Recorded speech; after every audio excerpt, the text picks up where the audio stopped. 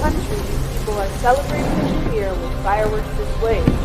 As a huge red explosion signals the beginning of the festivities, a total of 100,000 spectators have made their way through the light rain to the venue, where they're awaiting a dazzling show over the sea.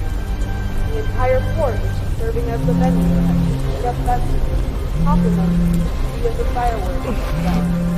This year, there is a display of unprecedented scale, with 30,000 fireworks being set off. Meanwhile, people have decorated their homes with flowers and balloons. Hello? Director Chen. What's the matter? Shelia, sorry to disturb you while you're off. It's an urgent mission from HQ. Each team member has been assigned a survey mission. Begin your investigation as soon as you receive your assigned location. Okay. What's the current situation? Just as the news says, our satellites have observed some abnormal weather. It's possible that it could escalate into an unimaginable catastrophe. Understood. I'll contact the closest airfield and head out immediately. Shelia, we've confirmed the deployment of several military units to the scene. Be extremely careful. Understood. I'll contact you again later.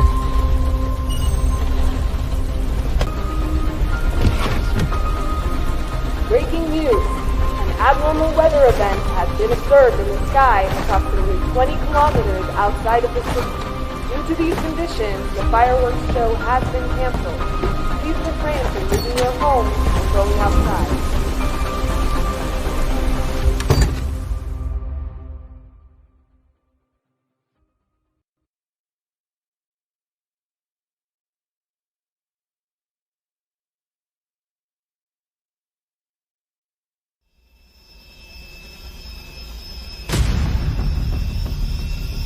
Shelia, according to info from the front lines, General Lin's unit has arrived at the scene. General Lin? The top dog at SAI. They say that tech-wise, even we here at SRO can't hold a candle to his guys. So if they showed up, that means there must be more to the situation than it seems. I've locked in the flight coordinates. We'll be arriving at the designated airspace in 10 seconds. Follow your instructions. Activate the warp drive. 3, 2, 1. Activate.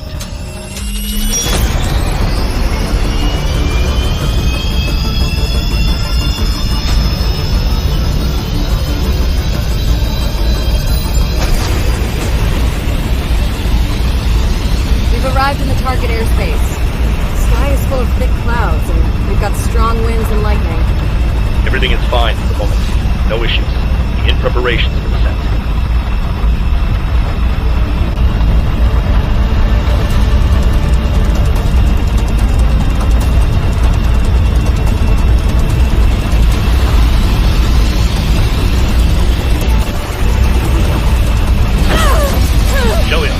What's wrong?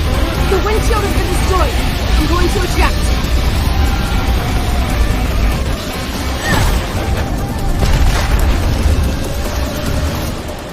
Director Chen, I managed to escape the aircraft. I can see a massive black hole up ahead. Black hole. Understood. I'll inform the other team members. For now, find a safe place to descend. Roger.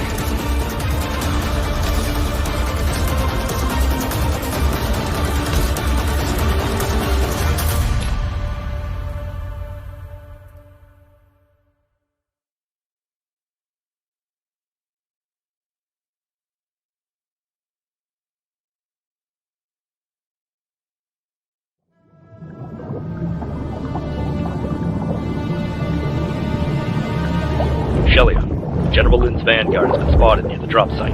I'm sending Wake your way for backup. Go rendezvous with it. As for that black hole, we don't have enough info. We're counting on your intel. According to satellite intel, General Lin's unit has already landed. Watch out.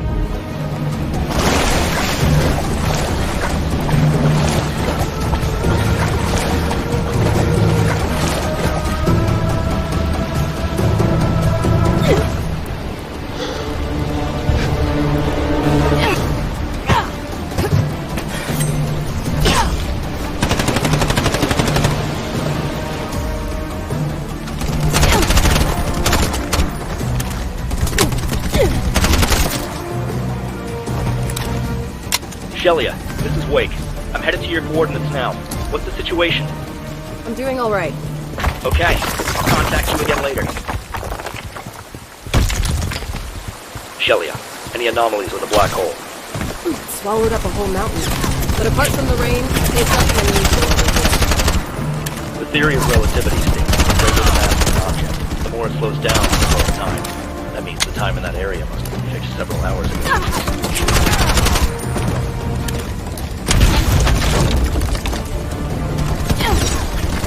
Bring it on!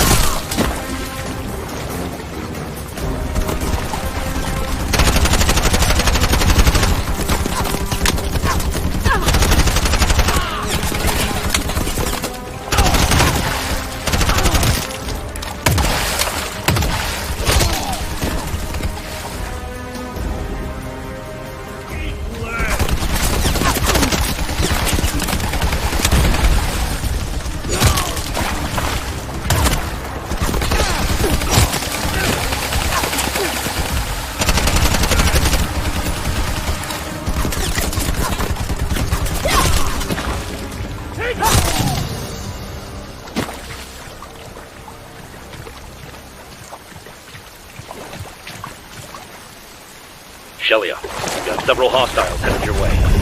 Roger.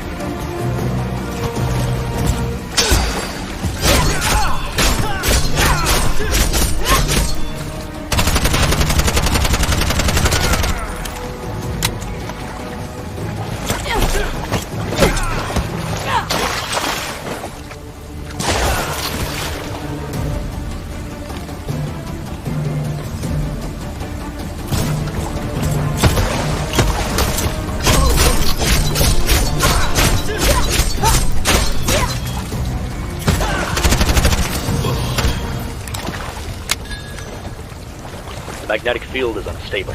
I can't get a lock on your signal. Wake should be arriving in the vicinity. You're gonna have to rely on him. Understood. I'm currently heading toward the black hole. General Lin has a huge team with him. It may take some time for them to have plenty of intelligence. Okay. Report immediately if anything happens.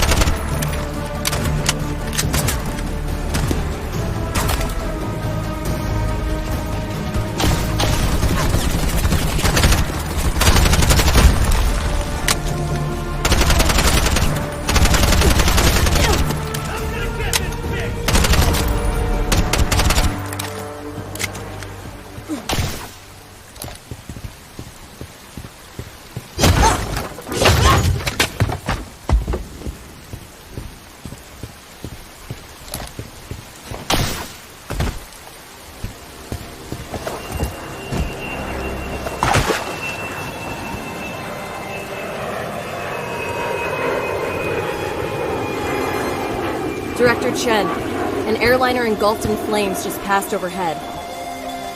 According to the satellite data, that area is experiencing strong electromagnetic interference. Be careful. The village is flooded, and there are high voltage lines still in the water. How do I get to the opposite shore? Well, your power unit contains a particle wire ejection system. Give me a minute while I remotely unlock it.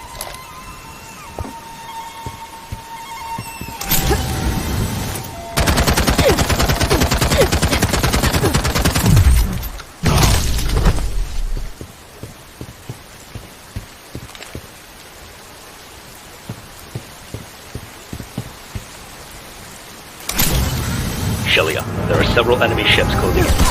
What should I do? The ship's armor is weak. You should be able to save it.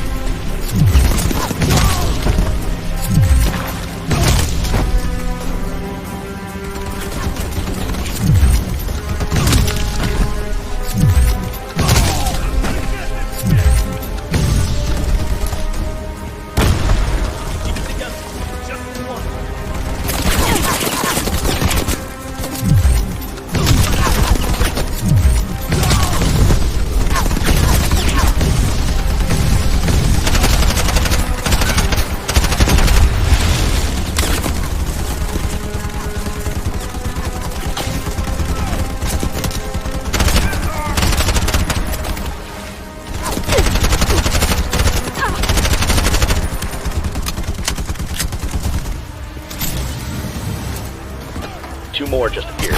Cross over to the opposite shore as soon as you take it. I'll handle it.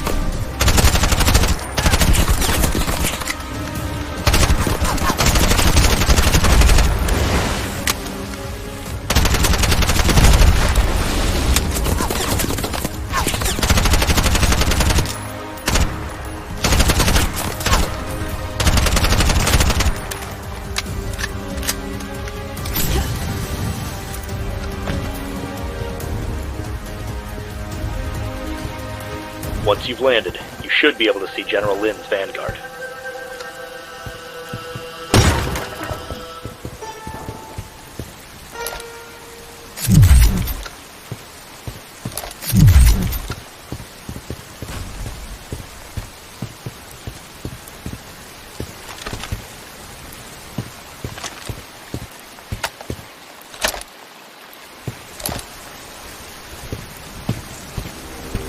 Director Chen, there are just too many hostiles. No problem. Wake will back you up. Huh? Fake signal flare? Yeah, they'll be focusing on the signal flare. Now is your chance. Roger, I'll take care of this now.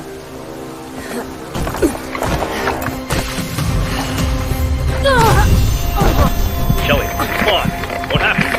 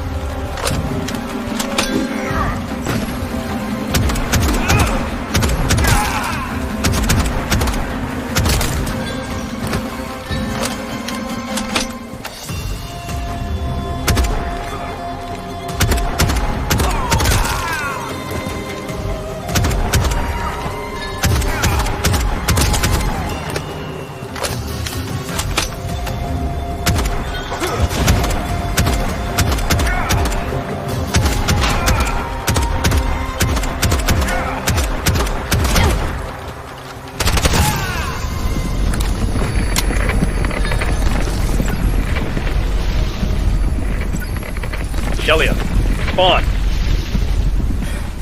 Director Chen, this is Shelia.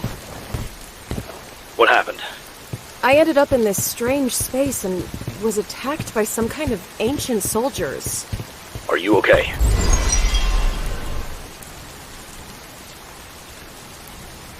Yes. What happened to the hostiles? They headed off toward the source of the signal flare. That's a strange phenomenon. I'll let the others know.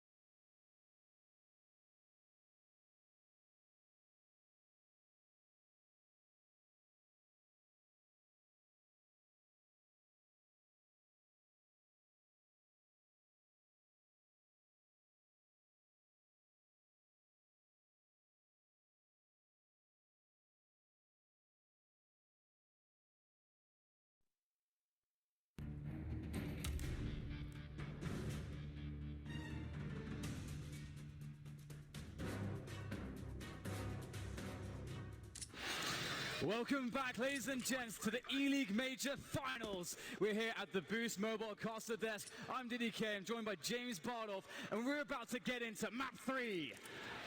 Map number 3, Inferno. This is going to be a nasty one. It's going to be disgusting, it's going to be dirty, it's going to be grimy, it's going to be like Dan's bedroom probably looks like. I can't wait to see what these teams have to offer us here on Inferno. FaZe Clan on the CT side. Cloud9 will start as they mean to go on as the aggressors. Boston, make some noise in this bitch! All right, already going to see some nades used here by Cloud9. They want to go up the second mid very quickly. The spot wasn't there, I don't think, from FaZe. Usually we see that from the apartment's position. But Cloud9 want to start things as they love them. Aggression, the pace set high. Looking to thrive in the high-octane action here as they start to press into Arch. But it's not going too well. Olofmeister slows it down, but only for a moment. Rain and Guardian, they've got the crossfire, but on a pistol, it's not quite what you might find in a rifle round. Maybe not as powerful. Cloud9, though, they slow the round down. Tarek still has 2 flashes. Carrigan waiting in CT spawn, leaving Nico alone. Dependable Nico. Worst case scenario on the B bomb site, should it be required. Cloud9, I hear a click of a Glock. Is that burst fire? Is that a single shot? 59 seconds for Cloud9. Here's some flies. But which carcass will they be feasting on at the end of this map? Inferno. Teams unfamiliar with each other. And here comes the push from Cloud9. Guardian in the pit, waiting for the moment to strike. But he only gets one from that. Rain in the sight gets pinched upon by Stewie in automatic. And that's a bomb plant, a 2v2 off the plant to play for. Very long and drawn out pistol rounds here. And Cloud9 are set up very well, but they're stuck in the sights for the time being as FaZe make their way forwards. Looking for the first engagement. Where are these players? They seem to realize their positions. They start to press, and the pistol bullets are all over the place, but it's going to be FaZe who get the defuse. Dependable Nico, the last line of defense. Deep in B, all the way to A, and he gets that last and fatal kill. FaZe Clan. Again, you always want to win that pistol on the CT. Big pressure to do that. But we've seen Force Buys 1 as well. What will Cloud9 choose to do? The bomb was planted. Last time they went for the surprise double AK buy, and they're going to do the same again.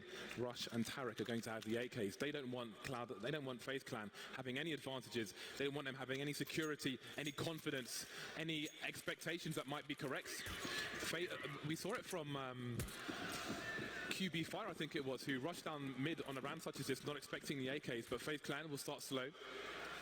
Cloud9 told them in the previous map that this might be a possibility, so they will start chill. 3 towards A, 2 towards B for FaZe Clan.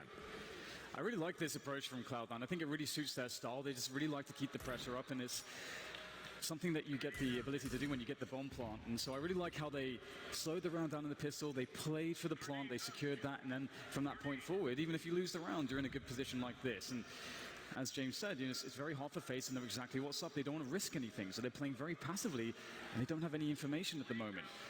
And this could be very devastating because Cloud9 are looking ready to go onto this B bomb site, and they are packing a punch with those AKs. Okay, any flashes for the T side, flashes for the C. T-Zeg will delay things. The smoke as well. Nico trying to hold position, but now come the numbers, and they're both down. That's an M4 and an MP7 to be collected. Maybe some confusion from Cloud9. Stewie goes back, Stewie goes forward, Stewie loses the bomb. There's a gap. They've got time. They can focus on position for the time being. They've got a strong armory now. Automatic, still on the Deagle, but there is an M4 down on the site. Is he able to get to it? And one player stuck in Banana for the time being, just watching for a flank. It's not going to come, so on the site itself it's a 3v3. That said, Stewie actually starting back in, and 3 players with the crossfire in the pole position. They'll shut down the front of the push, but here comes the remainder out of construction, and that's going to be very, very bad look here for FaZe. Olofmeister can't quite seem to move forward. He'll find a headshot, but still much more damage to be done. He's playing against the clock. He can't do it. Tarek's in there. And we're back. Cloud9 lose the pistol, but they win the force, and there are some arguments that this is an even better round to win, and you can see the frustration. Nico's face tells a story. FaZe Clan, they will feel like there is no way they should lose this match. So every round they concede in a position where they should win is going to be frustrating. He's looking to the sky, but there's no one to help FaZe Clan but themselves. So the pistols around here for FaZe. As expected, Cloud9 will anticipate this. We've seen again the discipline from them in these rounds previously, and that's a good start there. Automatic. Oh my God, he got the wall bang straight into the apartments. That's a rude awakening, but Nico has one in store for Tarek as well. The Deagle, very good, and that's going to feel very nice for Nico after that very frustrating round. He got a full spread that just didn't seem to connect previously, and Stewie, ever responsible, will toss away the gun on the floor. Yeah, a player like Nico will think, plenty of times where I can have a less than desirable performance, but this is not it. Cloud9 now, a man down. Well, they've lost a man. It's a 4-on-4. Anti-force fight. They've been good. They've pushed sites with good timing on the previous maps, but will they be good for this one? Olofmeister only has a CZ to offer, just peeking for information, and he sees Stewie as Stewie looks away. I don't know if Stewie realized that, but now the rotation is coming in from FaZe Clan from the B-bomb site. Yeah, really good grenades here coming in from Cloud9. Again, just very strong on their approach. Olofmeister will shut down automatic towards quad, but the bomb site's been opened up. But they actually understand exactly where the players are, but FaZe can play the delay game now. It's very hard to get the plant. Olofmeister sneaking the bullet through onto Rush. Stewie doesn't know which way to look. Now just down to Skadoodle. He's trying to find his way onto a position post-plant, a position he can play with, and he's managed to somehow reset this. FaZe, do you want to take this into a 2v1? But we've seen Skadoodle already do it before. He's looking to do it again. Goes for the play there, makes his way forwards. There's the first player, the full hold. No defuse kit. Has to come off the bomb. Skadoodle has no idea. Now he knows, but maybe it's too late. Oh, so when the needle comes in, that was almost a catastrophe, but Skadoodle turns it around. Skadoodle with the thug jitsu in the smoke. Oh boy, look at that. The slightest of smiles from the ice-cold assassin. The slightest. Oh boy, Olofmeister 18 HP. You had to panic when Skadoodle ran out of bullets there, but just one shot. So confident. He was in the red as well, and boom. My God, that was a close one. You can see on his face, he barely believed it. 2 HEs for FaZe Clan. Where will they use them? It's a USP round for one of the best teams in the world. Rain spots some information. Will there be a delayed timing on these HE grenades now? I think they may sack a play, they may sacrifice one. Here come the grenades towards the bench position, and they charge. But Skadoodle with the 3K. Cloud9 hold, they prevail, they don't lose a single map. A smile on Stewie's face as well. That has to feel good. FaZe attempt to play in middle, and sometimes it works really well, but Cloud9, they are so ready, so prepared for this. And you have to wonder, again, the amount of study that someone like Valence has done for Cloud9 to maybe help them anticipate that that is an option for FaZe on a round such as that. Valence he's the best chat moderator of all time. That's how he was discovered. He was a chat moderator on someone's stream, and now he is top-tier analyst in Counter-Strike. And he's showing you what an analyst should be. Very grey area at the moment in CS, analysts and coaches. But here we are, back into the round, and Automatic's already pulled up, and he hears the rotation, he punishes it immediately. A fatal mistake from FaZe. Cloud9 are harvesting eyeballs and organs on the A-bomb site, leaving only Nico and Guardian. They don't want those backstreet operations. They will hide, they will cower, they will fear the charge of Cloud9. They're going for the guns here. They really want to eliminate every possible edge that FaZe could bring into the next round, and they know they have the money to do it. And they only really need to just get rid of one gun here. It will make a very big difference for FaZe and their ability to make plays in the following round if they secure 2 into that next round. And Cloud9 may be willing to sack every single player in the attempt, but moving into Guardian who in a very defensible position on an AWP is very hard indeed. There is a lot of utility here for Cloud9, but they can't quite seem to make it work. They're having to give up the Ghost, and FaZe have earned themselves these 2 weapons, but honestly, losing a bomb site as quickly as they did, that feels very bad, very painful indeed. Yeah, that was a fatal mistake. Such smart play from Automatic, harvesting them organs. You want to buy a kidney? 1-800 Cloud9. 4-1 at the moment. FaZe Clan starting Inferno almost as they started Overpass, with great difficulty. Guardian, though, he still has the AWP, but this is not Mirage. It's not so easy to be as effective when you are a sniper player. But he's still a dangerous player nonetheless, and Cloud9 need to identify where he is. With that smoke down at the bottom of Banana, this will probably be a slow round from Cloud9. Or will it? Again, Cloud9 with that no-respect style. And that's a really cool play from them. Oh, that's a good tag through the wall there. Oh my God, you've got to be careful when you're standing in that position, Guardian rattling off the shots. But I love the timing for the flash push through the smoke, because it's the perfect timing to maybe catch the CTs if they were to push with that smoke. But they weren't in this instance. And Cloud9, not messing around, they want to go straight into B. More flashes, more blindness. Guardian pops a smoke at the front of the site, and that could really help the CT side, but he can't get anything done. Down goes Carrigan, an open B bomb site. Cloud9 having a party, and FaZe Clan are the pinatas at the moment.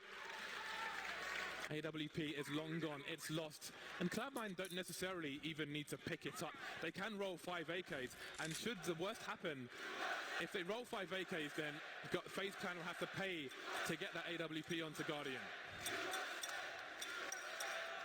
You do start to wonder if FaZe are beginning to feel a little bit overwhelmed, because it's not just like everything about this situation that FaZe are in. Like the way that Cloud9 are playing a very aggressive game. They're keeping the pressure on them like in the game, but the pressure's on them out of the game from every single angle as well. From the crowd, from their own expectations of themselves and their performance. This is a true test for FaZe. It's a test that perhaps only Olofmeister has truly gone through before. Back when the era of Fnatic, when they were considered villains and every single crowd was against them. Very fast starts. A start with intent from Cloud9. If we look at the money on the T side, Skadoodle just over $11,000. Rush just shy of 10.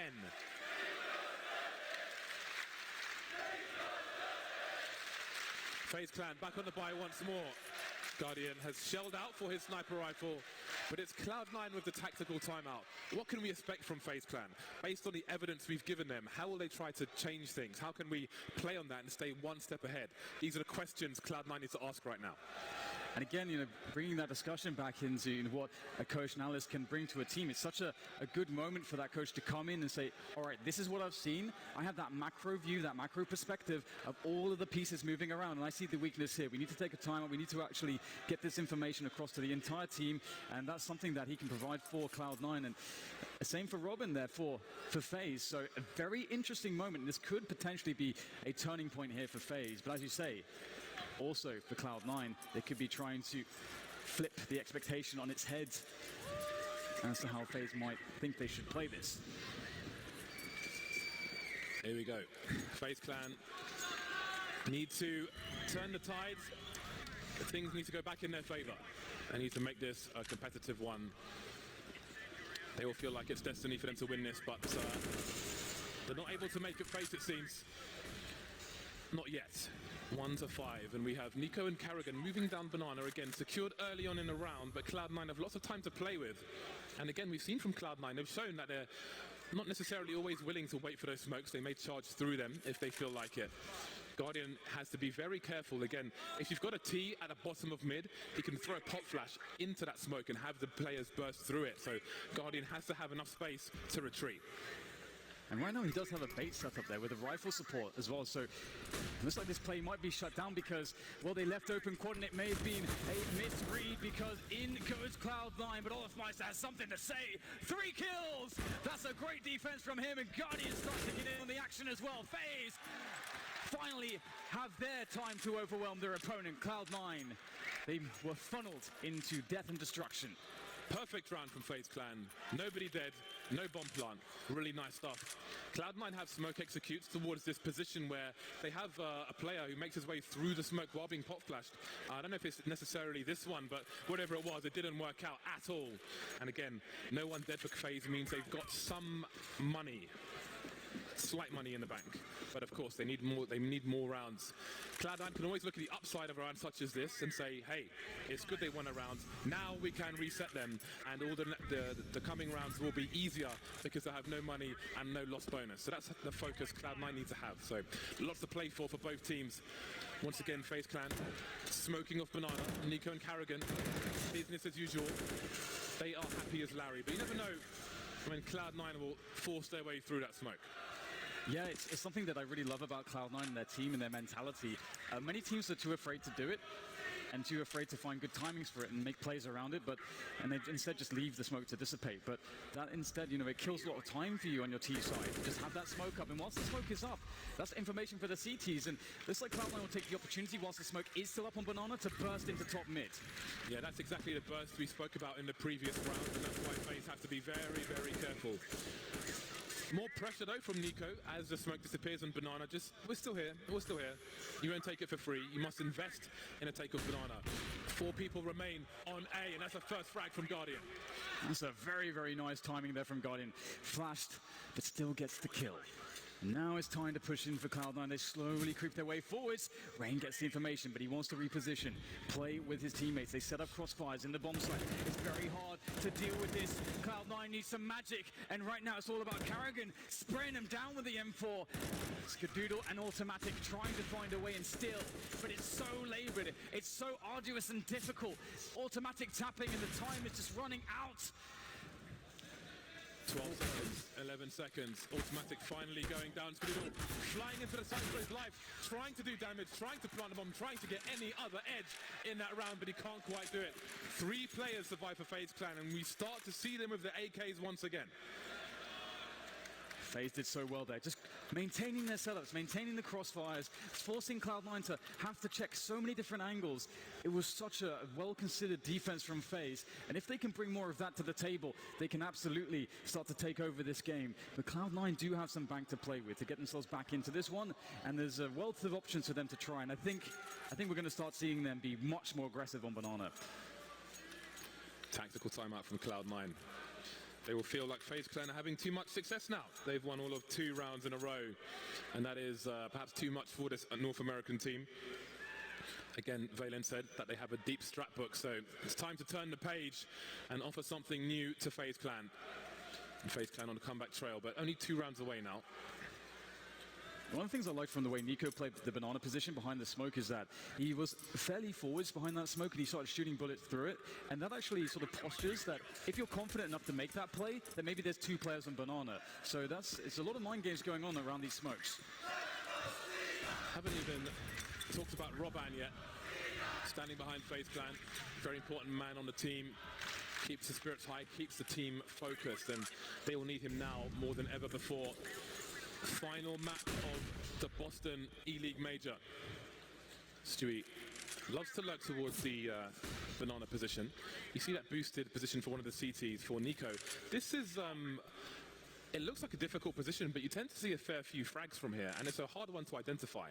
And in terms of identifying, in Cloud9's pushes towards A, they try to look for FaZe when they push the site in a normal positions, the corner box and so on, but FaZe have been playing the less obvious positions, and that's been winning them rounds, and that might make Cloud9 favor be a bit more in the short term. But even if they do push A, they still need to figure out a way to deal with that. I like how FaZe are maintaining a lot of their utility. Of course, it's not a perfect situation, but there's 50 seconds left. So considering that, it's a fairly decent spot for them to be in. They're very suspicious of that B play. Having the floating player Guardian with the AWP playing off a CT spawn and leaving the job of A to Olaf Meister and Rain for the time being is we'll see that Cloud9 with all the map control are leaving a man top mid as a lurk. And that man is Automatic. The push will come into B, so it would seem that FaZe are fairly well positioned to deal with this push. The Guardian's just rotated back. There may be a good window of opportunity here for Cloud9.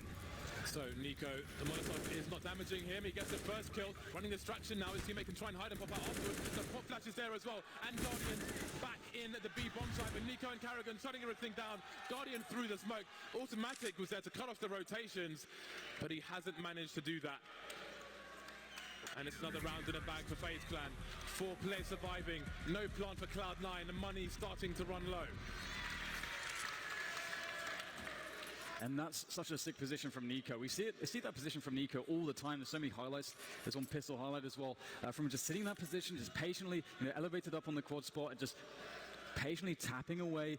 And this is something that's very incredible about players like Nico and Rain. When you watch them in these very high pressured situations where you may see other players go for the full spray, they're just so calm and considered with their shots, and it works out for them.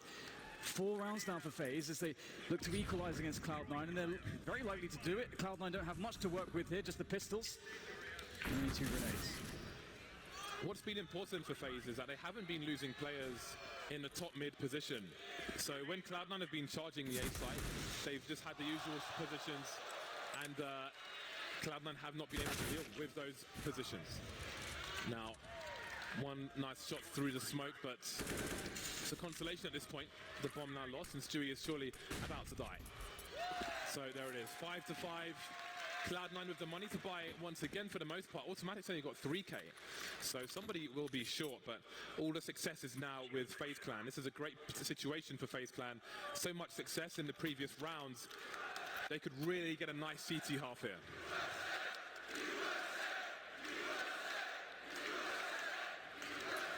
Always feels good to get clean rounds like Cloud9 did. Can't really do much against Stewie's 1D there through the smoke, so can write that one off. But as you say, it's all set up for FaZe now to have a very good CT half and more aggression on Banana. That's what we're going to see, which is fantastic. Ooh, Stewie caught by the nade in his attack. Guardian goes for the fast play. And Guardian always gets the frag.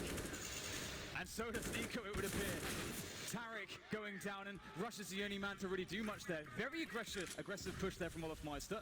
Cloud9 give an opening. Cloud9 have to read that there was a rotation towards the B bomb site, so they feel like they have got to try and capitalize on that, but the smoke is going to shut them down. Tarek took massive gambles around that smoke towards the B bomb site.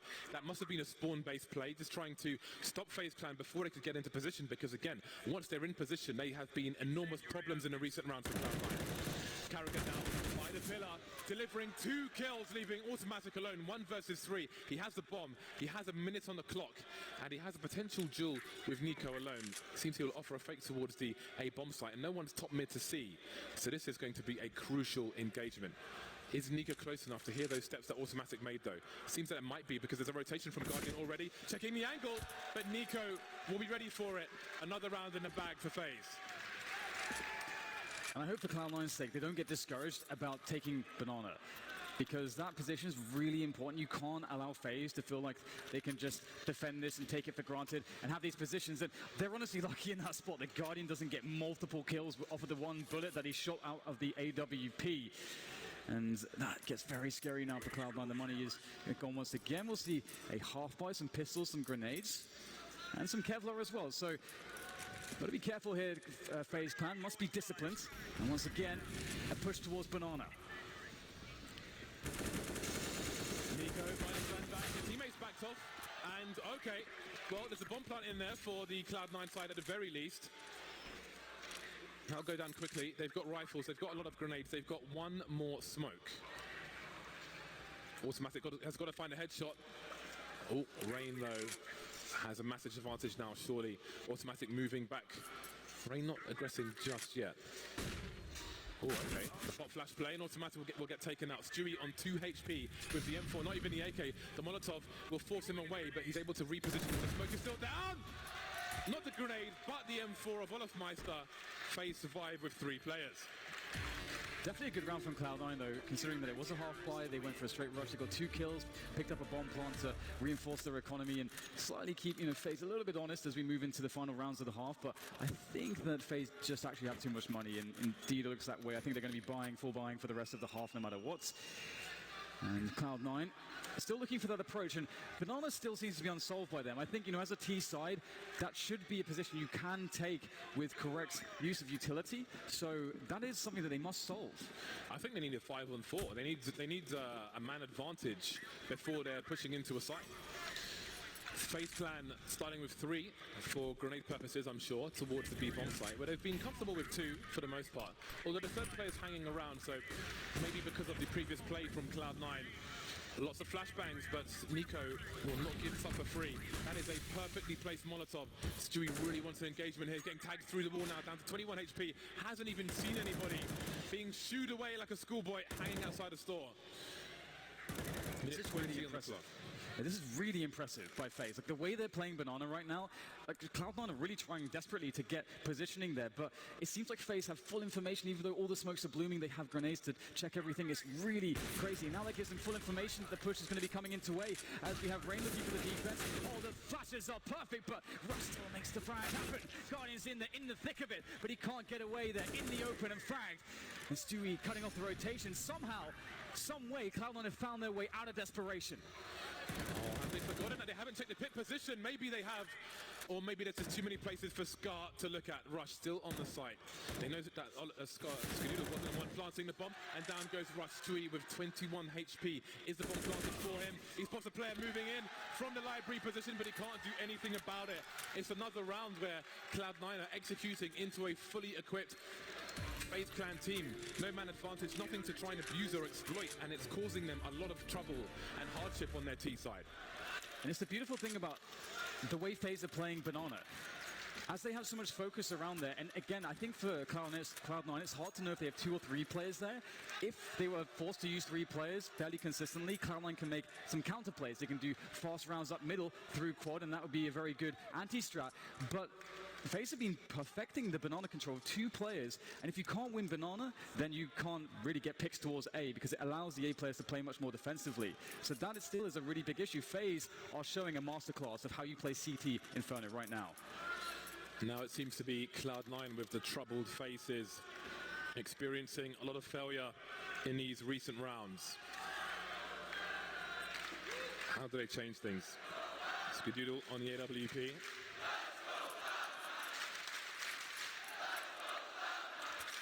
The fast plays up Banana haven't worked out.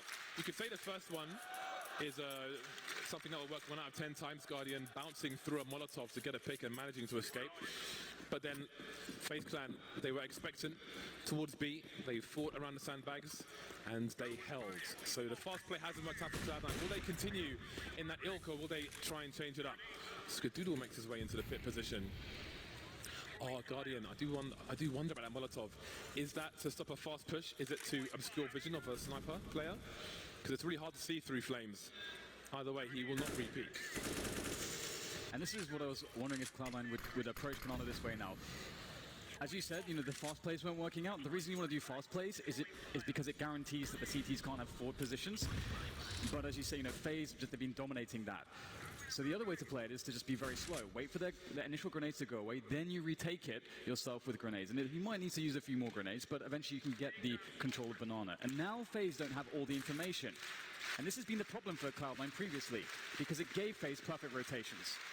Yeah, FaZe Clan still have Guardian top mid. There's a minute on the clock. They haven't lost any players. They've been very good at not dropping a man early. Again, when these executes come in, see, 45 seconds now, and Guardian starts moving back to the A site. So if Cloud9 want to take a site, they're fighting against all the members of that site every single time. 38 seconds on the clock. More grenades towards the A site. Guardian waiting towards Arch. He has a flashbang, so he could flash for a teammate towards short if he needs to. 28 seconds, 27 seconds still. 5-on-5 push of the A site. Everybody here for FaZe Clan who needs to be. And there's the first crack that forced to go in. The time is really a big issue. The spray can't be found there by Rain. He gets one. Olafmeister looking to defend, trade it out. Trace left, right, and center. Guardian, can he find a player in pit? This is massive. No, Skadoodle gets it done. And that's so huge. They can now go for the plant. 5 seconds to go. Oh, wow. Great return there from Tarek as Nico stands the last man in the 1v2 clutch. He's got a kit that gives him extra time. 3 places he could come from, maybe even 4, but it seems to have a good read. The laser lines are being held. Tarek is waiting for it, and Tarek delivers the kill. Finally, Cloud9 break the hold of FaZe Clan, and they get round number 6 on the board. The score may remain close as we move into the last round of the first half. Oh, that is such a big round, isn't it? What a performance here from the likes of Skadoodle. Such an important kill. If he loses that, the round is just definitely over. And this is going to be a round after a long dry spell here for Cloud9, where it felt like nothing was working. And not only that, it felt like FaZe had the entire map. They had perfect rotations. And it was the slower approach that worked for Cloud9. I wonder if FaZe's response will be to get a bit more aggressive towards Banana. And Nico does want it, but you have to be very careful. It's a very hard position to play. Oh, Stewie gets him. And there's your 5v4, James. 1 minute 30 on the clock, and Cloud9 have the man advantage. Finally, they have a strong start to a round. And maybe, just maybe, they will be able to execute their strat now. They can bleed the grenades of the opponent, disposing of the weapon. Karrigan has a second M4 at his feet in the B bomb site, which is interesting. I don't know why that's there, but anyway. 8-6. Minutes on the clock for Cloud9. They haven't pushed the CTs off of top mid yet. They need to do that regardless of if they're going to A or B. And you really don't want to see Cloud9 overplaying their hand here, this 5v4 advantage. As time does start to wane, we see the grenades starting to fly in. You see Rush is definitely offering a bit of a fake there, trying to suggest more players are trying to pressure in towards A than there really are. How long will FaZe fall for that though? Because they do, oh no, a player's floating away. The B bomb site is only Olafmeister. He does the smart thing, he falls back behind smoke somehow, some way, gets himself a frag. But now it's about the slow retake here from FaZe Clan. Are they going to play against the clock, FaZe Clan? Because there's 18 seconds, the bomb goes down again. It's got to be collected, but there are so many CTs running around. Someone's got to collect the bomb and plant it. It's being collected. Tarek takes one in the face. Carrigan gets punctured as well. Skadoodle must hold the line. It could be two. One to the left, one to the right. Both if the timing's right. Rain's still alive. In the red, he's dead. Round number 7 for Cloud9.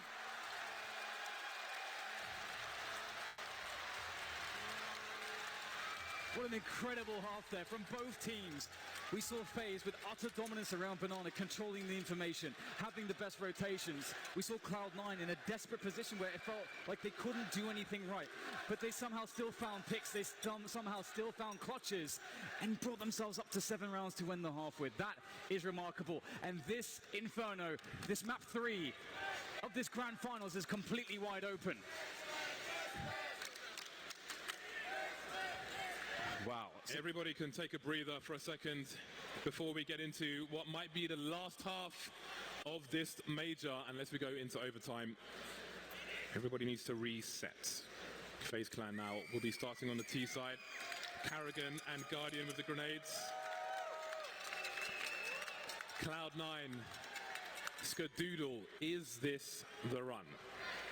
Or is it FaZe Clan's time? There are so many stories on both teams. It's very easy to focus on the North Americans because of where we are, but FaZe Clan also such a story team at this point. Rain, the only remaining person from the original lineup. Both these teams want this and need this so bad, but it starts with the second pistol.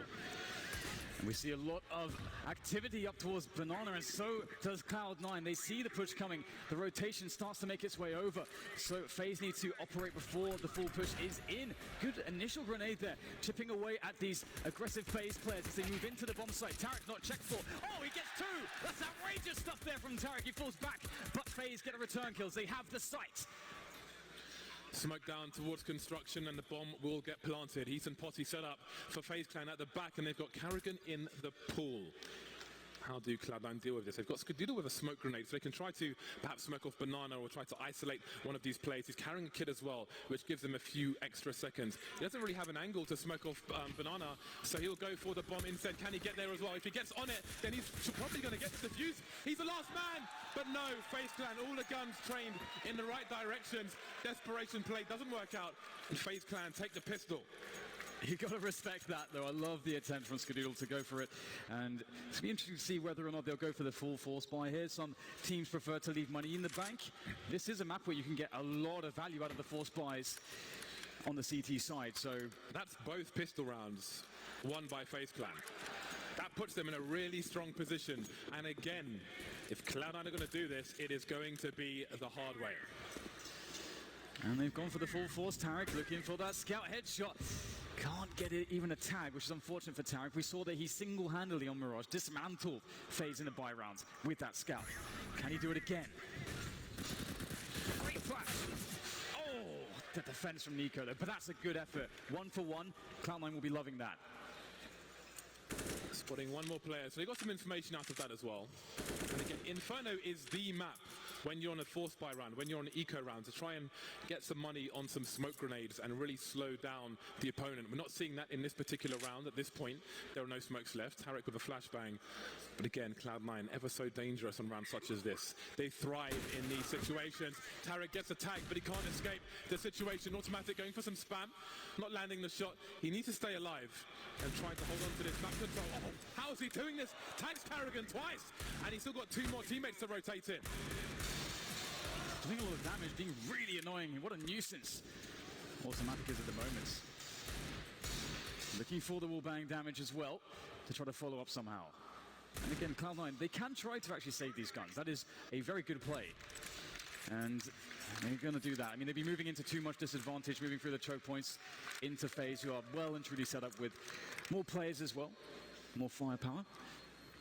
And Cloud9 will have another chance in the next round to do more damage to the economy of FaZe, and also just maybe even straight up have a chance to win the round. We've seen how effective these pistols can be, especially in the hands of these players. And there it is, FaZe looking to survive before. Again, very important with the prospect of those pistols into the next round. Skadoo actually picks up the scout. That can go back to Tarek. This next round is dangerous. Do it. Tarek is probably the best man for the job with the scout in a round such as this. He has proven it once or twice.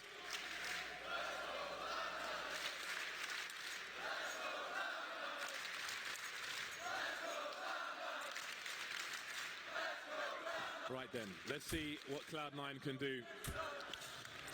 Before they get onto the bye, good to see that Skadoodle is the top fragger for them at the moment. Hopefully he'll have a good half. FaZe Clan now, they need to minimize the losses in this round. They've got Karrigan and Rain to try and build some cash. They are the cash machine players, if you will, the ATMs in this round. And they can be more aggressive. If you lose a MAC-10 and your whole team has helmets, it's not the worst thing in the world. Triple short stack, and it will be 3 kills with those SMGs. Where the money at? And do they suspect Stewie, though? He's in a very funky position. Oh, the open plant. It's going to be a free kill. Stewie doing some damage right there. And that's going to be some small consolation. Tarek still has a scout. And honestly, he's got no Kevlar, so he might feel like he should just go for this. He's going to have a bye next round. He won't be able to afford an AWP, but, well, looks like he will be holding position for the time being. Perhaps looking for an overextension of one of these FaZe players. If that is to be the case, maybe there's an opportunity for him to steal away a gun, but it doesn't look like FaZe is really very much interested in this. They know there's no real value in killing him. With the SMGs in play as well, he may want to avoid those and not give extra money to FaZe Clan unnecessarily. Try to use the range as best he can. And perhaps Rain will give him an option as he's about to peek in. Not landing it this time, but funnily enough, because Tarek has no Kevlar, Rain has a very good chance of taking him out. And there he is, some bonus money made by Rain, lots of SMG kills, and that means more pressure to come from FaZe Clan, who are 5 rounds away from winning this major. Wow, that is actually an insane reality that we're about to... I mean, this is something, as we described before, this is the one accolade, this is the one achievement, the one milestone that 4 of the players on the FaZe team have. The organization itself within CS, one of the newer organizations that doesn't have as well. This is a trophy that they're destined to lift, and they're so close to it. But we've seen the resilience from Cloud9. We've seen them find that inner strength, and they've got a very poor situation on the utility, but they do have rifles at least, but they are lacking the AWP. This will be a very hard round for Cloud9. There's no doubt about that. Now we wonder if Cloud9 can avoid getting picked off early as FaZe did in many of those rounds FaZe Clan won. They made it really hard for Cloud9 to have any success in the late rounds. FaZe Clan quickly taking Banana. Karrigan still with the MAC-10. He knows that there are likely to be a lack of helmets. So that MAC-10 will be like a Gatling gun versus these players. Skadoodle and Tarek, the only guys with helmets.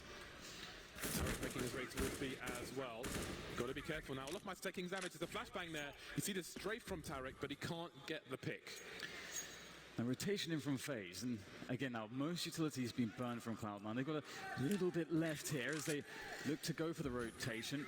This is very scary right now. 50 seconds, this is a great timing for a push from FaZe. They've got Karrigan in there with the MAC-10 creating space, tapping away with it, finds the finish onto Rush, who gets one. Now Skadoodle back at work, and that is a beautiful kill. The bomb's down, they have the man advantage. The snaps are really good from Skadoodle, but the work is not done just yet. Nico's alive, and he has 6 health. How is he alive still? I don't know how he's dodging these bullets. But can he secure the plant? Looks like he can. But his life is forfeit.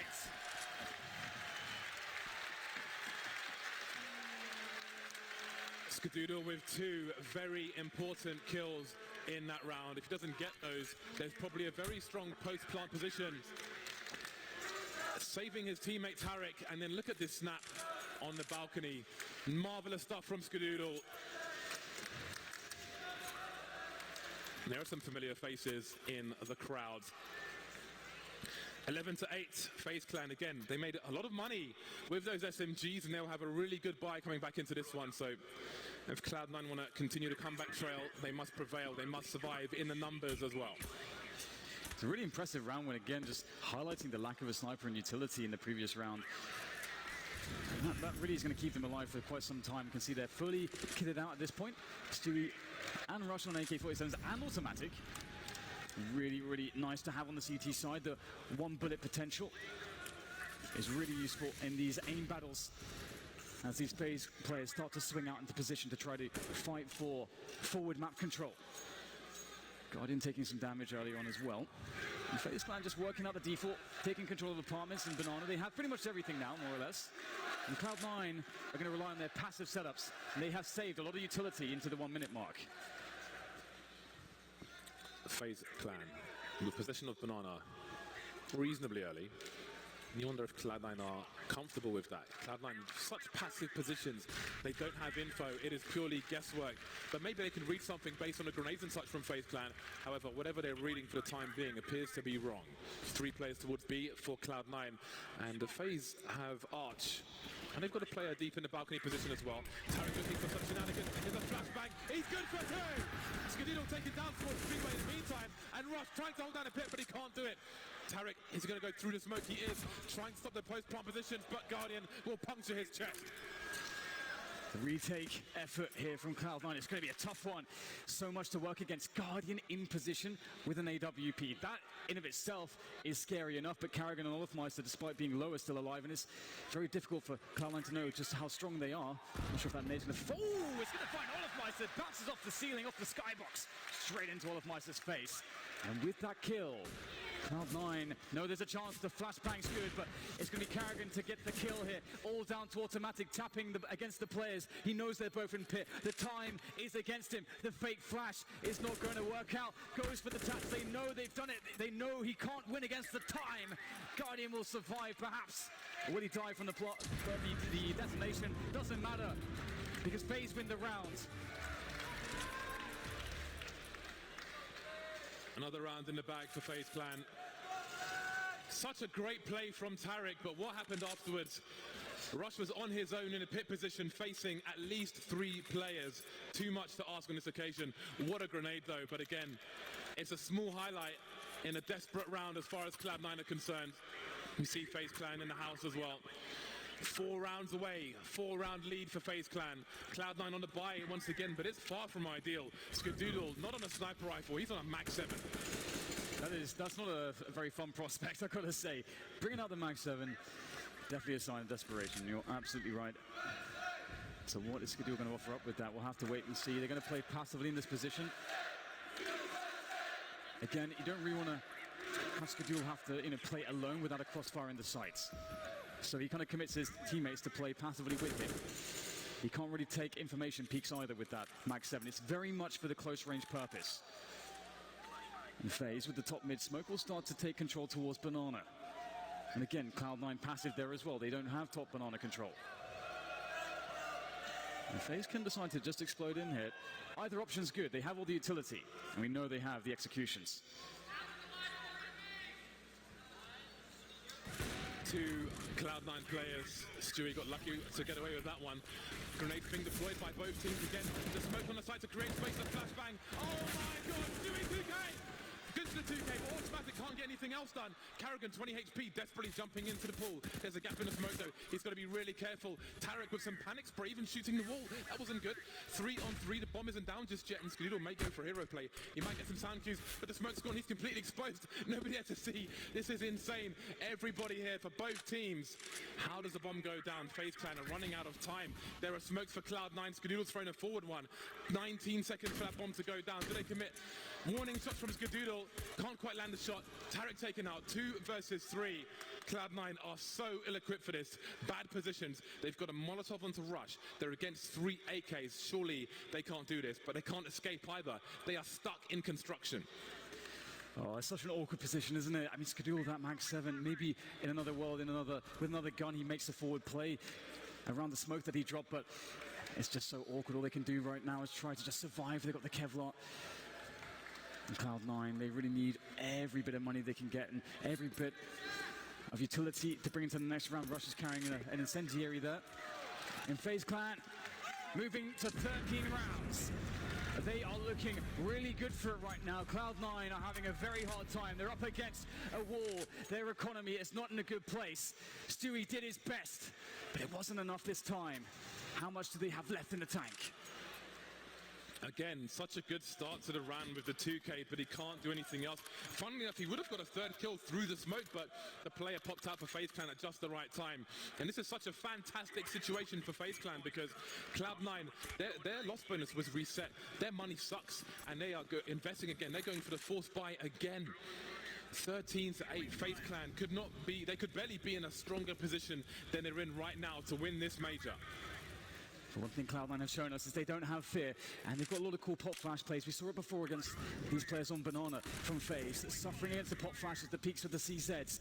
No play made just yet. FaZe Clan on a high alert here. They suspect these plays, but they're going to make some of their own as they start to push in. Stewie shuts down one, Stewie shuts down two, and now there's a chance here for Cloud9 in a round where they're so under-equipped.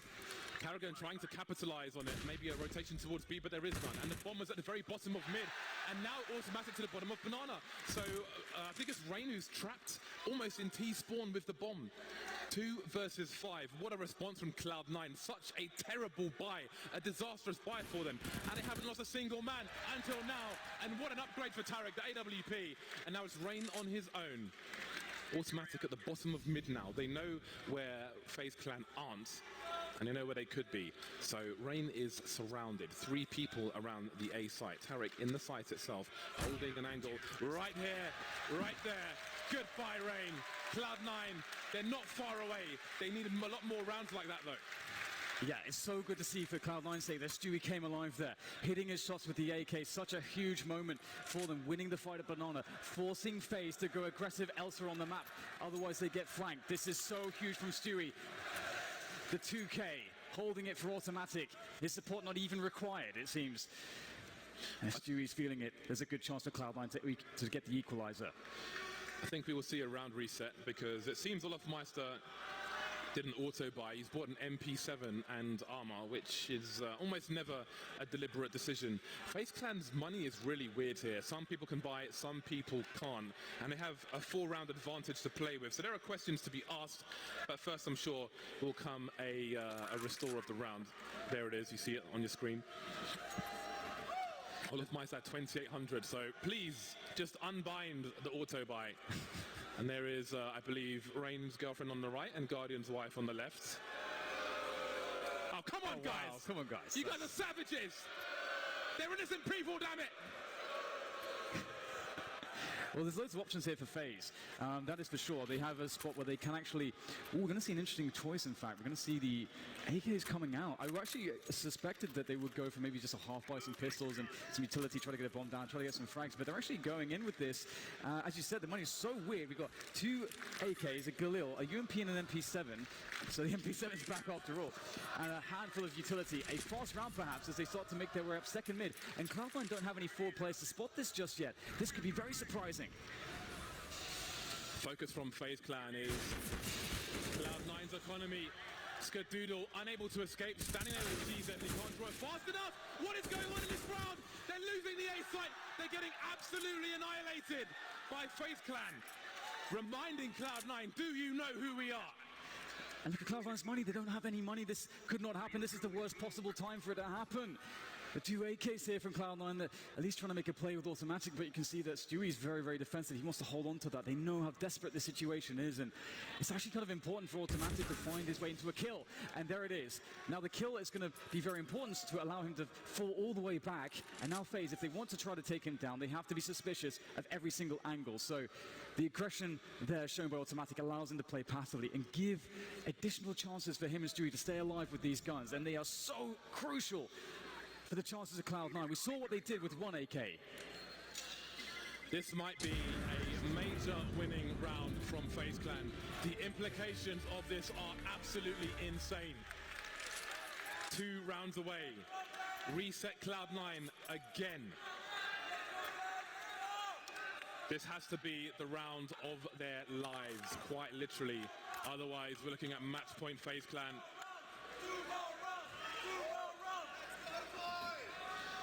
Here we go.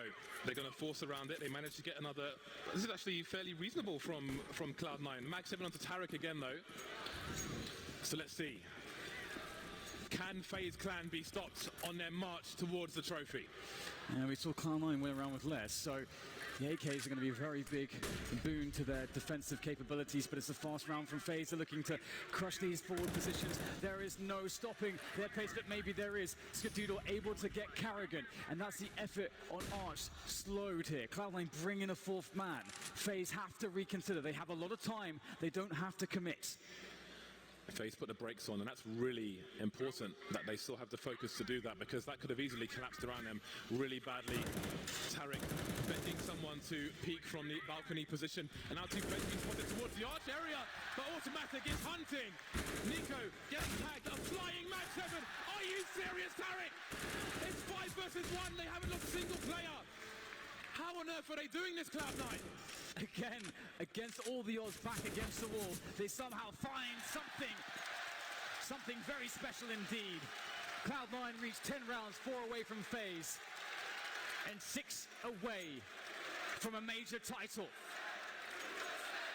This is going down to the wire when you're almost against match point, and you have to have a flying Mag 7 to get a kill. Desperate times. Cloud9 hanging from the edge of the mountain by their fingernails.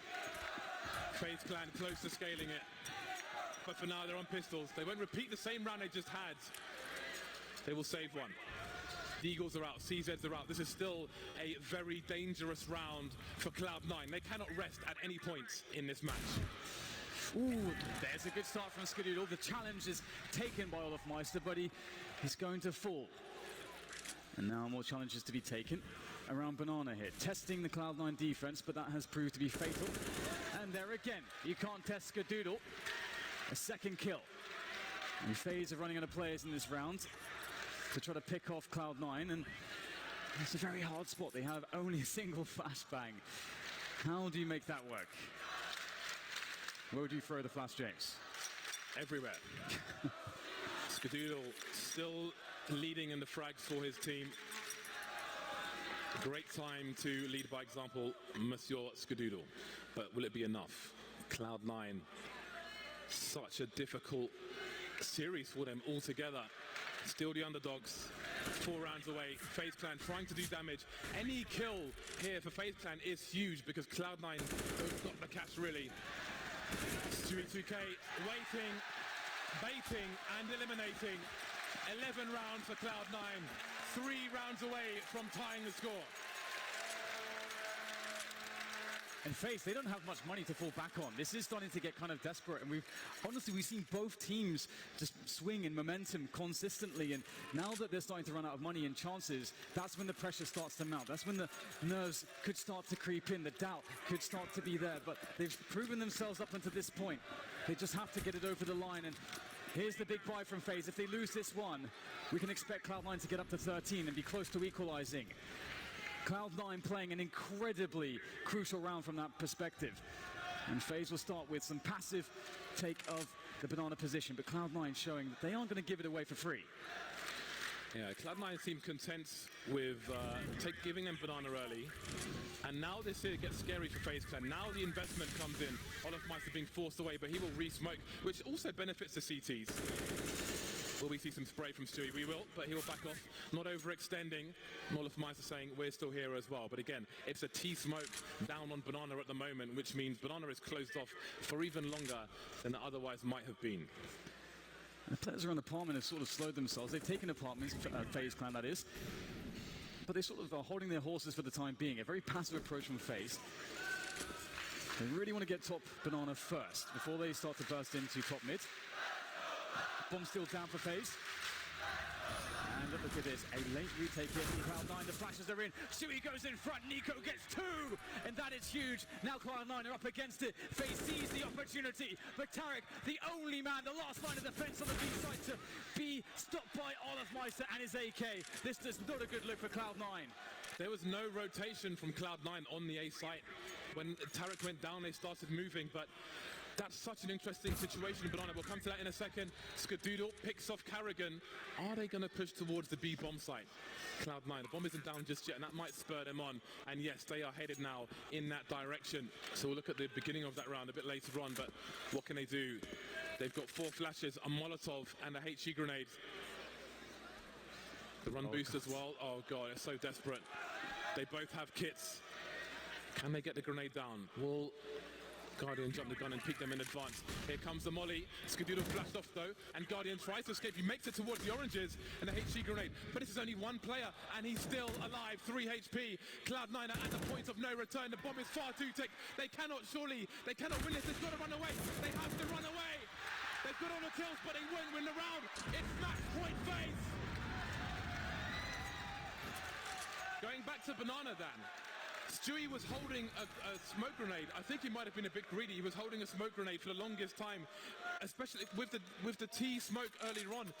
There's 45 seconds left. He could have deployed the smoke grenade, and it would have been really hard for FaZe to get anything done, but he held on to it. The flash came in. He tried to run past his teammate. He ran into his fire. He took damage from both directions.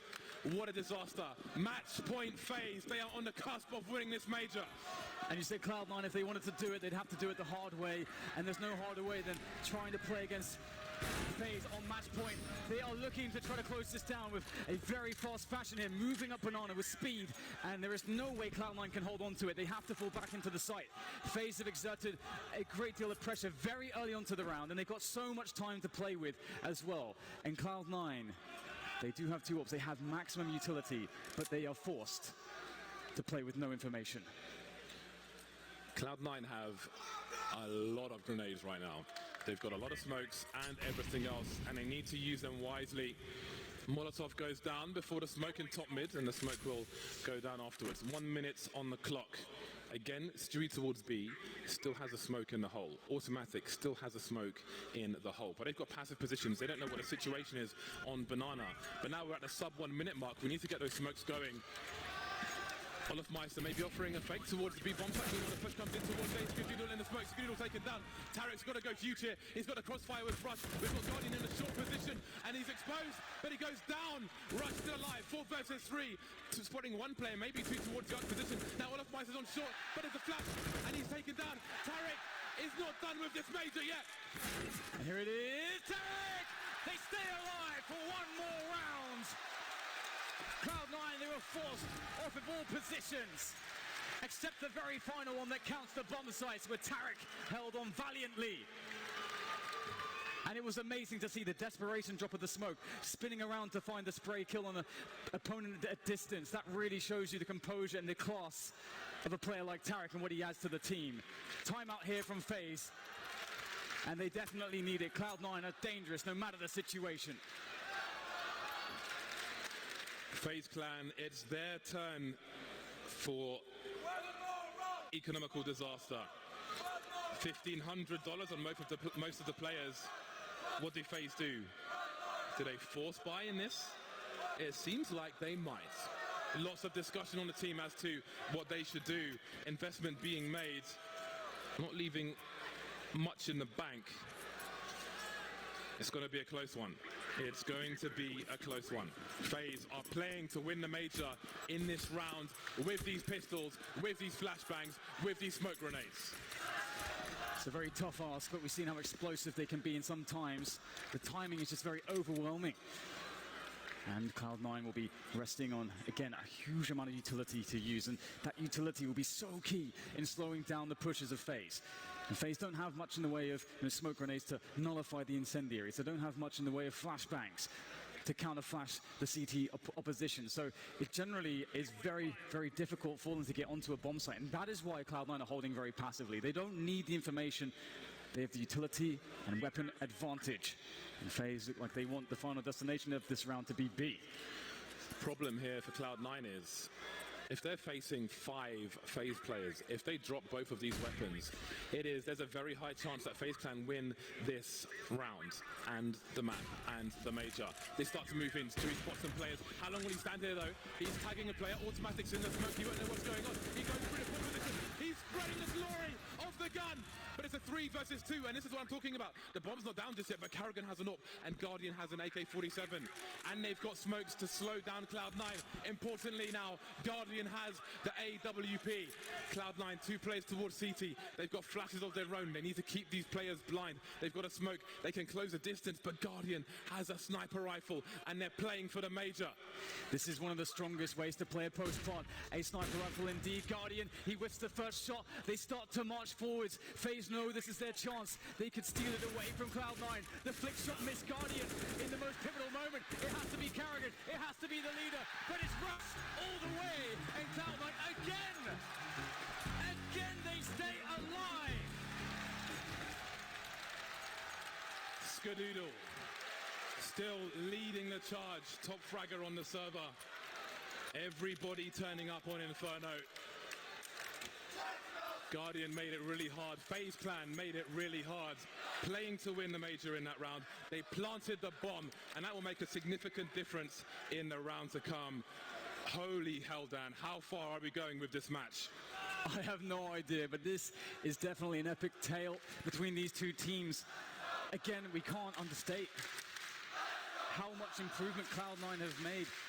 I think Jason called them, they've grown up, and we're really seeing that.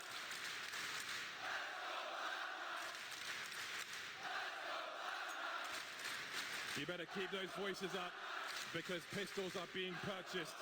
The CZs, the P250s, the smoke grenades. FaZe Clan will try to thrive on the bedlam in the anarchy of this round. FaZe Clan need a bomb plant once again. Let's get that max buy-in. Cloud9 double snipers. Skadoodle, I was going to say, may feel confident to go for a peek down mid, but you never know if double nades are coming, or even more. FaZe Clan closing the distance again. FaZe Clan moving through the apartments, all the close quarters areas. Will there be a smoke on the balcony? Will there be flashes? Will they make their way into the pit? Yeah, the utility is certainly scary here from FaZe Clan. They can definitely get a lot out of this. And it's a round where Cloud9 are playing a slightly more forward setup than the previous one, which looked very scary indeed. And this time they have Stewie with the AWP holding an angle. Not expecting to be bested on that angle. He has an AWP and he knows that it's not a possibility for them to have a rifle or an AWP. He must connect the shot though, and he must stay alive. It's so critical that Stewie does not die. And he goes to the flick, gets the info, and he falls back. He's still alive, and FaZe have not pushed the position just yet. You see, the teammate had the flash. As soon as he fires a shot, the flash comes in. But again, if FaZe charge that site and pick up weapons, we saw how hairy it was last time, and they still have Kevlar. And it seems they're going to do it. I don't know. I think they're trying to draw a third player over towards the B bomb site, so maybe make a push towards A. And Cloud9, again, they don't really have the info. Skadoodle was top mid, keeping an eye on things, but he's been moved from his position. He doesn't want to go back. He's too afraid to do it. So it seems it will be 4 versus 2 on the B bomb site. Olaf Meister trying to keep around the smoke, but look, the rotation's being pulled. Automatic coming off his position. The smoke, the flashes, Automatic's blind. Stewie needs to land some shots, and he is. 2 kills for him. Don't take out your teammate. He's got to stay alive now. 10 seconds for this bomb to go down. He must stay alive. Stewie is going absolutely crazy on the B bomb site. There's no time to plant the bomb. It's too late. The money's not there. One more round.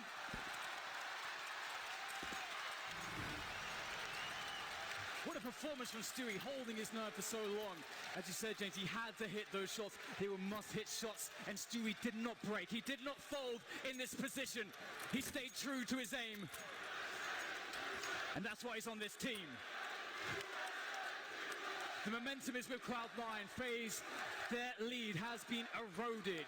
Round by round, it's been grinded away by the likes of Cloud9. And a moment of respite for both teams as they take a breather here and recompose for the final round of regulation.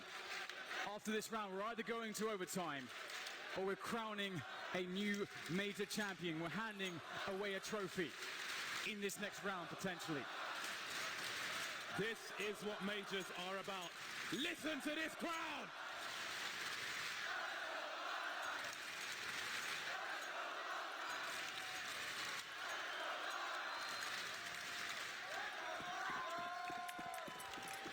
You See the issue with no bomb plant. Guardian has no helmet. Karrigan's on a UMP. This is what they're fighting for the major with. However, it is FaZe Clan. It doesn't matter what they have. It doesn't matter if they've got Kevlar or if they're naked. If they've got rifles or if they've got pistols. They are always capable of taking a round down. Absolutely, and they're taking a slower approach here on Banana. They're respecting Cloud9 and any aggressive plays that they may offer up early into the round, and instead waiting out the grenades. And as you mentioned, they don't have maximum utility, so they kind of have to take this approach. Stewie with a quick flick shot through the wall won't land anything, but he will feel the presence towards Banana, and FaZe are playing it slow. They're running a default in this round. Quick Molotov to, if Stewie was on the angle, forced him away. Are they going to go in with this, looking to maybe make a peek here, force Stewie back again, perhaps? And Stewie not to be tested just yet. Cloud9 don't move a muscle. So much presence shown by FaZe Clan, but they're staying steadfast on the A site. They're playing passively. They're playing to put a stronghold on A. Here come the grenades. FaZe Clan trying to force the CTs back on A, but they're already back. They're pretty chilled out, and they are not taking any bait at the moment. 38 seconds, and look at the grenades. There are so many nades here for Cloud9, so many counter flashes. They can really slow this push, but they've got to be careful. The balcony might be a problem, but they've got Rush in the graveyard position. 28 seconds now, and Olaf Meister might try to pull rotation. He's the only man on Banana. Rush with an off angle, looking towards the Axe position. The Molotov comes in, but so does the rotation. Olaf Meister, though, has been taken out towards the B bomb site, but Automatic's going towards A. Nothing else is going on. He's got to go back. Stewie's on his own, but look at the time. Look at the time. There's 7 seconds to plant a bomb. They're trying to build pyramids, but there's no more play. Stewie's won the round. We're going to overtime. Cloud9 have done it. How have they done that? They came back all the way. All the way. How fitting it is Stewie to save them. The only man that could. The only man in position. Never wavering, never faulting. They give themselves another chance, and you have to wonder where are FaZe's heads at after that one. There's the man, Cloud9 Jack, the leader of this Cloud9 army. Overtime. 3 rounds a half, $10,000 per person. You make a mistake on the CT side, you will be very quickly broke. They've come this far, but how far can either of these teams go? They've never felt pressure like this before. This is just insane, these two teams never giving up. The Cloud9 get to stay on that CT side, they get to keep the momentum that they've generated. Stewie is a confidence player, and he must be feeling an incredible amount of confidence after the many rounds in which he's delivered performances with the AWP from B. As he peers over the wall, can't see anything just yet. I'm not sure that they ran this setup, this boost too many times previously. We did see that FaZe has some Molotovs for it, but they are leaving things very quiet here towards B. A slow round from FaZe. A key point in this round for Cloud9 is Skadoodle being in the arch position. If they force him away with 1:15 on the clock, as you see, he's just been shooed away. Now Cloud9 don't know what's going on. Once again, like in the last round, you see Automatic rotating towards that speedway position. Stewie's on his own, but this time, there are 20 seconds left on the clock. There's a lot less. Olaf Meister tagged through the wall. FaZe Clan don't know what's around this corner. Again, they've only just established control of the top of Banana. They don't know if there's one player there. They don't know if there's 2 or 3 players there. In the meantime, Rain trying to pull players towards the A sites. And look at, again, what a good job Stewie's doing. He got the information, he fell back, he made it, he basically created a spot where there was no timing for FaZe, and they were looking for a timing to burst onto the site. But with the spot, with the smoke down, the incendiaries that he planted, you can see why he gets put on the B-bomb side by himself to anchor it. And now it's a question of FaZe making a desperation play into the site. They set up the set piece, but Automatic, he's found his way through the smoke. He's absolutely murdering them. But now it's down to Stewie again, and Stewie is an assassin on the B-bomb site. Still more to do though, but he's got teammates to help him out. Nico, desperation, gets the frags, but does he have the time? Just barely. And they know he's gonna go for it, and Tarek closes it down. That is pressure. He had to plant the bomb. However, well, He really should have planted a bomb, but if he goes for damage, if he takes one more player down, it does make it harder for the CTs in the rounds to come. Absolutely ridiculous scenes on Inferno. Stewie is AWPing out of his mind. You really love to see it when Stewie goes ham with the AWP, and some aggressive HEs there from Cloud9, but FaZe great finds across, timing straight through the smoke. Stewie, they really want to test him, but he reads the situation correctly. He keeps himself safe, and that's very crucial. He's been playing this position very, very well so far.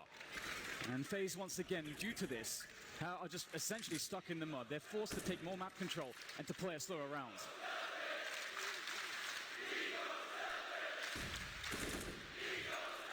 3 FaZe Clan players, 4 FaZe Clan players in the banana position now. And it's Carrigan who's top mid. But which way do they go? Again, FaZe Clan trying to sell so many fakes, so many phonies, dodgy handbags. But Cloud9 are not buying, and they creep. FaZe Clan have cut the noise at the minute mark. They slowly move towards their bomb site of choice. And again, Cloud9 are content to wait, just as FaZe Clan did in the first half of Inferno. They will wait. They will force them to fight against a strong CT side. And there's the odd smoke. Skadoodle's in position though, and he's got teammates to play off of. In fact, maybe Tarek is going to go for a pop flash play. He's very close. Skadoodle looking to go for the peak. Hits the first shot. Rush covering from pit as well. Doing a great job as they fall further back into the site. Cloud9's defense is looking very strong indeed. Rush back at it again from the pit position, and it doesn't seem like there's a way to stop Cloud9 now. The CTs are everywhere. Nowhere safe for Olofmeister. Hiding in the corner. 2 for 2. First team to 19 rounds will win this major.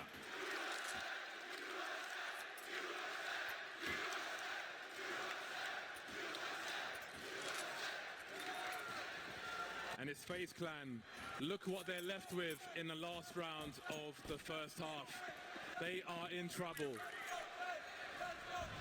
And it's a very hard situation to call as well, because much like Cloud9, they're not finding success towards Banana. They're feeling like they have to go into A. And Cloud9 always are ready for it. They have that information. They're controlling the flow of players, and then they're knocking them down. Looking to test Skadoodle, but he catches one out the air. Nico down. And that forces, once again, Cloud9, rather FaZe to be slowed. And this is perfect for Cloud9 to get more time. They rotate. And Skadoodle wants more where that came from, but he'll be denied for a moment. Refusing to concede his position.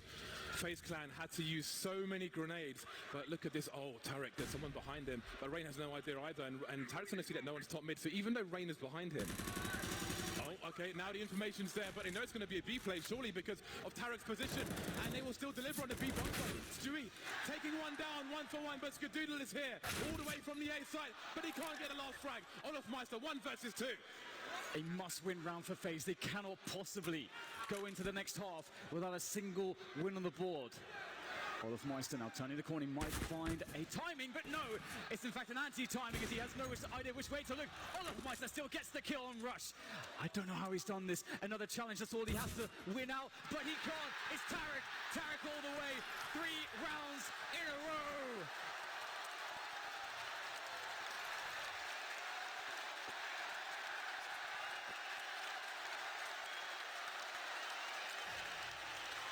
Point Cloud9. Not 1, not 2, but 3. 3 chances to take that trophy. 3 chances for a North American major, for a North American team.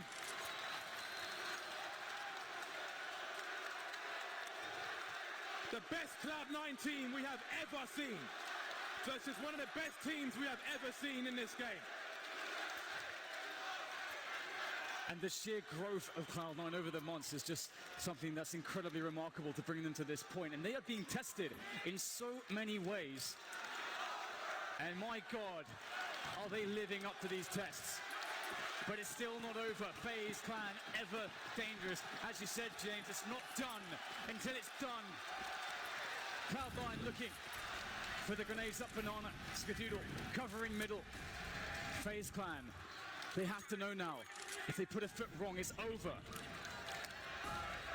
Let's not forget, FaZe Clan were really solid on their CT side, but that's what I'm talking about. Cloud9 will force their way through the flashbangs, NA style, Punk style, but is it enough? They're all going past Nico, but how many frags can he really get? That's the information, that's the bomb! He's got the bomb! Olofmeister rotating down mid now, he's got to be fast. He has to be fast, but Cloud9, they've smoked off Nico. What a desperate situation. He's standing on the bomb, and Cloud9, they have to hold the bomb site, and they have to get the bomb. They've got to spread the forces. Olofmeister spraying, but what can he get done? One kill for him, the grenade's coming in as well, and there are two FaZe Clan players around the B bomb site. It's a very weird situation to try to make the mid-round calls, and it comes down to the duels, and Rain closes down the B bomb site. Once again, FaZe control that B site. The bomb is recollected, but they're contained. That was the cost of Nico's immense play under that pressure of that quick push. And now Skadul, he looks to try to reopen this bomb site, but it's going to be so difficult, FaZe Clan. They know they have to push into their angles. And they're weak, they're damaged, they're hurt, they're in desperate need of more players, more health, more utility, but they have to work with what they have. And Skadul finds nothing. He gives away the sound cues, and the time is starting to really be a big problem for Cloud9. They can't find a single thing. Right now, FaZe Clan are playing this perfectly. Guardian takes down Tarek. It's just Skadoodle left to try to at least get some kills here and try to make the economy a bit worse for FaZe, but he can't do it. An incredible play from Nico. It cannot be understated. That was the most ridiculous life-saving situation I have seen in recent memory, and he knows it. That was sheer luck that the absolute last person had the bomb. If that scenario doesn't appear, I think Cloud9 are champions, but there are 2 rounds left. They're still at match point. They only need 1 more round.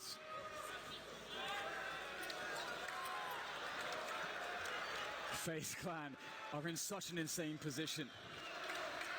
Cloud9 have forced so much respect in the way they're playing the game right now. And they're a very stylistic team. The aggression that they offer and the kinds of plays, explosiveness that they have, the way that they use the AWP, they're a very different beast altogether. And they've matured themselves into one of the best teams in the damn game. And FaZe Clan, they need 2 in a row. This is so difficult. But at least they have all the gear to do it. One of the best finals of the best game in the world. 2 rounds, a possible 2 rounds remain, at least in this overtime.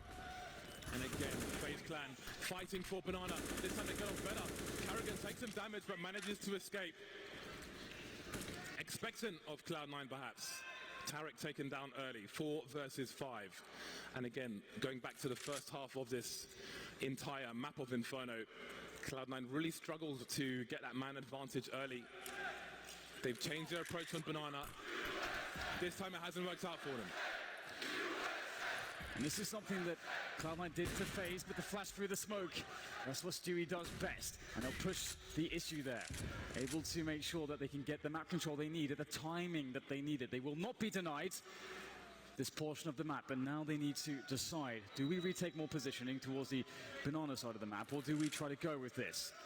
FaZe are playing it passively. They're going to rely upon their setups in the bomb site, rely on each other, rely on Guardian, although he may be smoked off here. Cloud9, 30 seconds to make the play. Automatic still in the Banana position. He needs to do something to pull rotation, unless they're going for a really late rotate. Cloud9, what is the play here? Oh, they're going to wrap, aren't they? They're going to wrap towards the B bomb site, but they're running so slowly. Oh, what is going on here? They're going back towards the A site, but still, Olofmeister is the man who can in the site. Oh, Guardian straight down, but they're not ready for Olofmeister. They have to take him out, and there's the frag. It's 2-on-2. They're on the wrong bomb site. Nico by the library position around the smoke, and he gets a frag. Down to Stewie 2K. Would you have it any other way? He needs to find the ace to win this major. Stewie, a moment of calm. Calm before the storm. As FaZe set up their approach. How does Stewie read it? It's a very hard position to deal with. Looking for the correct angles to play with. If ever he needed a result, it's now. There's one. Stewie, can he do it? Can he do it? No! Stop by Carrigan. FaZe stay in this.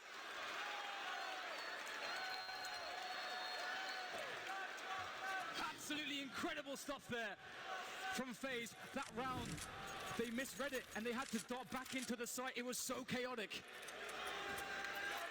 The fairy tale is not true, not yet. That would have been the ace for Stewie. Carrigan only had 38 HP to begin with. He must have landed that one bullet, 27 in one. And Carrigan keeps them in the game.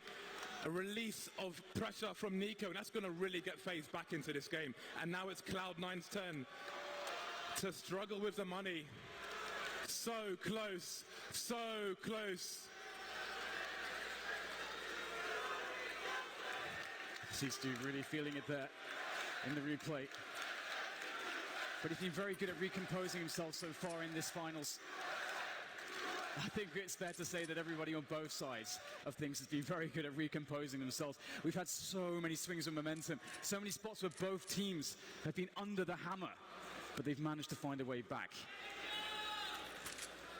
One more round for FaZe to tie it up. One more round. 1.3 million people tuned in right now to wonder which team is going to take this major. Are we going to overtime number 2, or are Cloud9 going to take it here and now? This is their last match point for the time being. Stewie was so close, but he has to forget that. It's all in the past. The time to write history is in this round. And they actually try to go with a faster approach towards Banana this time. Nico with a forward flash. Stewie, ever brave. Stewie making his way forward as the entry fragger. One player floating back here towards B for FaZe. Carrigan is the man. And Cloud9 looking to perhaps explode into the B-bomb site. Perhaps an explosive finish to this major for them as they start to make their way in. Carrigan can't get one, but Nico can. And it's a hard effort for Cloud9. They're being ground up here in the machine that is FaZe on the B site, but there's still 2 left. They've got to get that bomb. They have no idea if the bomb is exposed. Okay, it's being collected by Tarek. 2 versus 4.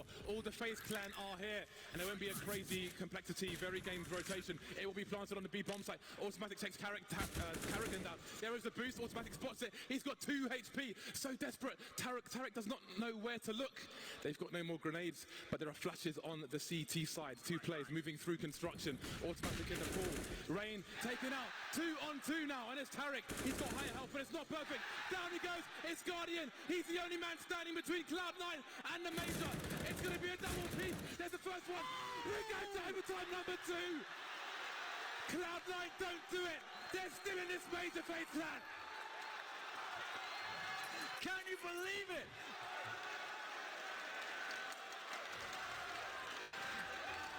I can't even find the words to describe this. Actually, this is just so incredible from both teams. We're going into it again. What an emotional roller coaster for both sides. They had the double peak. I do wonder if Automatic, I don't know how fast he popped up there, because once Guardian is exposed to the guy in CT, it's guaranteed 2 versus 1. He has to peak immediately. But here we are, overtime number 2. Cloud9 had 3 match points.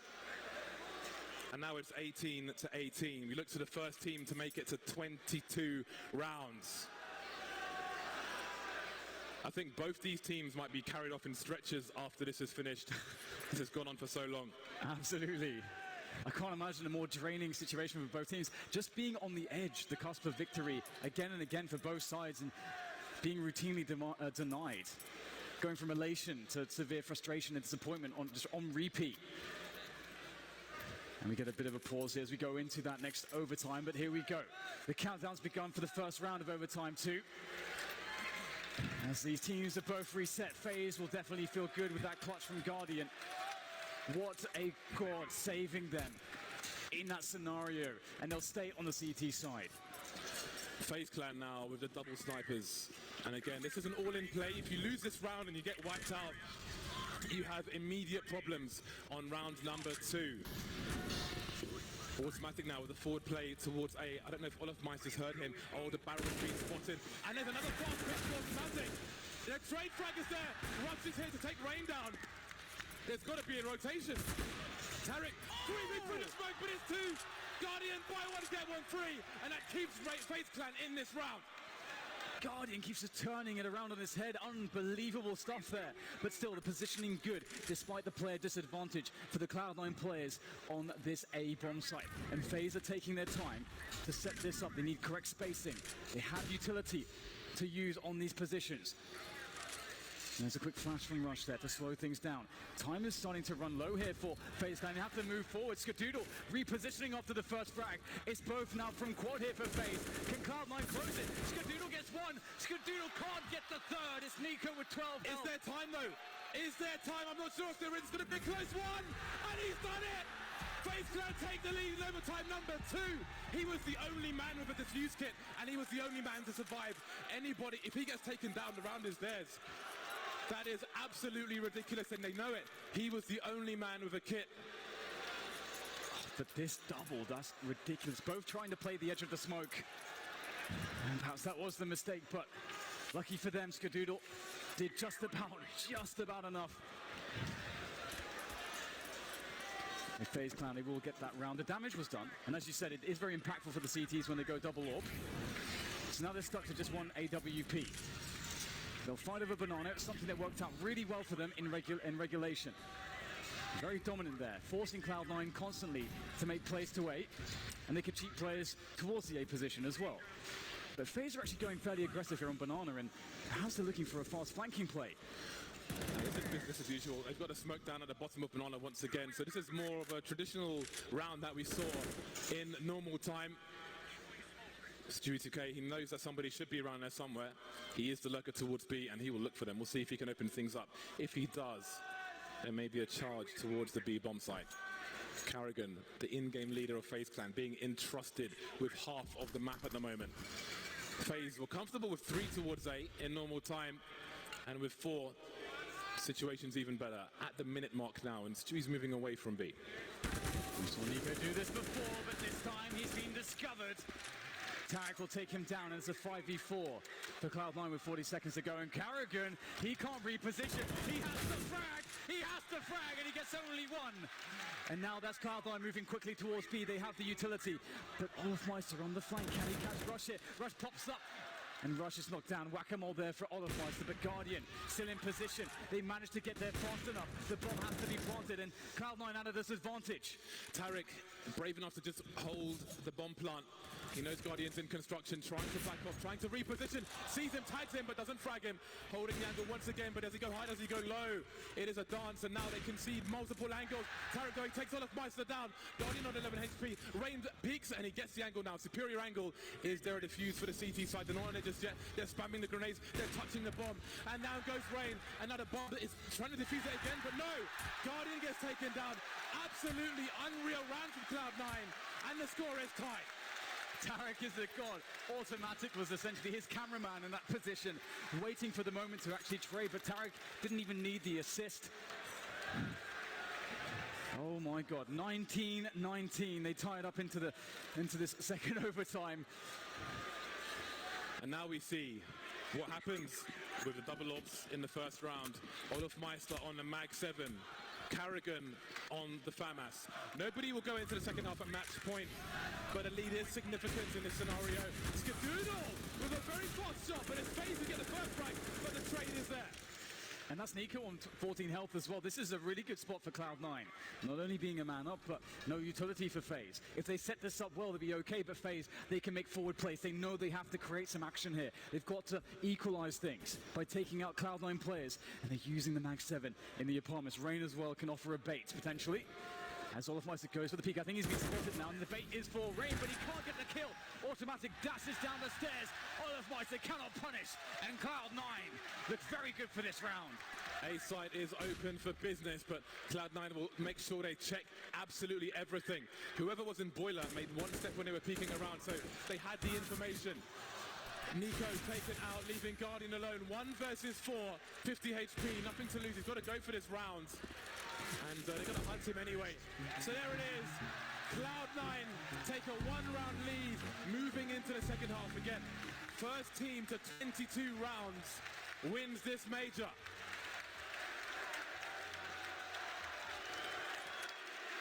This is an absolute roller coaster. for everybody involved. And Cloud9 again finding strength, and it's now it's another turn for FaZe to experience the frustration. I mean, Cloud9, they won't be going in with that 3-round lead that they had previously, as you mentioned, James, but it's definitely, as you say, an edge that they're working with, and they have a lot of confidence. Once again, definitely the team with some momentum going into this half, and we have the double warp here for Cloud9 as well. Round number, I don't even know what at this point. Cloud9 in the lead. FaZe Clan with the AKs, Guardian on the AWP. They've got the tools.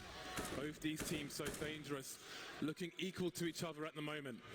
So many rounds. Cloud9 ran this in overtime pretty much every round. They were comfortable with the 2 people towards the B bomb site. They weren't scared, they weren't afraid. They didn't over-rotate. They barely rotated at all. Even when FaZe Clan pushed when there were only two people on B, Cloud9 managed to prevail. Can they do it again? Moving quickly towards the A site. Rain is blind, and Tarek will take him down. And there goes Tarek as well.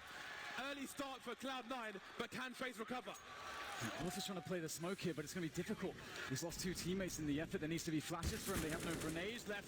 Oh, that's a good snap. Can he find Rush, though? It's Guardian to get Rush, and all of a sudden it's equalized. Skadoodle back against the site. No support in the corner with the AWP. Do they realize this? I think he's been spotted now. He does have a smoke, though, to play with. He can delay them. If he can occupy their attention long enough, his teammates can make the play. Just by staying there, he's a threat! Oh, my goodness! Skadoodle does it with automatic! My God! Do you know what that noise means, Dan? It means it's match point Cloud9 again. Do they have enough to take it over the line this time?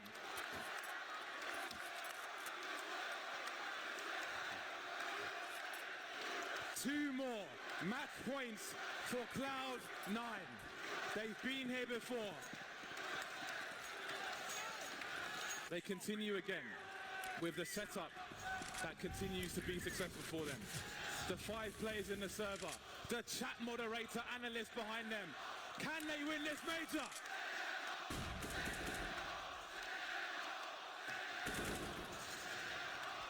B-Fall here from FaZe once again, taking map control, giving respect to Cloud9 and any shenanigans that they can afford themselves with having that extra round to work with.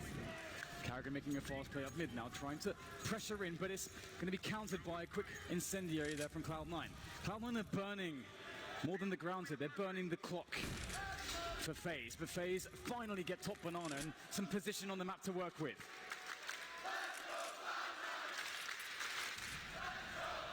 We reached the minute mark, and now you wonder if FaZe Clan, do they have the nerve to play the clock correctly? They're playing a slow game, and look at the late smoke grenades from Cloud9. And Stewie still has a smoke grenade towards the B bomb site once again, but he needs to deploy it soon. We're reaching the sub 40-second mark, and look at his position. I'm not sure what's going on in CT, but he needs to get that smoke out. 35 seconds.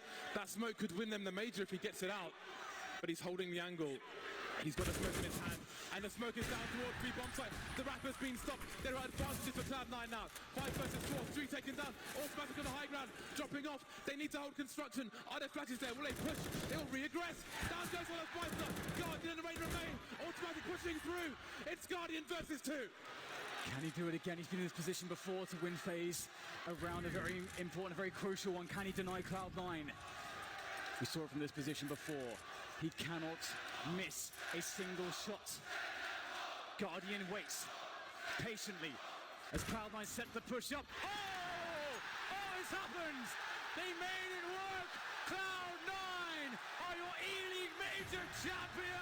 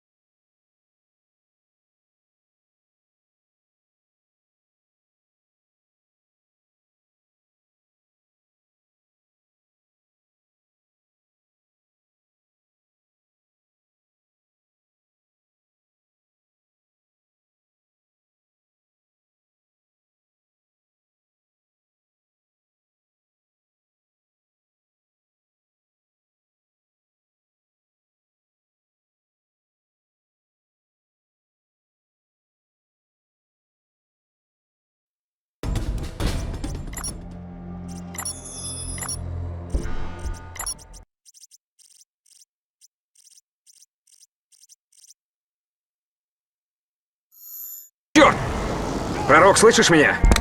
Максимум Пророк, ответь! брони. Ответь! Черт!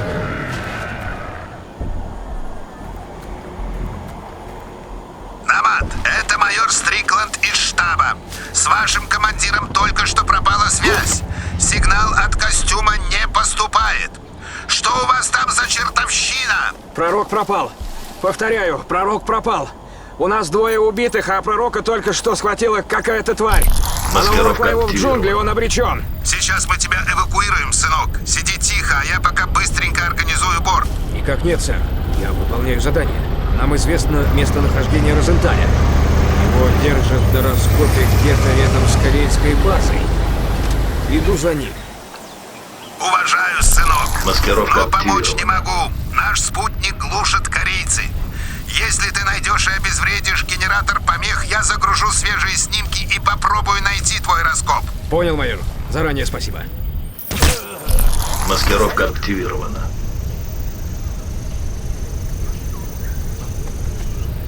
Что? Маскировка активирована.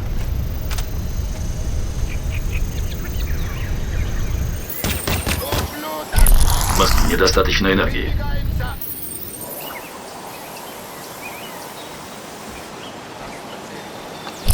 Маскировка активирована. Контакт потерян.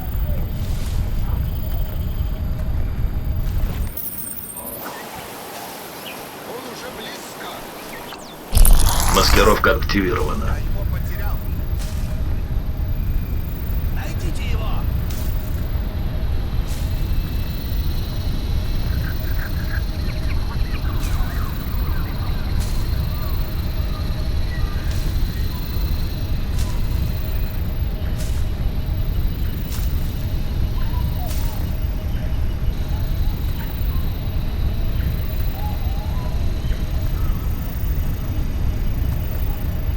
Недостаточно энергии.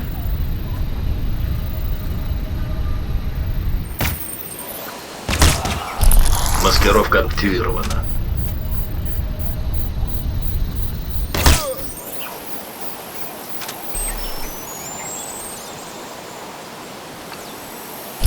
Маскировка активирована.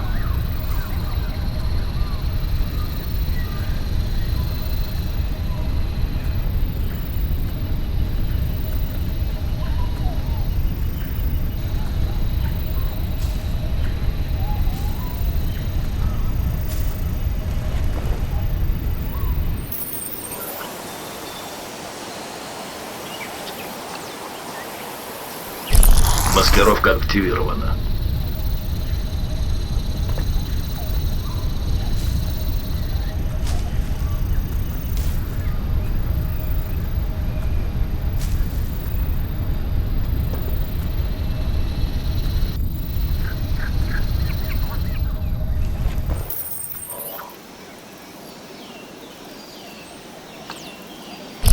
Маскировка активирована.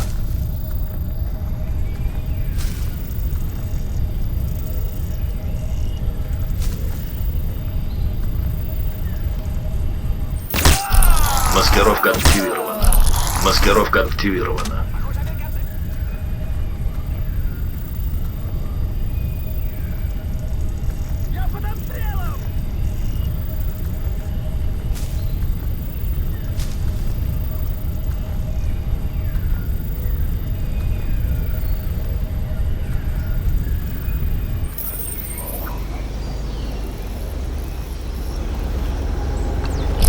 Маскировка активирована. Маскировка активирована.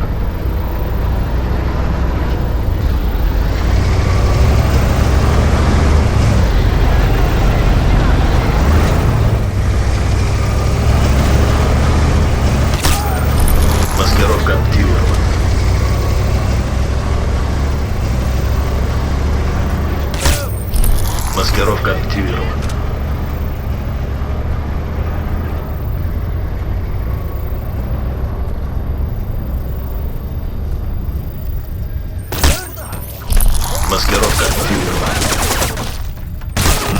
Маскировка активирована.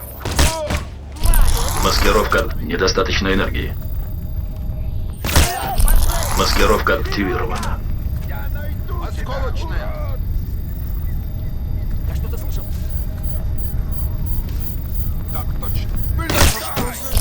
Маскировка активирована. Я найду тебя, урод!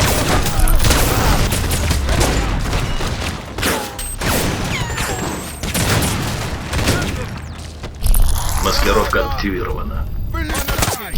Маскировка активирована. Маскировка активирована. Заряжаю!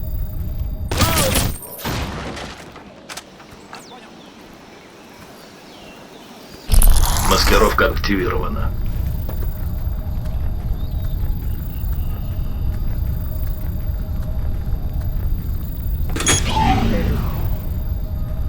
Отлично, Намат! Система Недостаточно заработала. энергии. Судя по снимкам, рядом с рекой есть база корейцев. Передаю координаты. Маскировка Продолжаю поиск раскопа. Контакт потерян.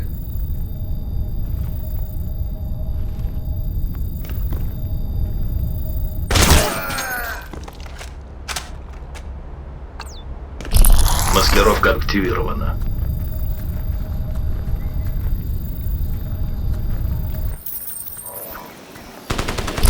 Маскировка активирована.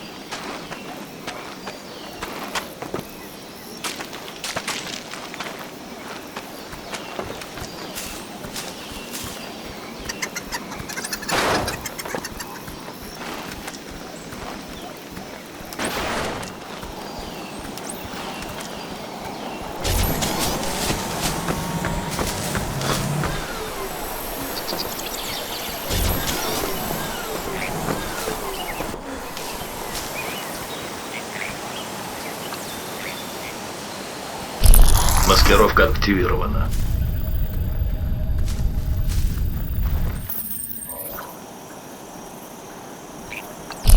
Маскировка активирована.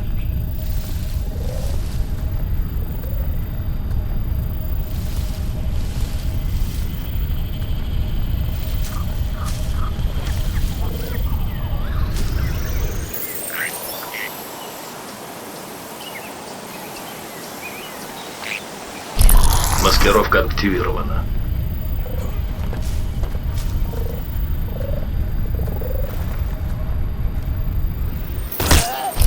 Маскировка активирована.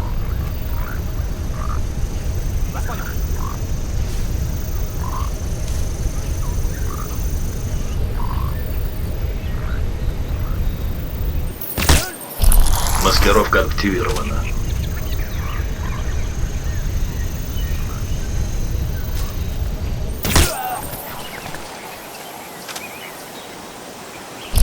Маскировка активирована.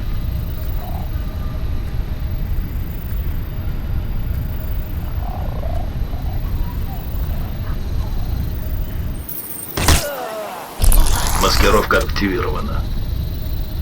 Покажи где!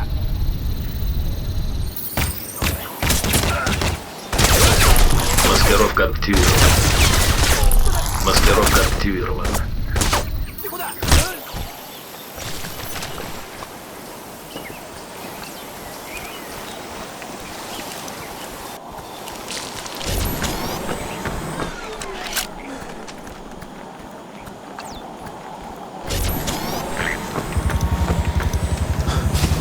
Внимание, Намат!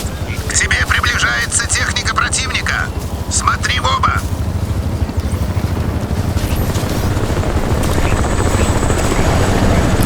Маскировка активирована. Маскировка активирована.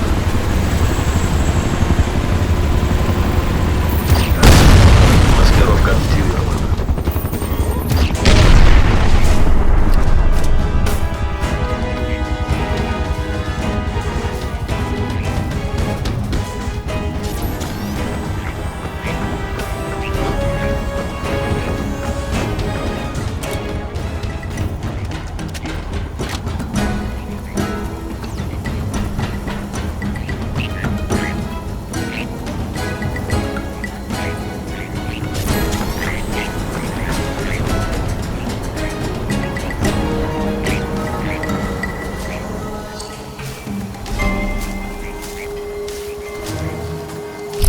Маскировка активирована.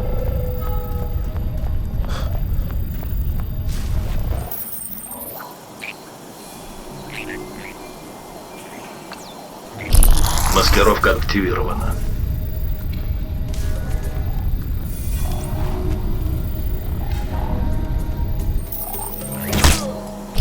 Маскировка активирована.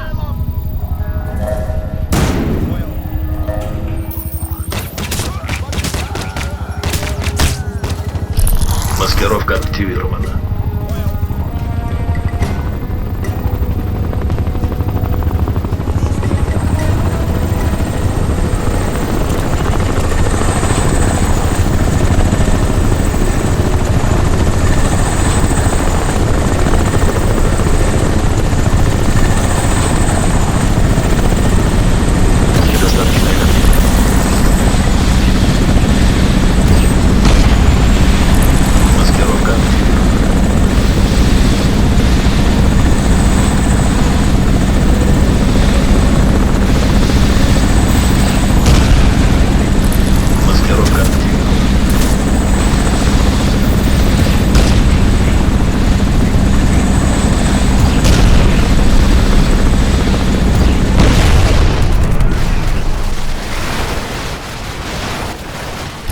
Маскировка активирована.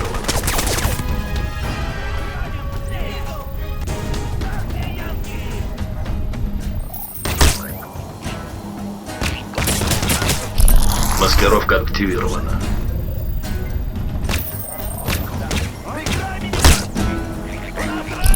Маскировка активирована.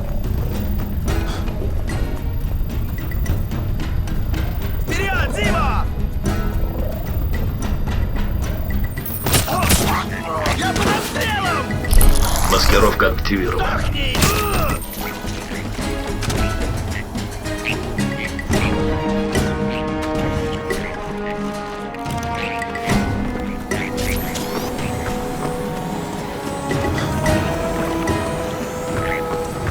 Недостаточно энергии.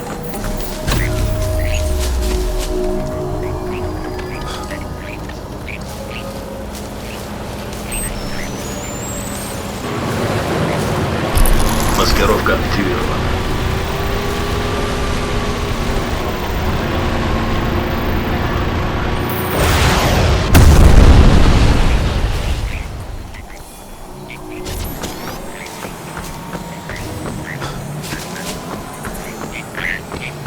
Недостаточно энергии.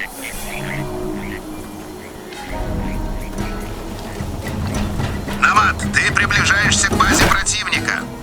Мы планируем штурм острова. Постарайся добыть сведения об их укреплениях. База хорошо охраняется, так что работай тихо. Маскировка активирована.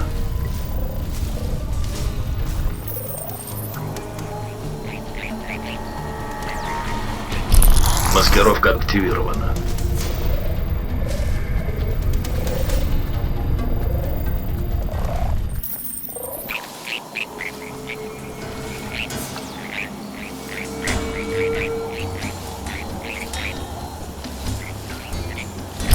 Маскировка активирована.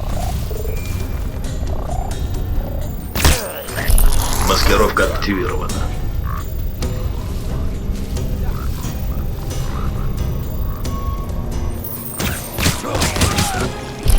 Маскировка активирована.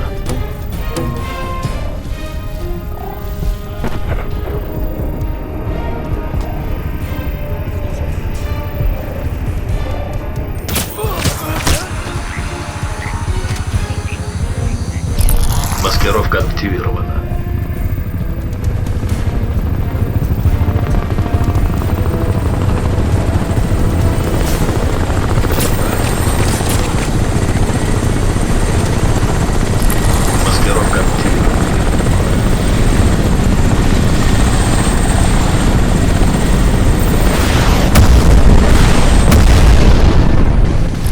Маскировка активирована.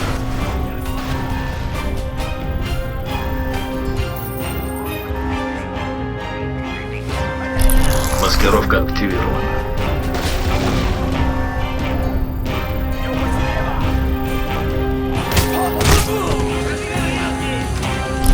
Маскировка активирована. Маскировка активирована. Маскировка активирована.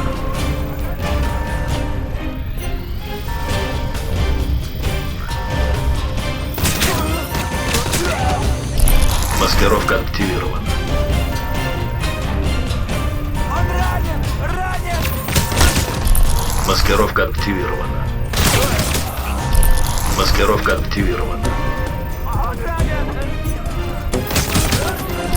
Маскировка активирована.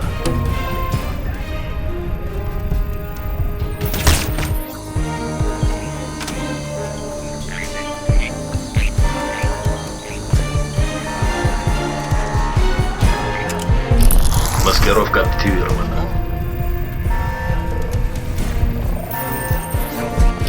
Маскировка активирована. Маскировка активирована.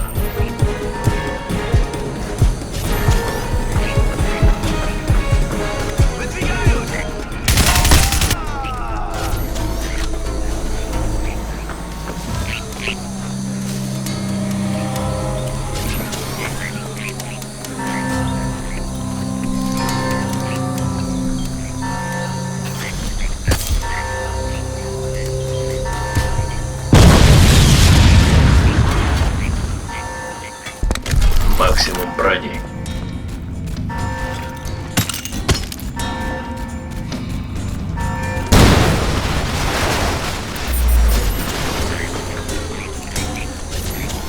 Вхожу в тактическую сеть. Передача завершена. Принял, Намат. Отлично. Похоже, силы противника сосредоточены вокруг горы. Это поможет нам уменьшить потери. Максимум Кстати, брони. мы нашли твой раскоп. Сейчас передам координаты. Вот. Советую раздобыть машину и двигаться по дороге.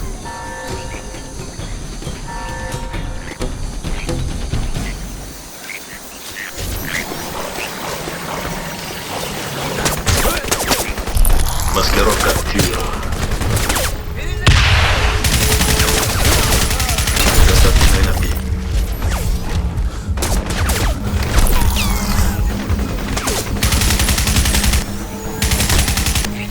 Маскировка активирована.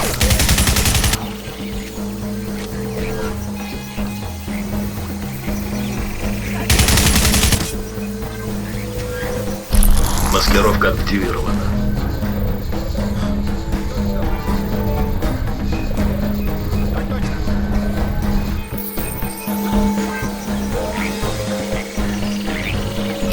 Маскировка активирована.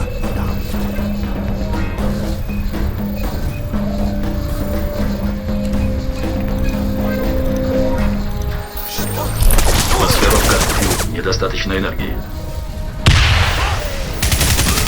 Маскировка активирована.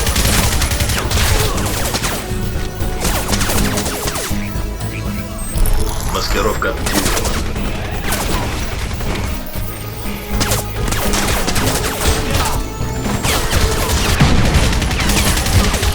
Маскировка активирована. Маскировка активирована.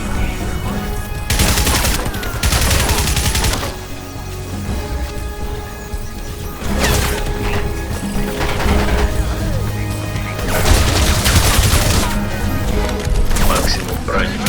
Достаточно энергии. Маскировка активирована. Маскировка активирована.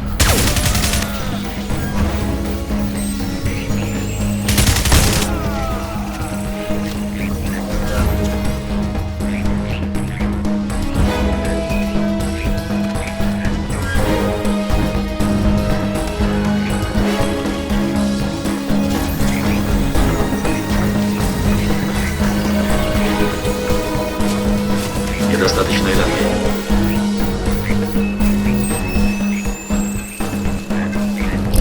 Маскировка активирована.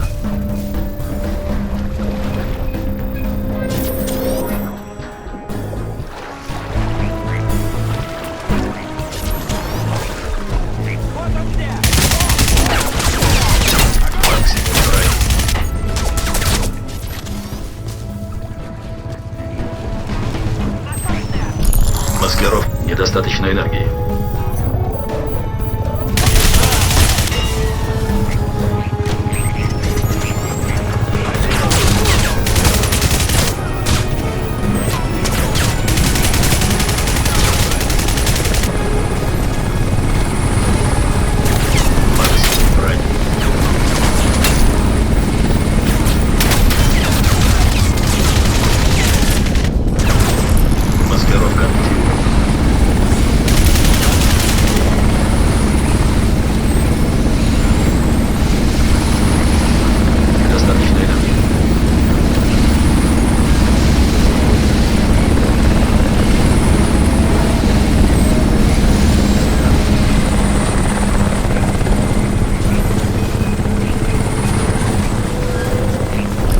Маскировка активирована.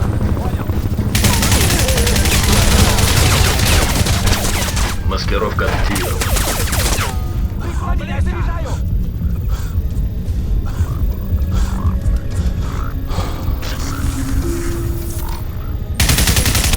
Маскировка активирована. Маскировка активирована.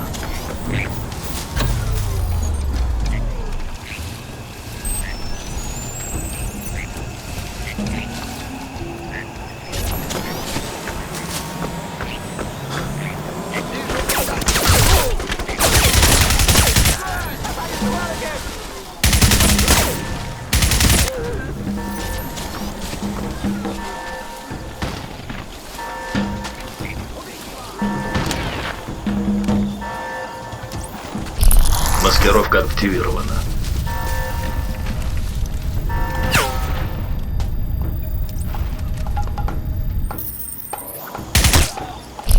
Маскировка активирована.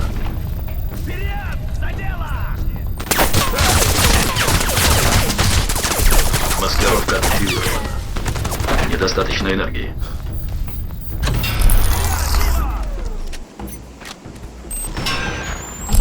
Маскировка активирована. Стрикленд, я подхожу к раскопу. Маскировка Понял, Намат. активирована. Проникни в раскоп и уведи оттуда Розенталя. Я пришлю транспортник тебе на подмогу. Маскировка активирована.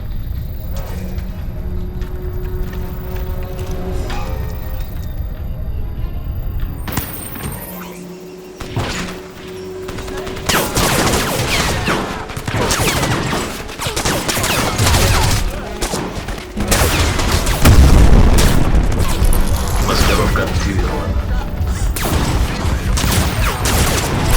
Маскировка активирована.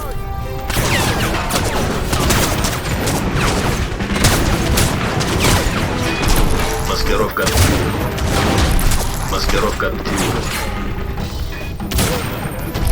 Маскировка активирована.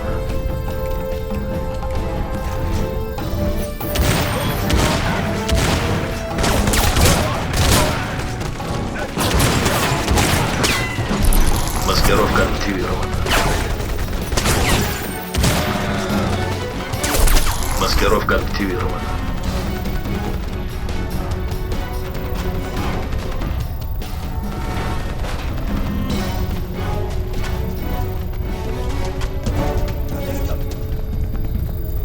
Недостаточно энергии.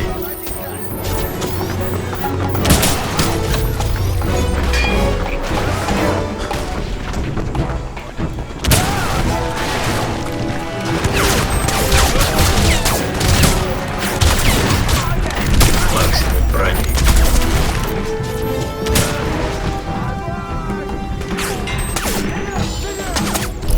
Маскировка активирована. Максимум брони.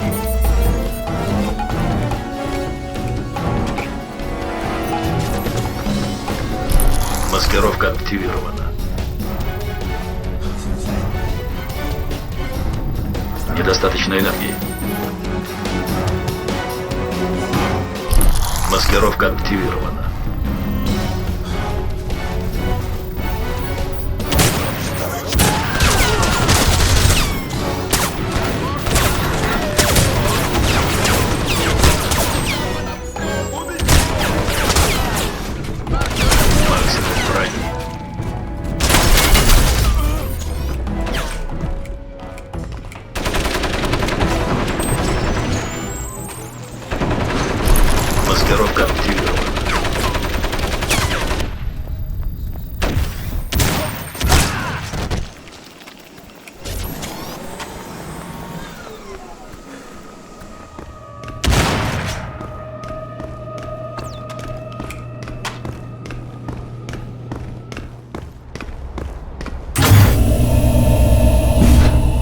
Генерал Кхон, послушайте.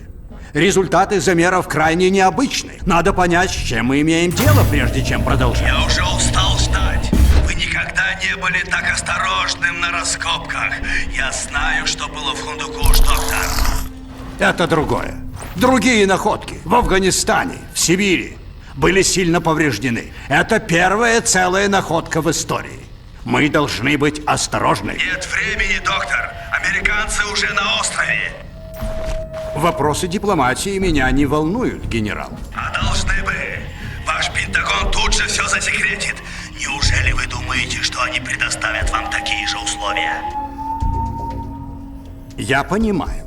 Мне просто нужно время. Съемка вот-вот завершится. Нас интересует только храм. Мне не нужны ваши черепки, доктор. Это не черепки. Это углеродный механизм. На 2 миллиона лет старше человечества. Сейчас это не важно. Храм – источник. Храм? Боже мой, да мы даже не знаем, что это. Не знаю даже, что будет, если его открыть. Так, пошли первые изображения. Что за... Не может быть. Там что-то движется. Не может быть. Боже, Кхон, остановитесь, не делайте этого, слишком опасно. Вы же не знаете, что внутри. Папа, что с тобой? Елена, останови его. Уходи оттуда скорее, они еще живы. Кто жив? О чем ты говоришь? Находка! Она живая! Она... О, Боже! Папа, мы зафиксировали всплеск излучения в твоем районе. Что ты сделал? Уходи оттуда, быстро! Что за... Кто ты? Спецназ США. Пора выбираться отсюда. Слава богу! Кхон и моя дочь, в той шахте в горах. Вам нужно найти их. Мы допустили ужасную ошибку.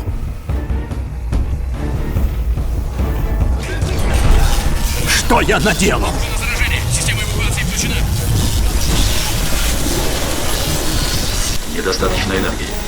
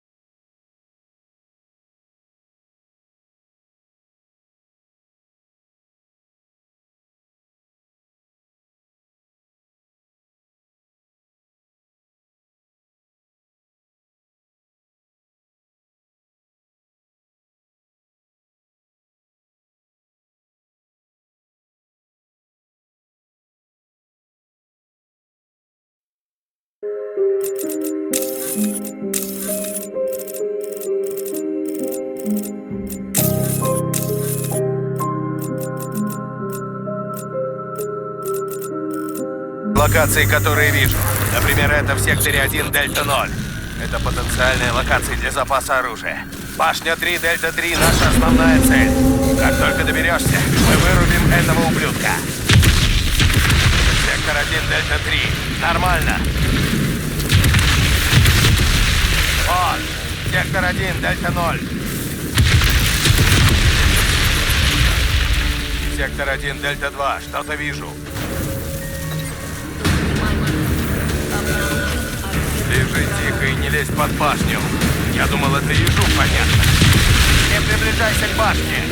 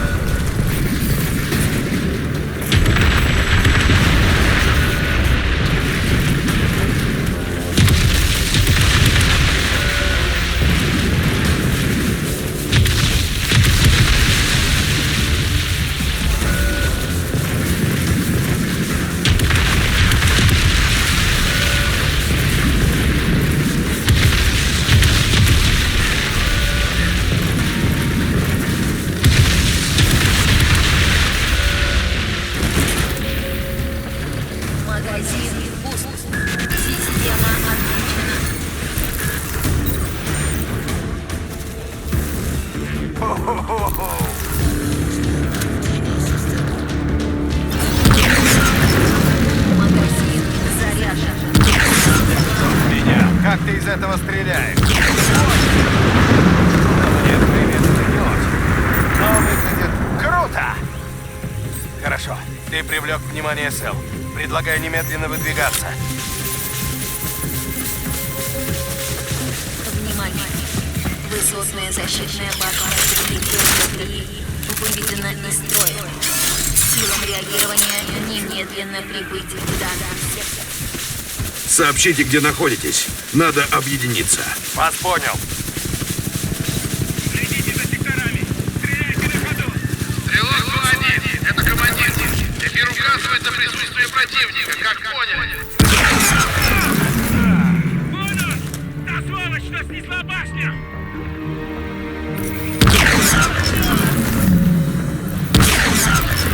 Активность повстанцев на периметре. Внимание, пророк! Подкрепление Сэл уже в пути.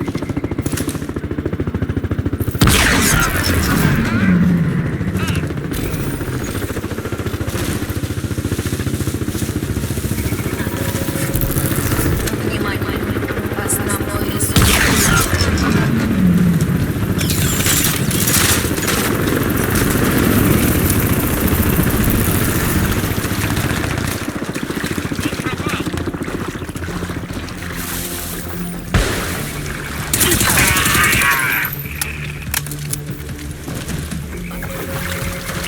Протокол безопасности выполняется.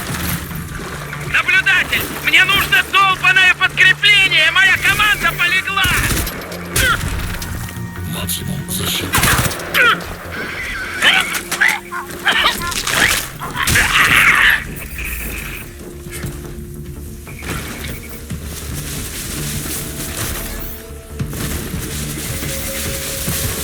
Сектор заблокирован. Внимание! Сброс оружия Сэл рядом с вами.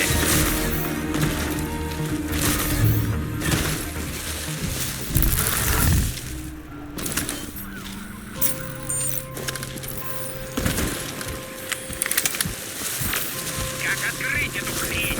Используйте чип безопасности на передней панели. Я это уже сделал. Крышка тупой или где? Да.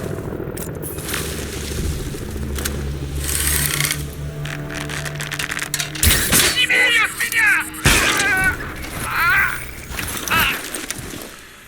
Помогите!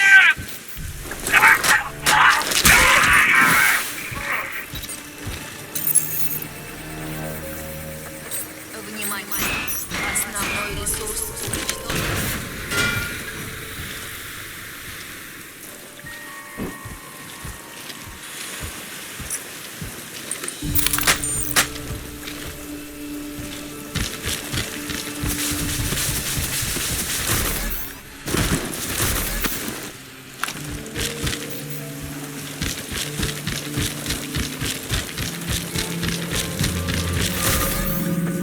Протокол безопасности выполняется.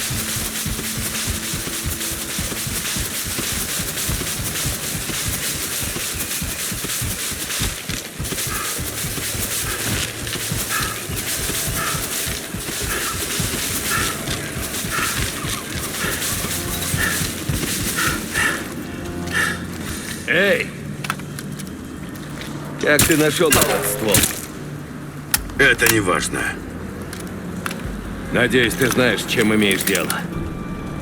Давай, пройдем сквозь туннели в депо.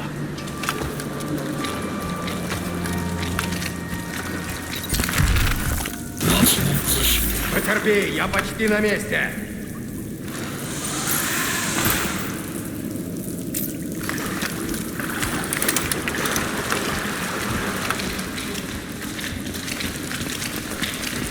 Ты знаешь, это важно. О тебе и о костюме много говорят. Инопланетные модификации, эти видения. Люди даже не уверены, что или кто ты теперь такой. Во что ты веришь? Я здесь, так? Окей, давайте потише. Мы приближаемся к патрулям Сэл.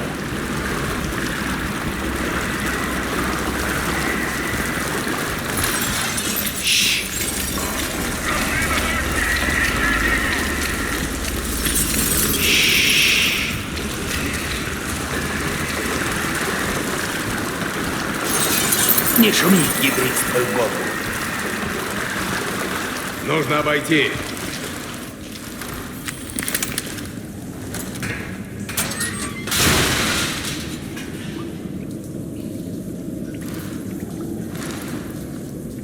Как думаешь, слышали? Окей. Встретимся на другой стороне. Не думаю, что они услышали. Он идет! Что происходит? Кажется, ничего. Я понял.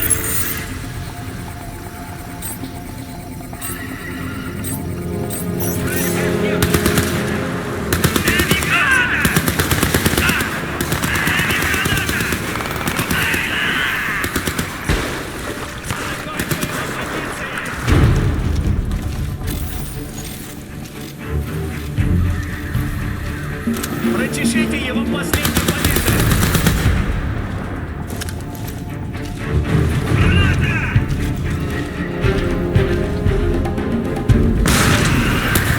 Окей, турель готова. Теперь за пророком. Давай.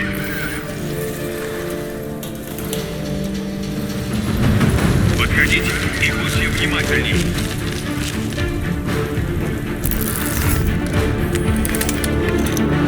Хочешь выиграть в прятки? Покажись!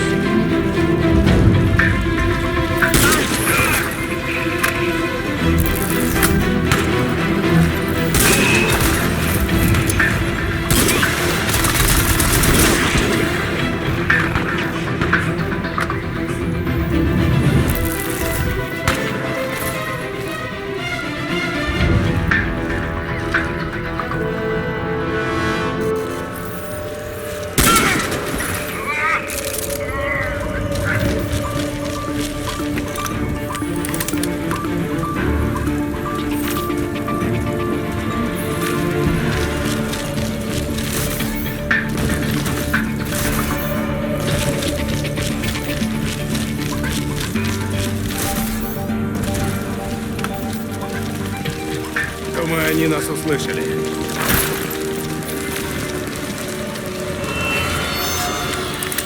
Что тут произошло, мать вашу?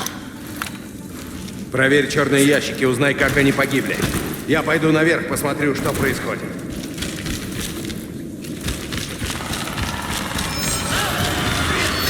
Огонь! Огонь! Сосредоточиться! Из травы! Быстро! Спокойно. Вы это слышите?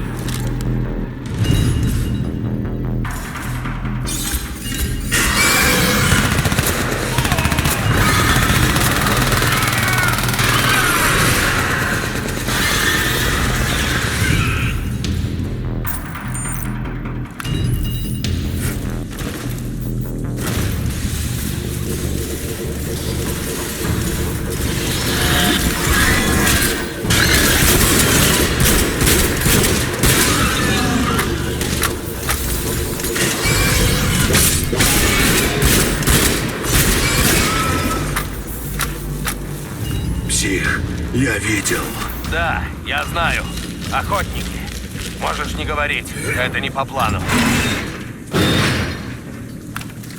Цефы, которых я видел, действовали нескоординированно, хаотично, безо всякой стратегии. Как я и сказал, просто бродяги, вылезшие из нор. Потому что мы взорвали башню Сел. Наверное, ты прав. Они ведут себя как животные. Никакого коллективного разума. Так где Альфа-Цеф? Оставь. Я окружен Сел и бродягами. Пройди через моторную, встретимся наверху.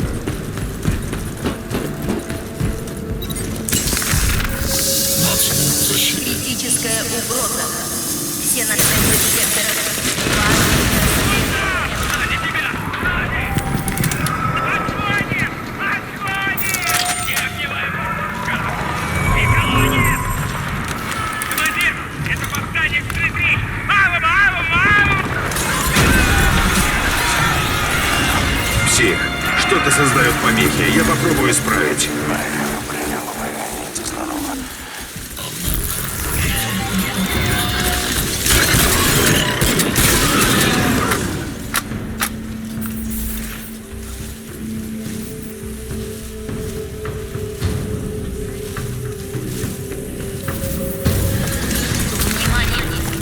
Зоне объявлен карантин. Все живые существа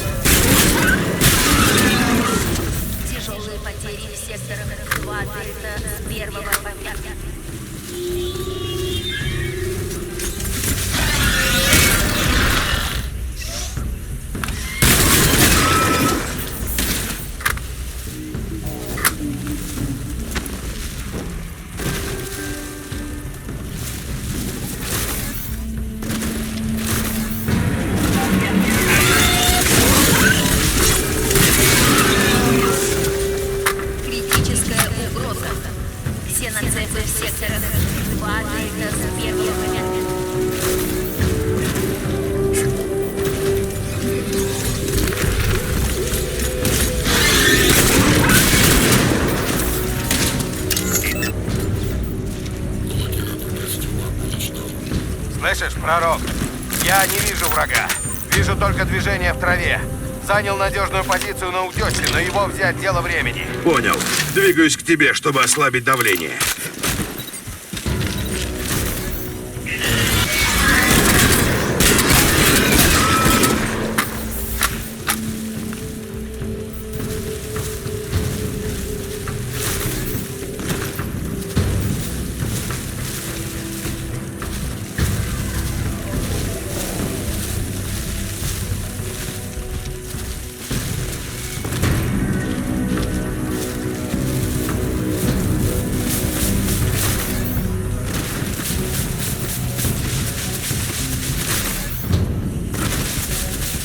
Выходите, поиграем, мерзавцы!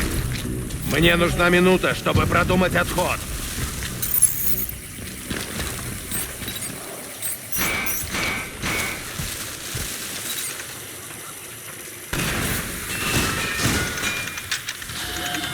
Командир Ромео, Ромео-1. Путь от кода Браво неприемлем. Рекомендации. Нет альтернативы? Ты кто такой? Нет, нет!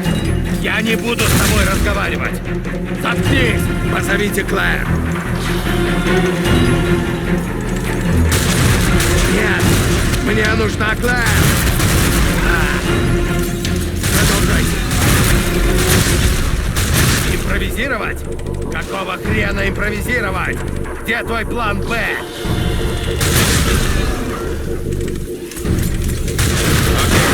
Здесь туннель. Думаю, он выведет нас на Брод-стрит. Точно, солнышко? Стопудово?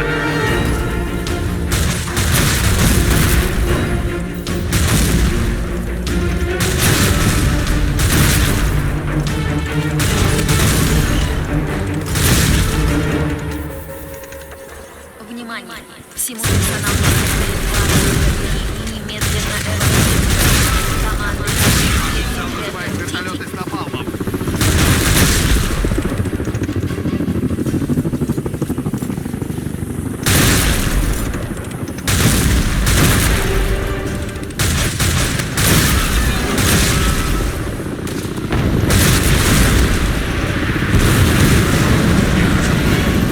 Пока сал не поджарили нас.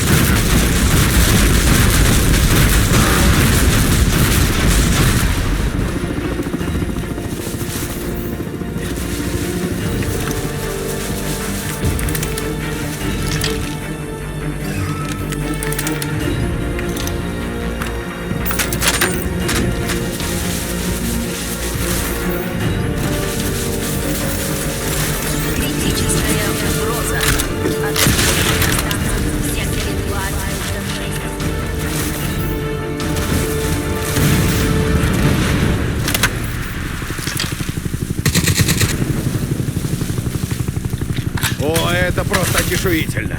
Типичный прогон от центра. Не могу открыть этот туннель.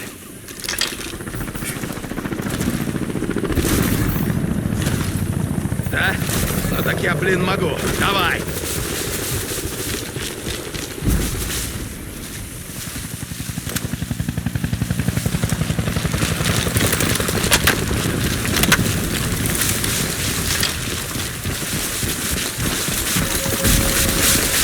Критическая угроза.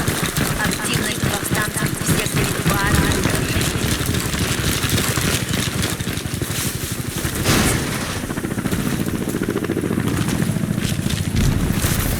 Подтолкни-ка!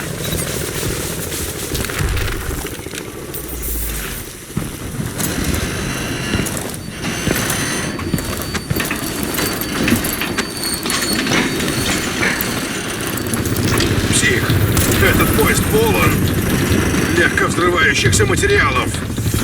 Да.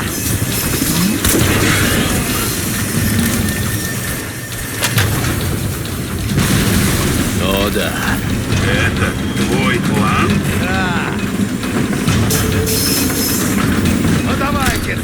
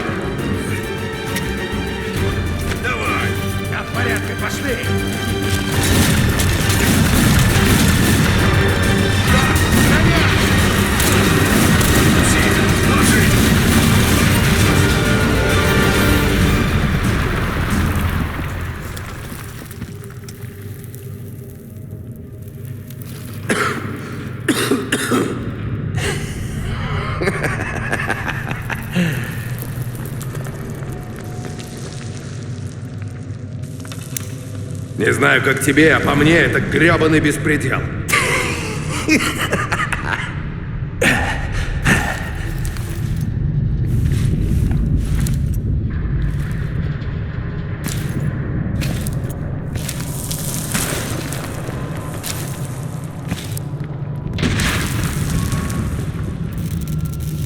Дерьмо.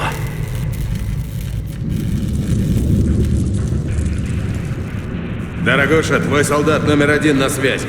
Открой коридор на укрытие. Расчетное время 10 минут. Ромео-1, это командир Ромео. Поддерживайте радиопротокол. Теперь верните эту железяку домой. Прием. Идем. Ну и пора. Слушай, она ничего, если ее получше узнать. Просто не упоминай о видениях. Ладно? Псих, почему она зовет меня железякой?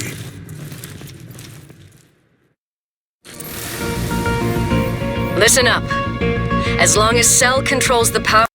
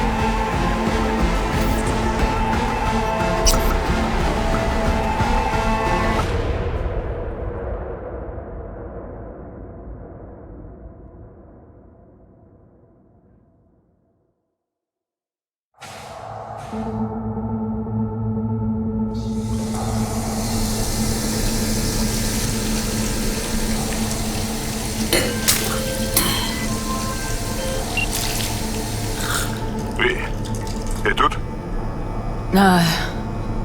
Да. Я здесь. Все в порядке? Да, просто немного отвлеклась. Звучало, как будто ты проблевалась. Угадал. Ничего страшного, видимо, стресс. Эса чамба тева матар.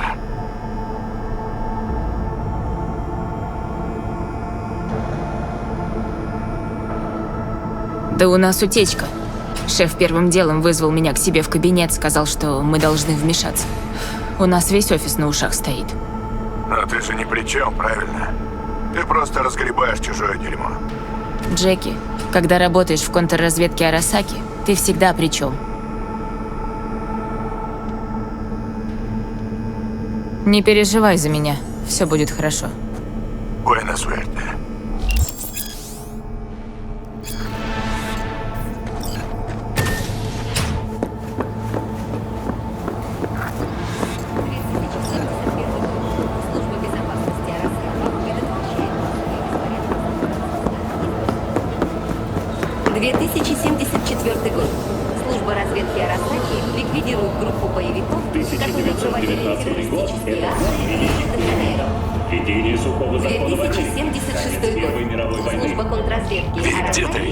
Тебя зайти еще час назад. Пришлось задержаться, скоро буду. Гребаный Франкфурт. Опернати 100% свалит все на нас. Ладно, я у себя в офисе. Жду тебя. Не задерживайся. Но, к сожалению, стремительным взлет его карьеры прервала внезапно начавшаяся война. Самура Арасака поступил на службу летчиком-истребителем в императорский флот Японии. К 23 годам он уже дослужил до звания лейтенанта. На его счету 20 воздушных. Мистер Дженкинс, привет, Ви, давно не видели себя в кабинете. Активирован экстренный режим. Безопасность подтверждена. Похоже, ты занята. Поговорим потом. Пожалуйста, зайдите в приемную.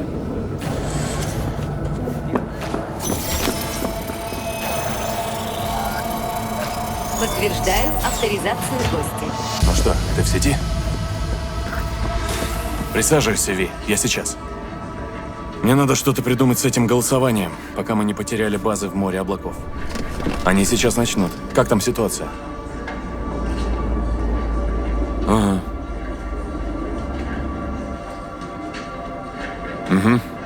как мы и думали. Ты знаешь, что делать. Начинай.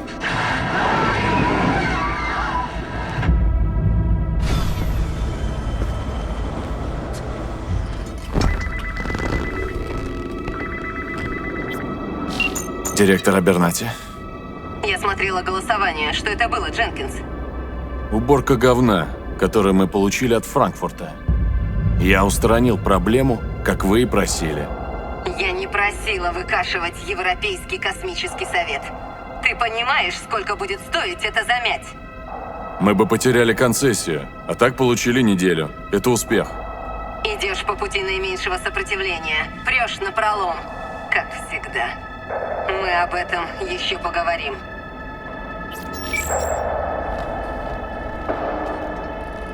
Вот же стерва. Ненавижу ее. Давно работаете вместе? До Найт-Сити мы разрабатывали операцию в Осаке. Она 2 года притворялась добренькой, а сама рыла мне яму. Ха, и не моргнув глазом, столкнула меня в нее, когда стала директором по особым операциям. Теперь стоит надо мной с пистолетом, чтобы я ничего не сделал. Но убивать не убивает, потому что я ей нужен. Я делаю то, на что ей духу не хватает. Сука. Разделяй и властвуй. Хорошая стратегия. Хорошая. Скажи, что бы ты сделала на моем месте? Вы должны защищаться. Иначе она так и будет вытирать о вас ноги. Ты права. Покажите ей силу, и она вас зауважает.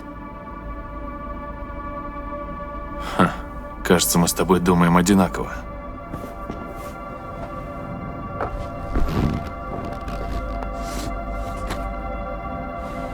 Это тебе. Чип с данными? Это доказательство доверия. Ну, бери.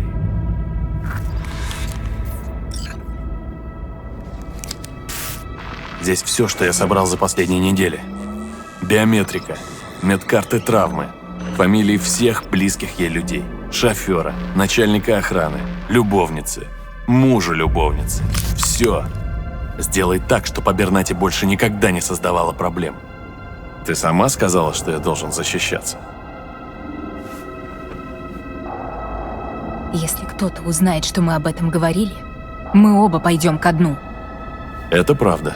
Все знают, что ты бы в жизни не получила это место, если бы не я. Никто не поверит, что ты тут ни при чем. А если я скажу нет, что тогда? Не задавай глупых вопросов. Ты же понимаешь, это не просьба, Ви. Вижу, мы друг друга поняли. Вот и хорошо. Возьми еще вот это. Работу должны сделать люди не из корпорации. Плати только этими деньгами.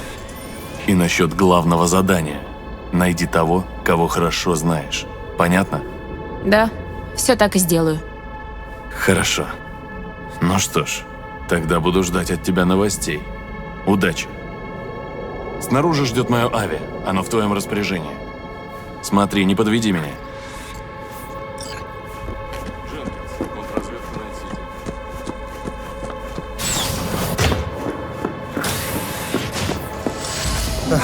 Вот отчеты, которые вы просили.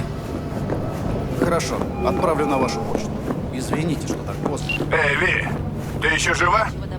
Как там ваш гадюшник? Нет, я такого и не говорила. Да, это значит без... Джек, есть дело. Нужна твоя помощь. Вечно у тебя дела, Чика. У тебя проблемы? Пока нет, просто надо найти надежного человека. Ну, то есть у тебя проблемы. Встретимся в Лизис. Через час.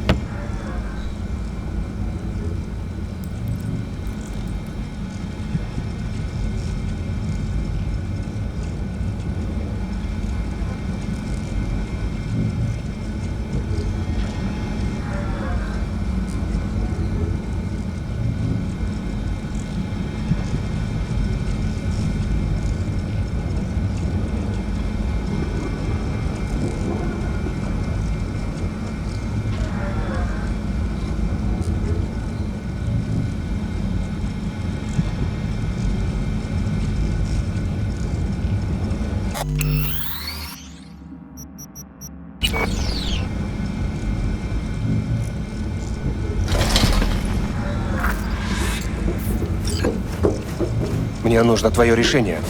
Возможно, одного из наших раскрыли.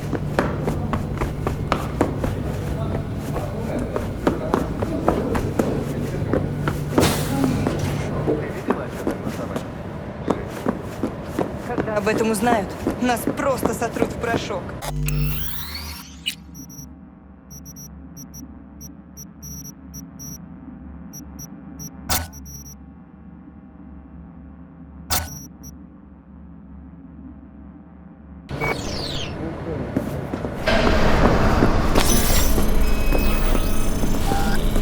Доступ разрешен.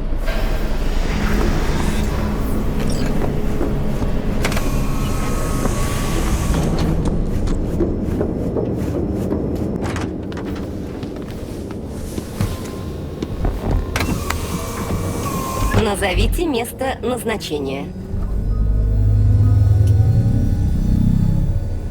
Анализ обстановки в районах. Обнаружена повышенная активность полиции в Хейвуде. Официальные причины не названы. По перехваченным сообщениям можно судить, что туда направлен Макс Так. Сообщается о крупной аварии электросети в Санто-Доминго. В других районах города активность не превышает уровня нормы. Пункт назначения Лизис. Начинаю движение.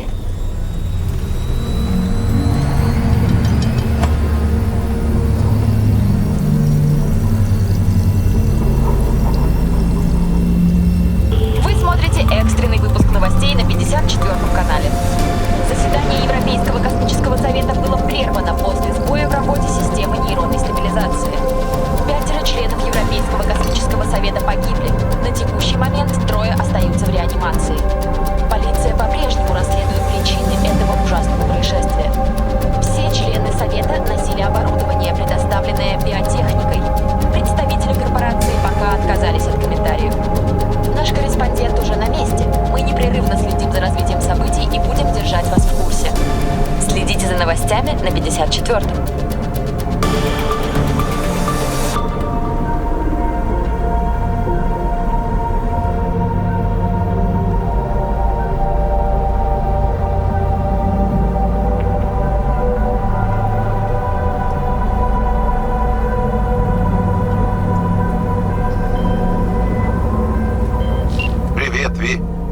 Мы же договаривались созвониться в конце недели. Да дело в том, что Quantified Satori встревожили результаты твоих биометрических тестов. Все в порядке? Все в полном порядке. Ясно. Не забывай, что я говорил в прошлый раз. Упражнения для нейромоторной релаксации 3 раза в день. Они помогут восстановить силы. Да, конечно. До встречи.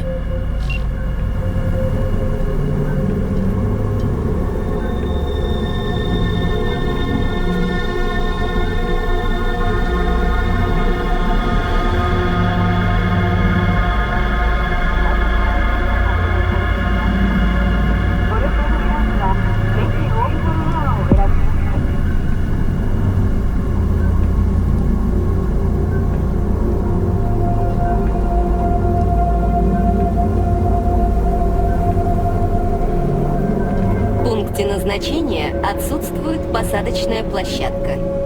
Найди свободное место рядом с баром. Хер с ними, с этими правилами. Начинаю посадку согласно новым параметрам.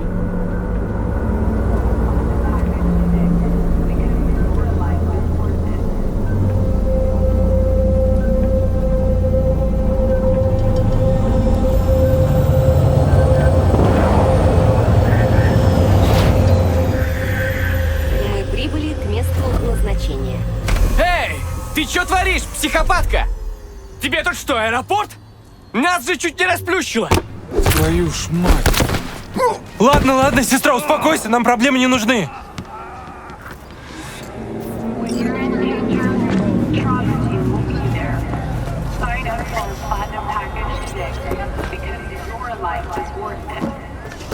Да за что мне все это?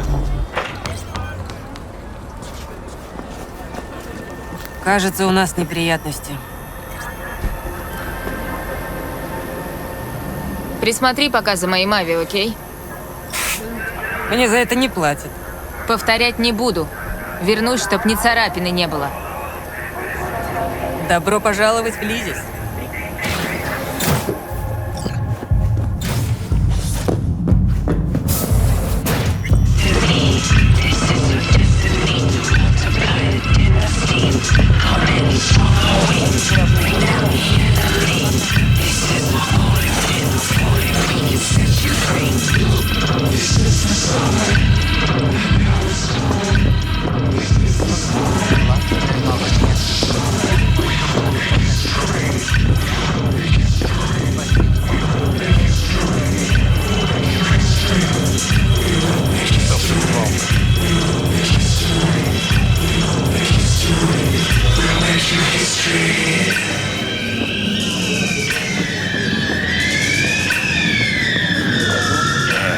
Часто тут бываешь, да? Рад тебя видеть, Чика.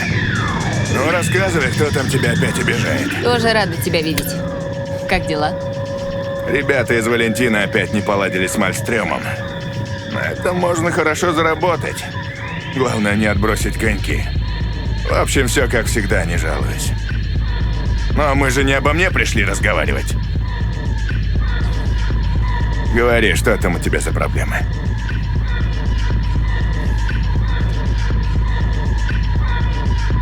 Джеки, это должно остаться между нами. Por supuesto. Я серьезно. Эта штука может меня убить. Так и я могу.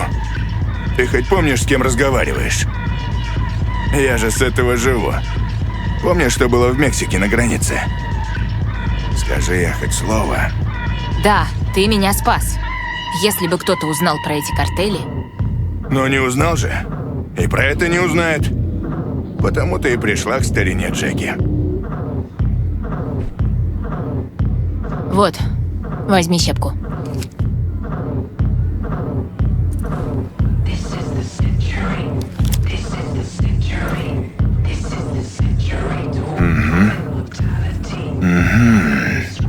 Что думаешь? Стоить будет порядочно. И расплачиваться придется наличными. Никаких переводов. Деньги мне дали. Тут нужна целая команда. Техник, а может и два. Нетранер с золотыми мозгами. И водила на очень быстрой тачке. Не говоря уже про Соло. Угу. Его как раз не хватает. Ты это хотела попросить? Чтобы я обнулил эту прекрасную леди?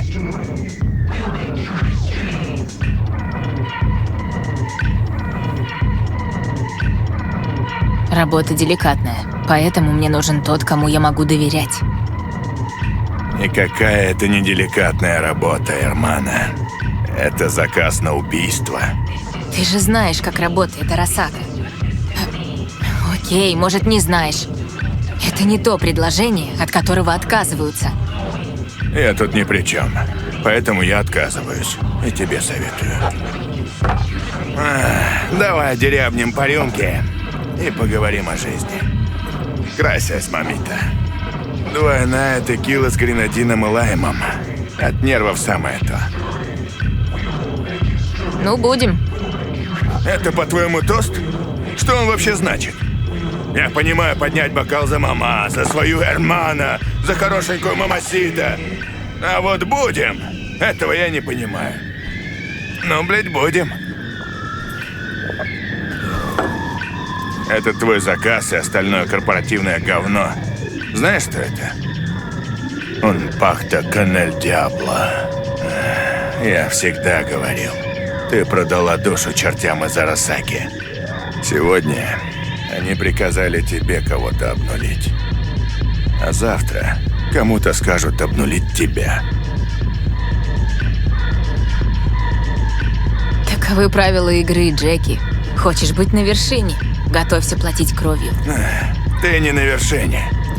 Сабура Арасака, да. А ты просто пендеха, которая ему служит. Работай на себя и живи для себя. И все будет хорошо. Может, когда-нибудь я и решусь. Но пока что это слишком опасно. Это всегда будет опасно.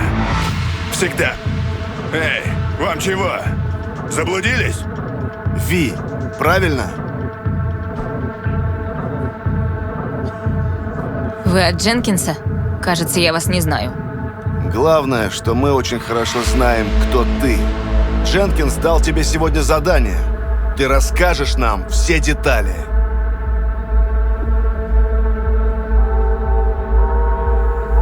Повтори свою фамилию и отдел, а то я с первого раза не услышала. Блять! Как себя чувствуешь? Внезапное недомогание? Твой доступ к корпоративной сети заблокирован. Корпоративные устройства перестанут действовать в течение 2 минут. Отдай данные, которые собрал Дженкинс, и мы завершим процедуру увольнения. Как вы про меня узнали? Это не твое дело. Данные. Быстро.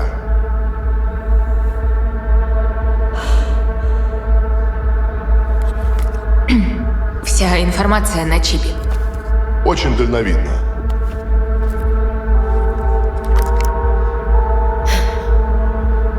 Это все? Официальная часть закончена. Но я думаю, Абернати нам доплатит, если одной крысы в мире станет меньше. Вставай, пойдешь с нами. Ну, шевелись. Да, Эспарин. Вы, ребята, кажется, немного потерялись в нашем большом городе. Таким, как вы, гулять в этом районе вредно для здоровья. Ты нам угрожаешь? Я так скажу. Будете стрелять, так и мы тоже будем. Чего доброго, еще попадем в кого-нибудь. Мы получили то, что хотели. Пока что этого хватит.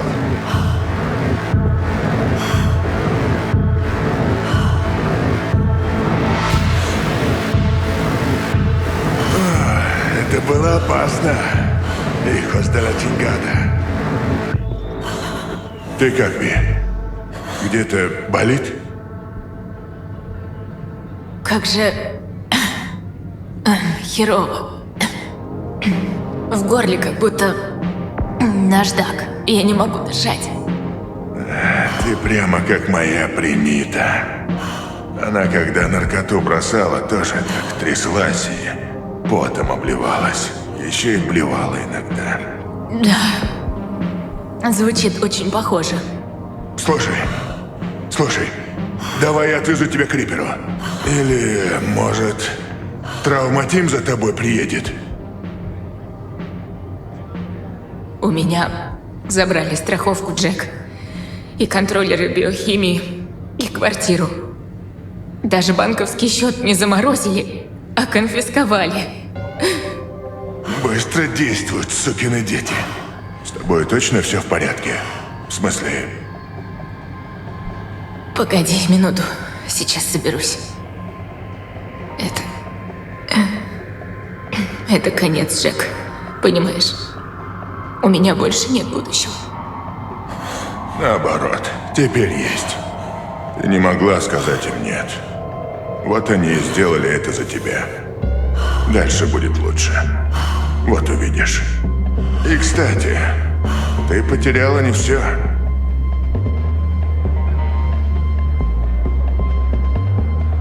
Ты про то, что у меня остался друг? Как мило.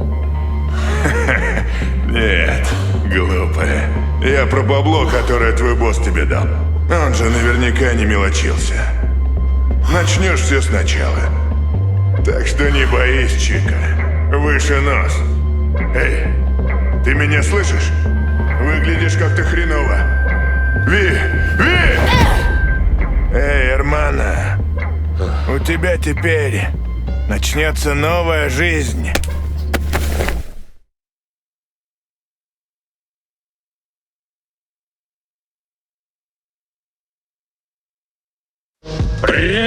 Привет, Найт-Сити! У микрофона Стэнли, и мы с вами встречаем очередное незабываемое утро в городе мечты.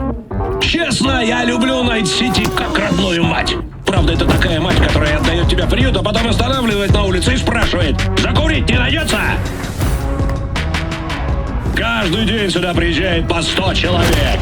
Правда, через год от них остается только половина. И это если год был хороший. Зачем же они едут в Найт-Сити? Конечно, чтобы стать уличными самураями, как Морган Блэкхенд и Уайланд Бобо. Как говорится, чем выше риск, тем больше награда. Но в высшей лиге люди обычно не задерживаются. Чем быстрее ритм твоей жизни, тем быстрее ты выгораешь, и тем больше шансов поймать пулю.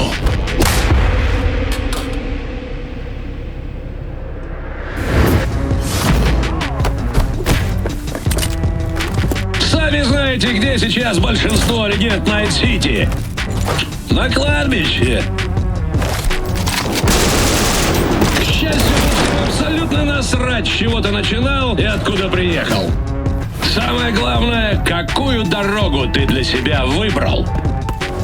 Это Найт-Сити. Город мечты.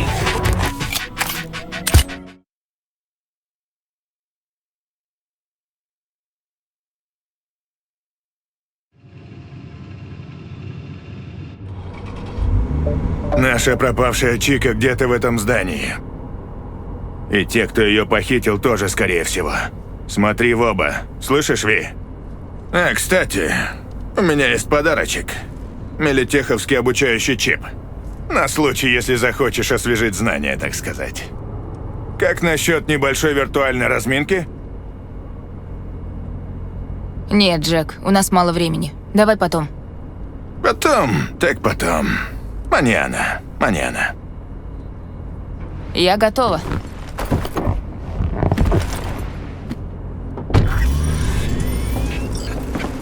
Лифт. Пошли.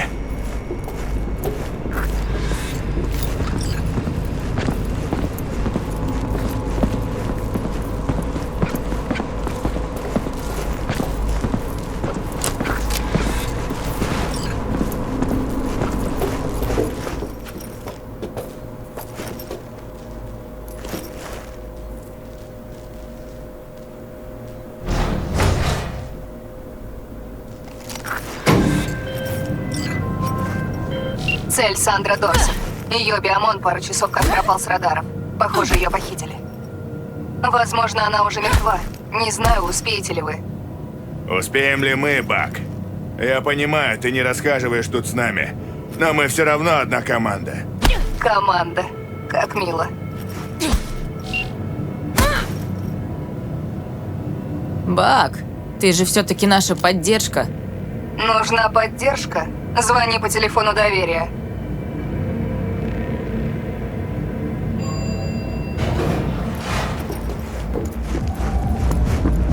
Номер 1237. Цель должна быть там, но я не вижу ее биомона. Это ты? Хоть бы она была жива. Ненавижу играть в спасателей. Надо взломать дверь. Не тормозите. Сможешь обойти защиту.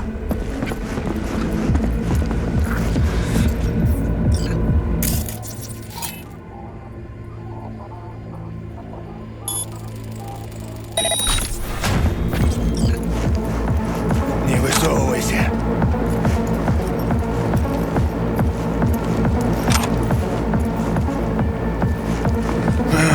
Мы что, опоздали?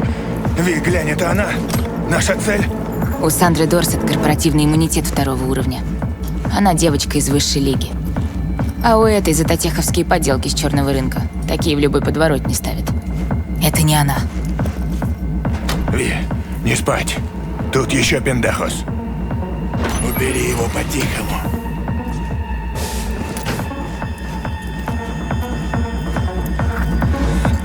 Не дергайся, а то нас увидят.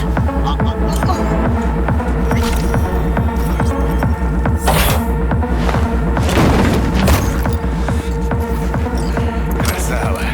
Сам бы лучше не сделал.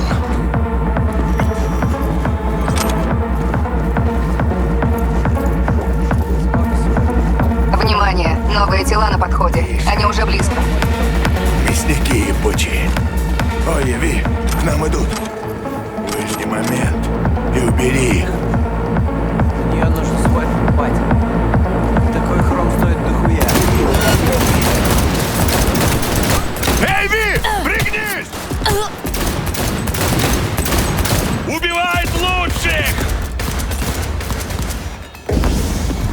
Тут еще кто-то есть. Найдите их и разберитесь. Вот это я Вы же не понимаю! хотите подставить цель под обстрел? Или получить пулю в спину? И это Точно, не хотим.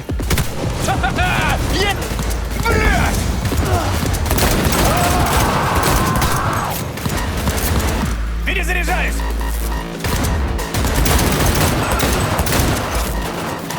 Молодец!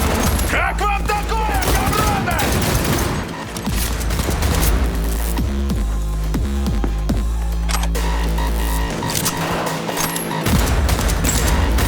Граната летит! Ви! Целься в голову! Давай! Не жалей никого, слышишь?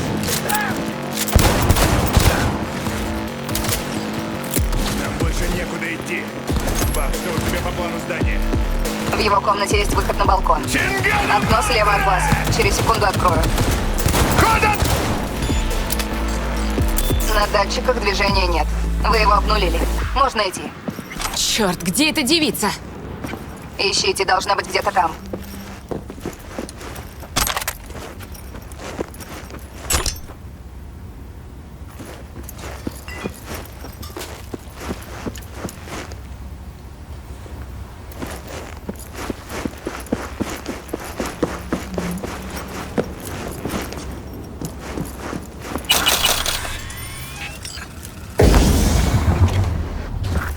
Господи боже.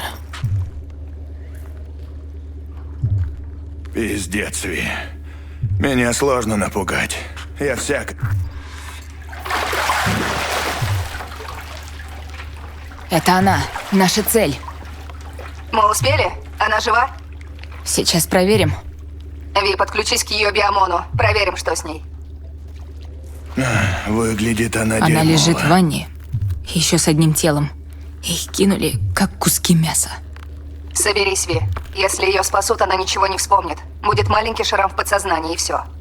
Я слышала, те, кто такое пережил, страдают от приступов паники, хотя не знают почему. Пьешь такой холодную воду, и раз, руки начинают трястись.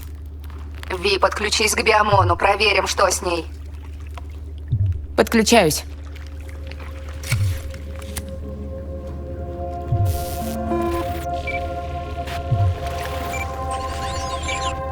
Сандра Дорсет, НС 570442. Платиновый статус в травме. Платиновый? Бля, к ней по первому чиху должны были приехать. Видимо, что-то блокирует сигнал. Могли ломануть биомон, поменять прошивку, запустить нейровирус. Караху, Тибак. Это тебе не вип-клиника. Тут ванны со льдом и крюки с топорами. Значит, это что-то простое. Есть мысль. Проверь, в нейропорте нет щепки? Если есть, выдергивай, она заглушает сигнал. Да, есть чип. Вынимаю. Проверь биомон. Что-то поменялось? Здравствуйте, Сандра. Если вы в сознании, лягте на бок. Ожидаемое время до прибытия скорой помощи к месту вашего положения 180 секунд. Монитор сказал, травма будет через 3 минуты. Ваш страховой тариф покрывает 90% стоимости транспортировки и лечения. Побросита. Вынимай ее из этой херни. Джеки, стой на стреме! Мало ли кто завалится. Всегда готов, Ви. Не ссы.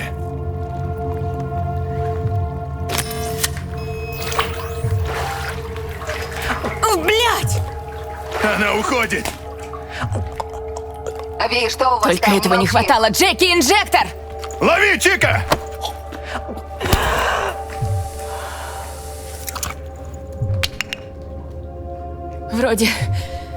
Вроде помогло. Фуэра, Чика, выноси ее отсюда.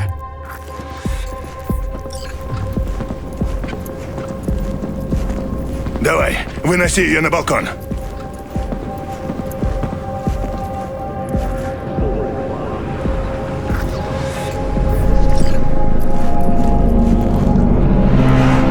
Осторожно, идет посадка. Запущен протокол системы безопасности. Следуйте указаниям.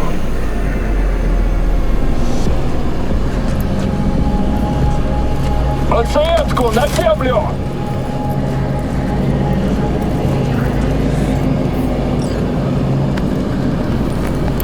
5 шагов назад. Быстро!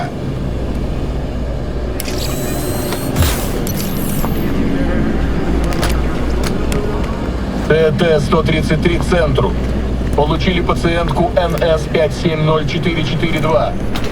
Ввели стимуляторы. Дофамин 70 миллиграммов. Норадреналин 110 миллиграммов. Фибрин 800 миллиграммов.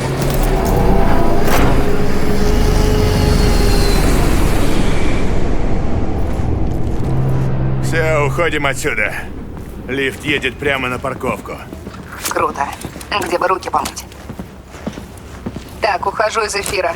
До скорой встречи. Слушай, Чика, тут вот какое дело. Можно взять твою тачку? У меня свидание с Мисти. Не на метро же мне ехать.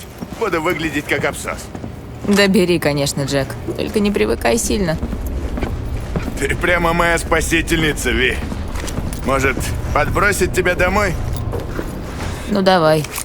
Я все равно уже никакая. А, чуть не забыл. Позвони сейчас в Акака. Дай ей знать, что работа сделана.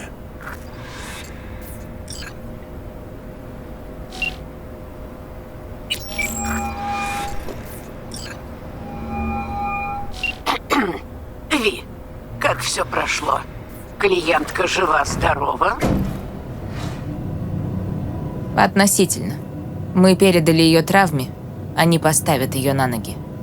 Замечательно. Твое вознаграждение ждет. Приходи, забирай, когда захочешь, хоть сейчас. Но мне кажется, сейчас тебе больше всего хочется домой. Правда, Уотсон оцепили. Везде полицейские кордоны. Если хочешь проскочить, придется поторопиться. Спасибо за инфу. Я к тебе скоро заеду. Говорят, копы оцепили Уотсон. Если я не хочу ночевать где-нибудь под забором, надо сваливать отсюда на полной скорости. Положись на меня, Чика. Я поведу.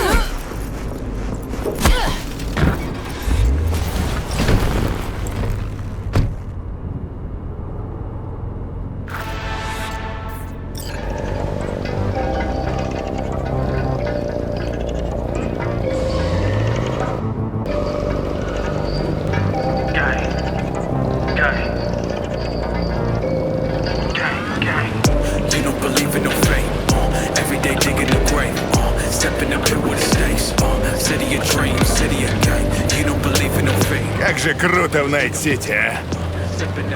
Город как город, только большой. Нет, Чика, это необычный город. Морган Блэкхенд, Эндрю Уэйланд, Адам Смэшер.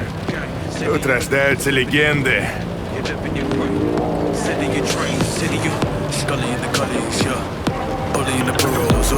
Черт, жрать охота. Заскочим куда-нибудь. Ты как? Джеки, Уотсон блокируют. Ты не забыл? А, точно. Блин. Мне кажется, или... Так я и знал. У нас на хвосте висит фургон. Тингаdovi. Не нравится мне это. Совсем не нравится. Это они! Их пута! Дави на газ, Джеки! Давай, Вип! Чингадом! Не могу, веди нормально! Держись, Ви! Какого хера? Мерда, пардон!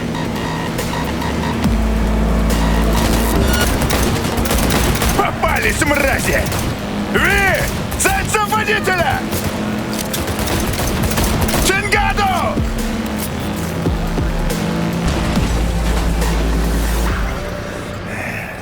Попортил я вид твоей малышки.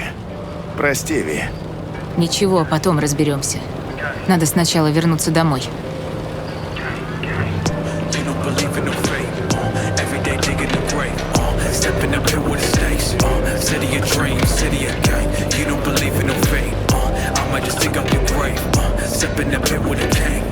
City of dreams, city of gang, gang, gang, gang, gang. City of dreams, living your grave. You're living your grave. City of dreams, city of gang, gang, gang, gang. Черт, они явно решили не мелочиться. City of dreams, city of Scully in the gullies, yeah. Ollie in the burrows, finna take your money, yeah. That ice. Уотсон блокирован, пока не будет дальнейших распоряжений. Меры безопасности. О, мадам! Какое счастье, что мы вас встретили, офицер. Серьезно? А что во мне такого особенного? У вас доброе сердце.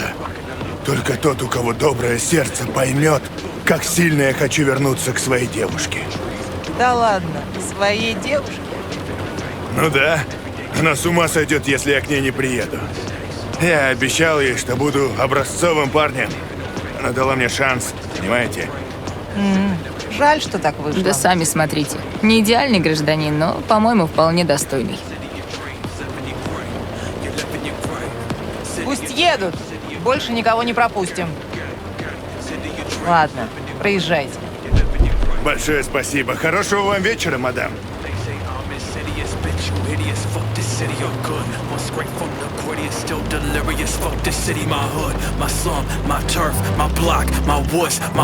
А ты ей понравился.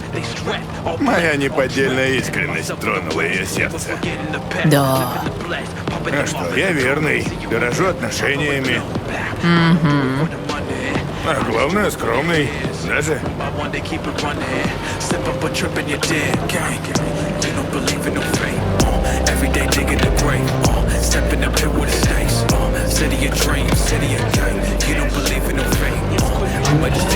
Ходар. Ты глянь, Ви.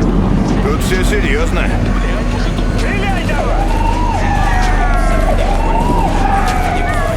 Как-то не похоже на обычную облаву. Так потому что это не обычные копы. Это Макс Так, охотничьи псы нашей полиции. Их вызывают только когда ситуация выходит из-под контроля. Хотя вот эти мужики им так, на один зуб. Все, спектакль окончен. Просто не надо было нарываться.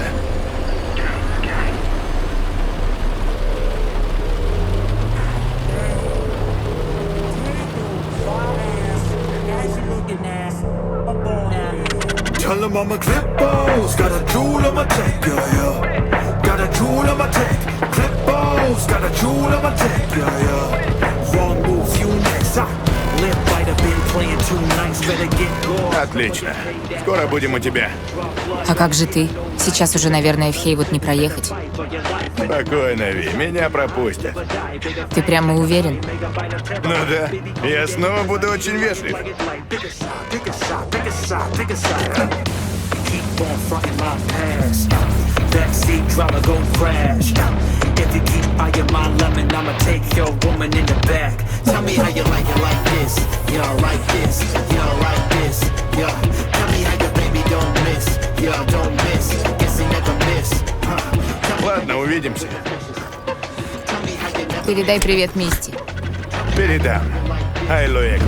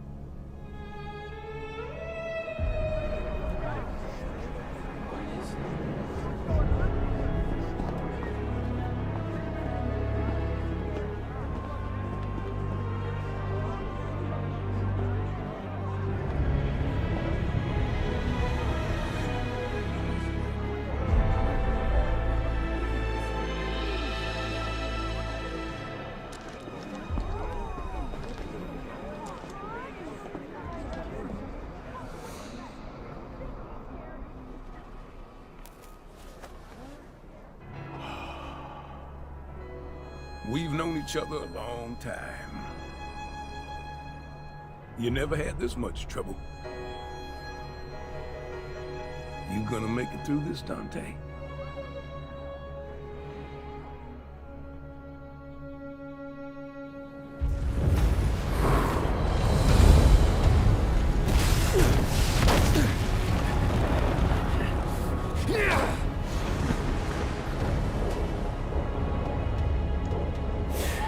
What am I doing wasting my time here? He's got this.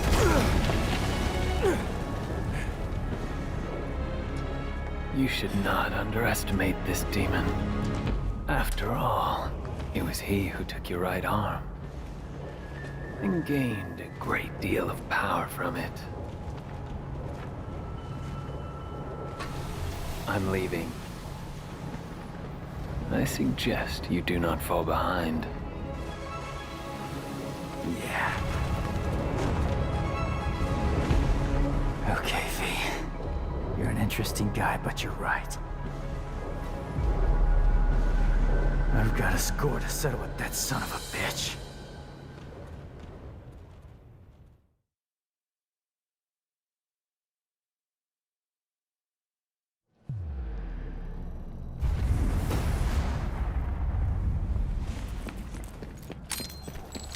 Dante.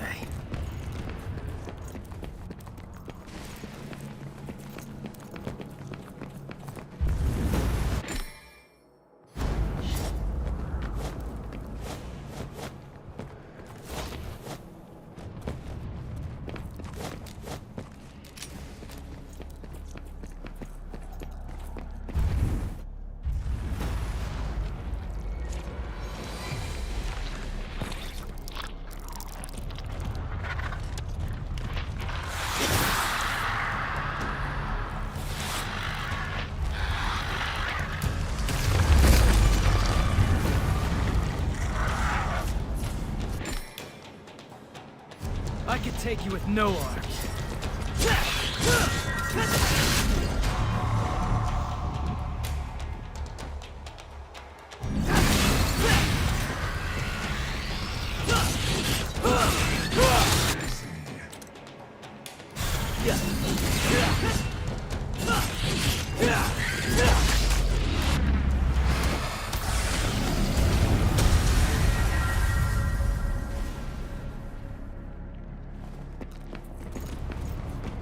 V, can I trust you?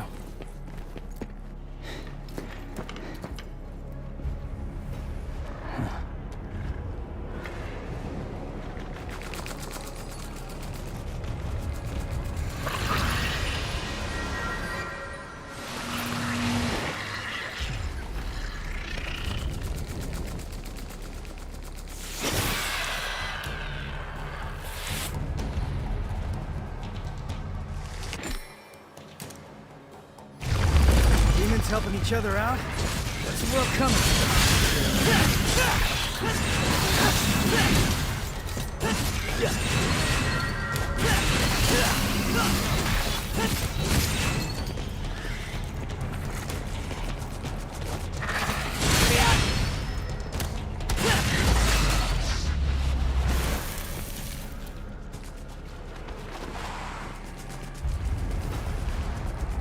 Hey, thought you took off.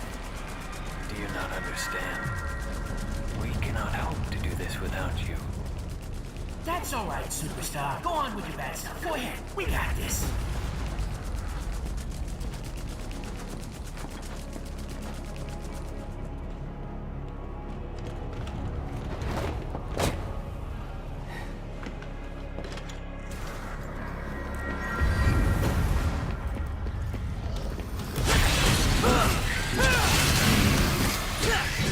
Get out of my sight!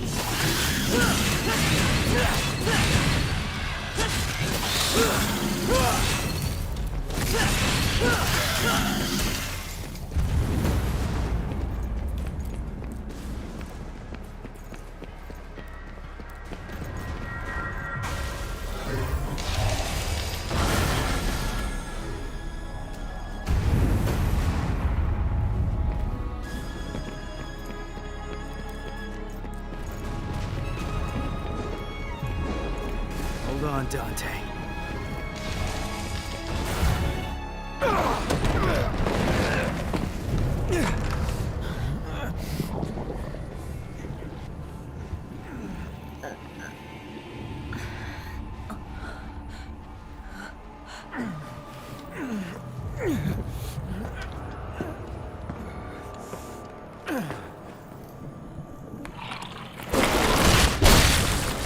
Well, looks like this won't be a total waste of time after all. Hey, jackass! Didn't your mother ever teach you it's not nice to steal?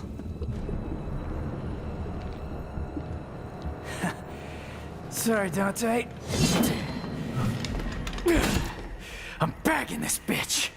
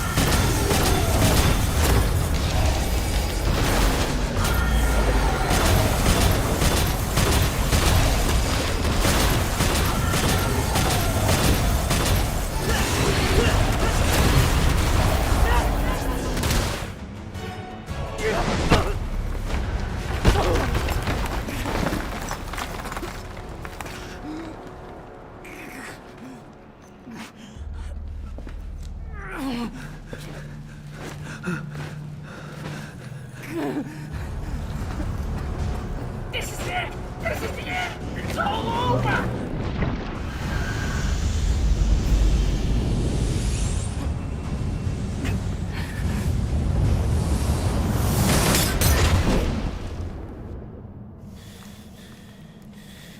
Round two.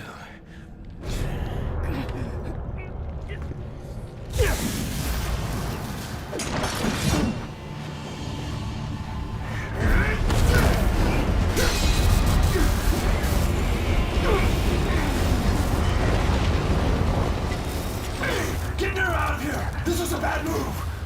I can still fight! Go! You're just dead weight! Back up! Come on! Let go! We must leave here. It's far stronger than we ever could have imagined.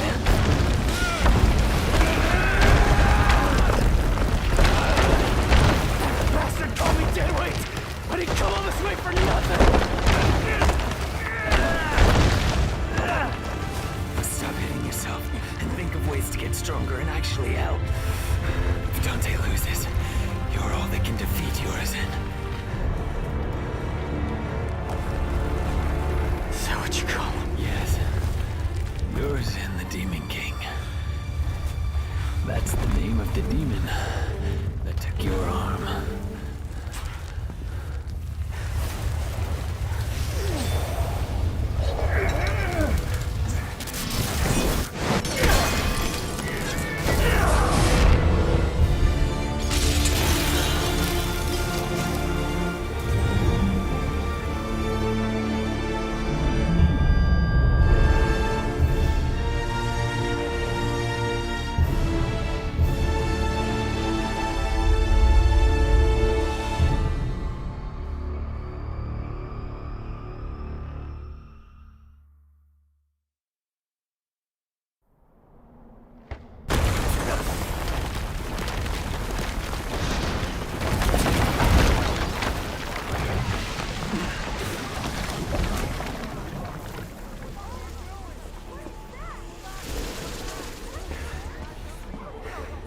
What happened to Dante? Where's Dante? He's buying time, but it doesn't look good.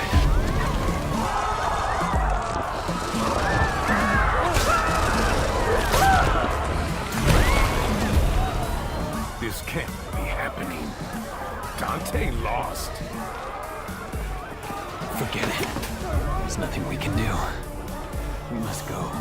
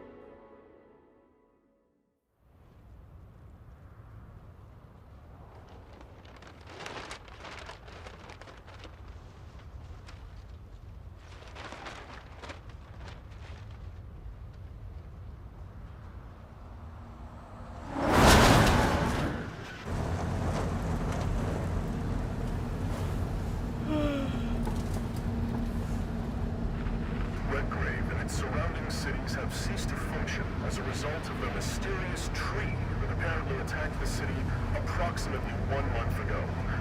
In light of this incident, the government... They're demons! I've seen them with my own eyes! Red Grave is completely taken over! Let us pray for mercy. This is a trial from the heavens above. Same crap, different day. So, tell me. Tell you what? How does it feel to be rescuing the guy that killed your father? Hey, I'm glad we're getting personal. Well, he abandoned my mother and I and left us for dead. So I feel nothing. Well, he's not exactly going up for Father of the Year award now, is he? His research wasn't half bad. Came in handy. Mildly thankful for that. They have to do that in here. It already smells like ass. That's you!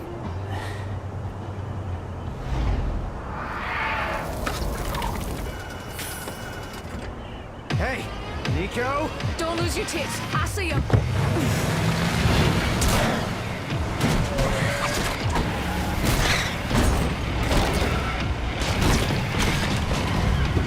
Hey, you have to hit every single bump in the road?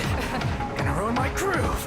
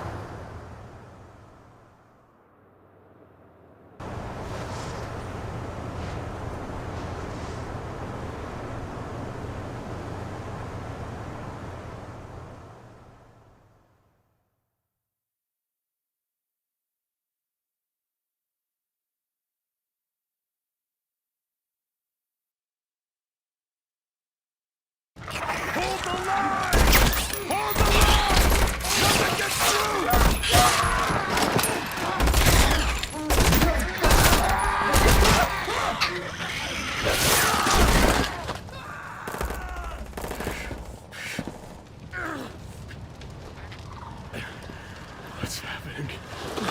What's going on?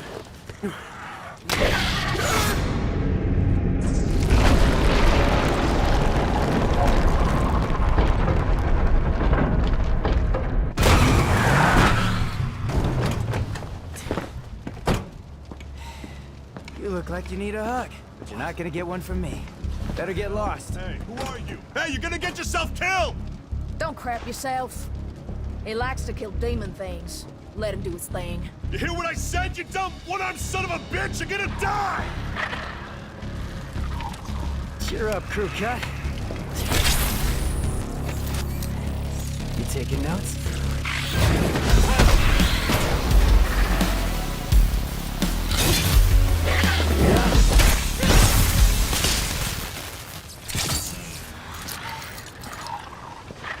All right, time to kick some ass.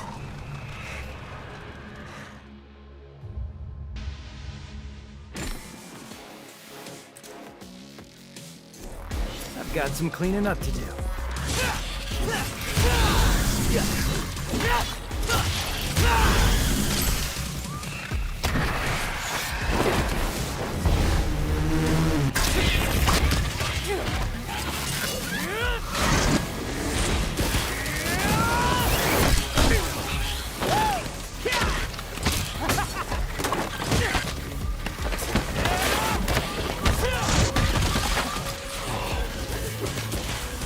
Yeah, he's real pro at smacking demons around. That's why I built him that well-functioning arm.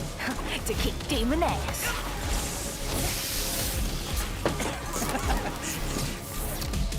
Hey, Psycho! Watch the merchandise! Hey, stop bitching and take cover.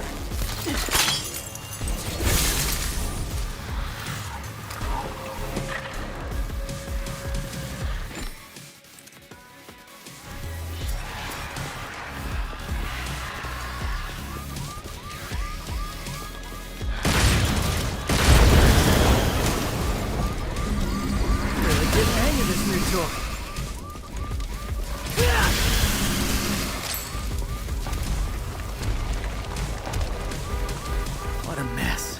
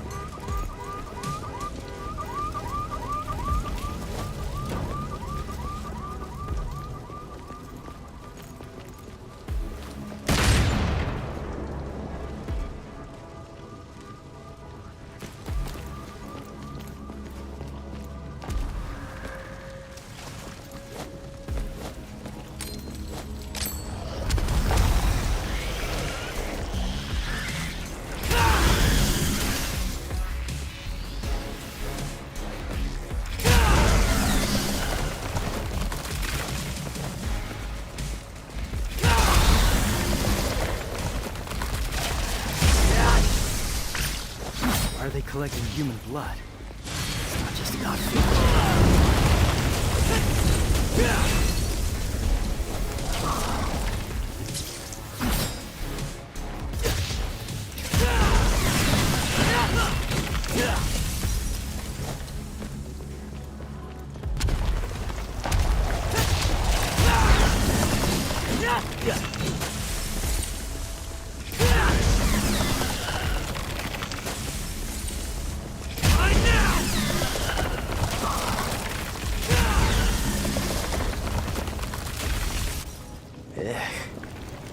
Lovely house plant.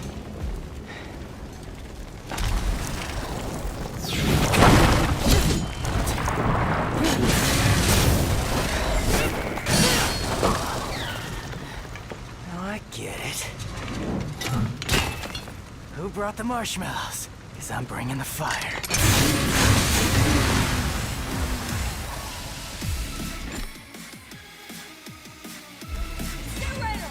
That sword makes it easy, right? You like that? Then have some more. Out of the way! I gave you that one. Yeah, damn it.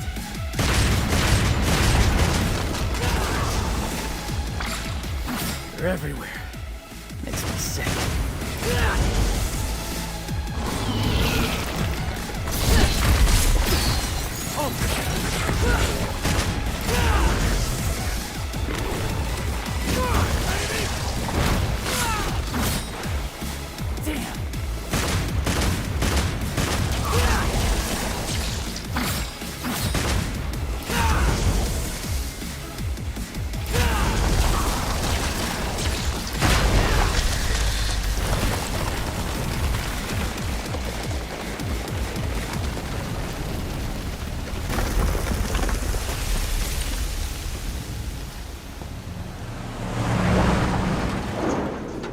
Hey, tough guy. That'll keep him, but not for long. What do you mean? Soldier Boy said city's gone to hell and back, taken over by the underworld. Not just here, but everywhere.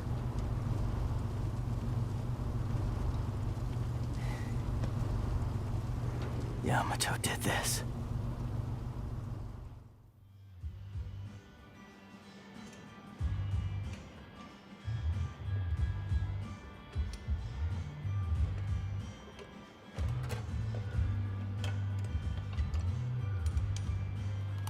Why do I feel like your pet mechanic? Don't get used to it. Nico, I showed you those order docs, so you still owe me, remember? Hey, you two! Dinner's ready! Be right there! Hey, why don't you go ahead? I'm gonna finish up here. I'll try to save you some. Not.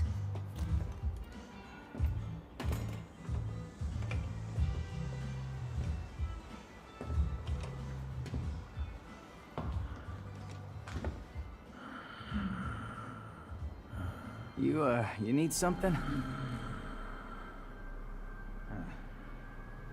What is it? You hungry? Well, you're in luck, pal, 'cause food's ready and Kitty A always makes too much. Hope you like loud talkers, too, 'cause got a pair of those upstairs. You see something you like? What the hell? You a demon? Nero, the food's getting Kitty, get back inside now!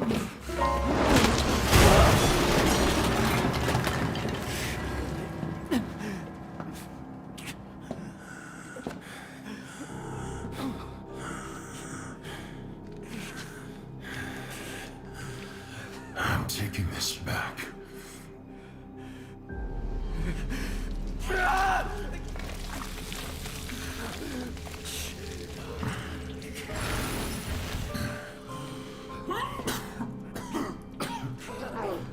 I'm running out of time.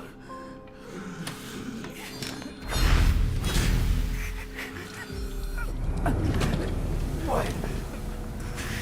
Wait!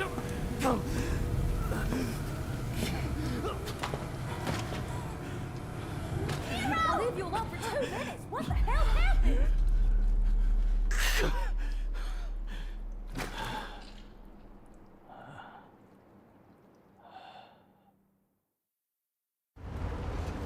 He's waiting for us up ahead. Try not to get us killed on the way there.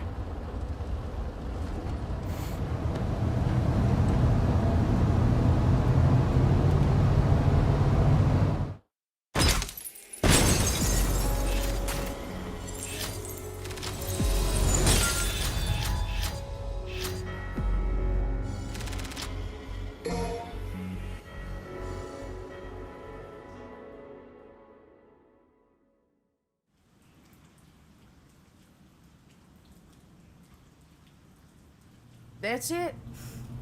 No more wheels from here. All right, guess I'm walking then. Yo, yo, yo! Check it out. What? And this is? From Morrison. I think it's his manifesto.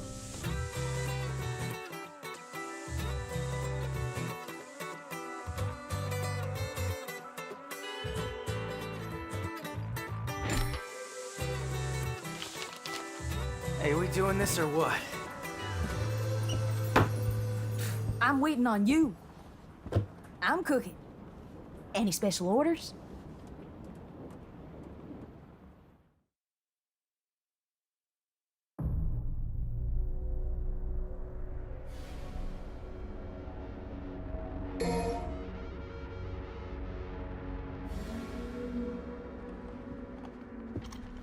Hey, I got a new arm for ya.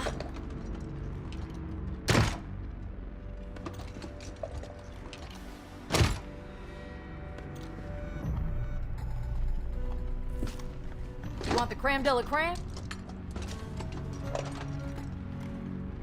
Look no further.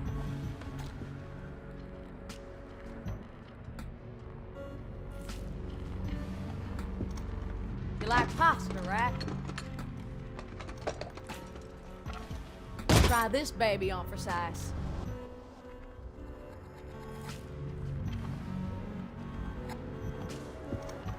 Here, for those hard-to-reach inches.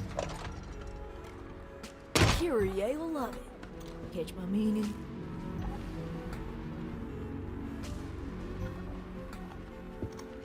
You want the creme de la creme? Look no further.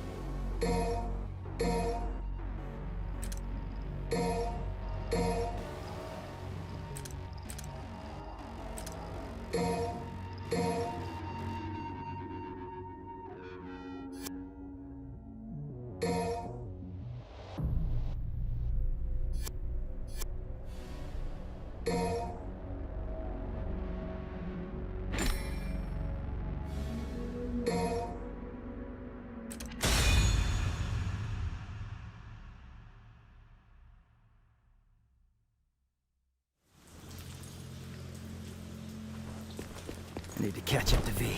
Fast. Mess.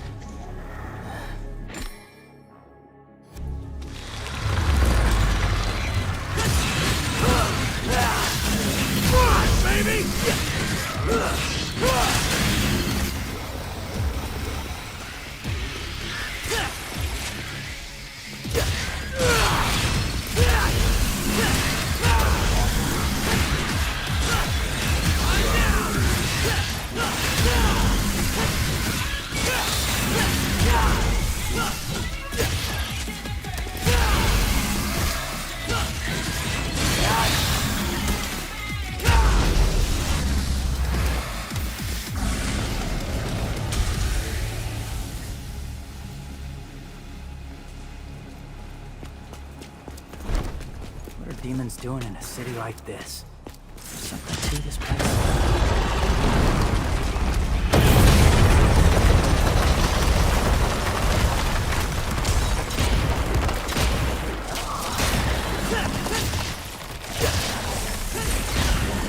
Not making it easy for me, huh?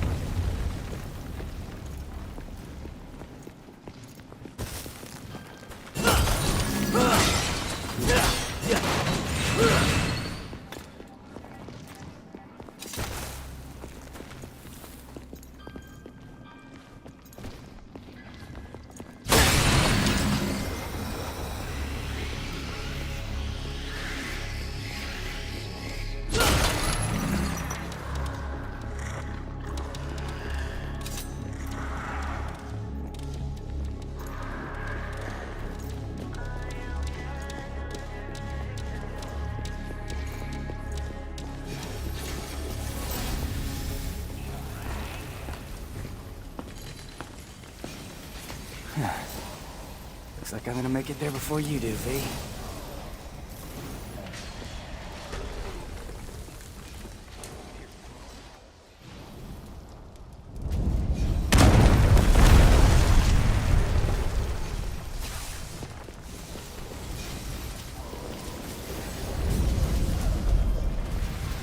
Trying to stop me. Oh, whatever shall I do?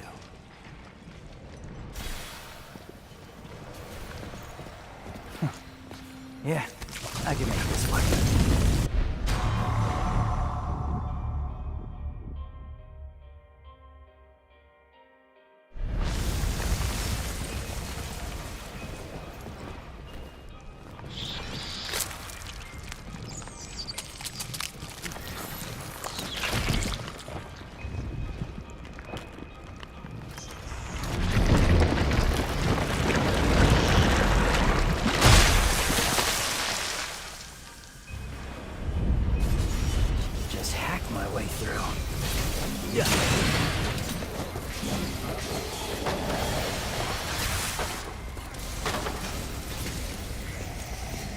He doesn't seem like a demon to me.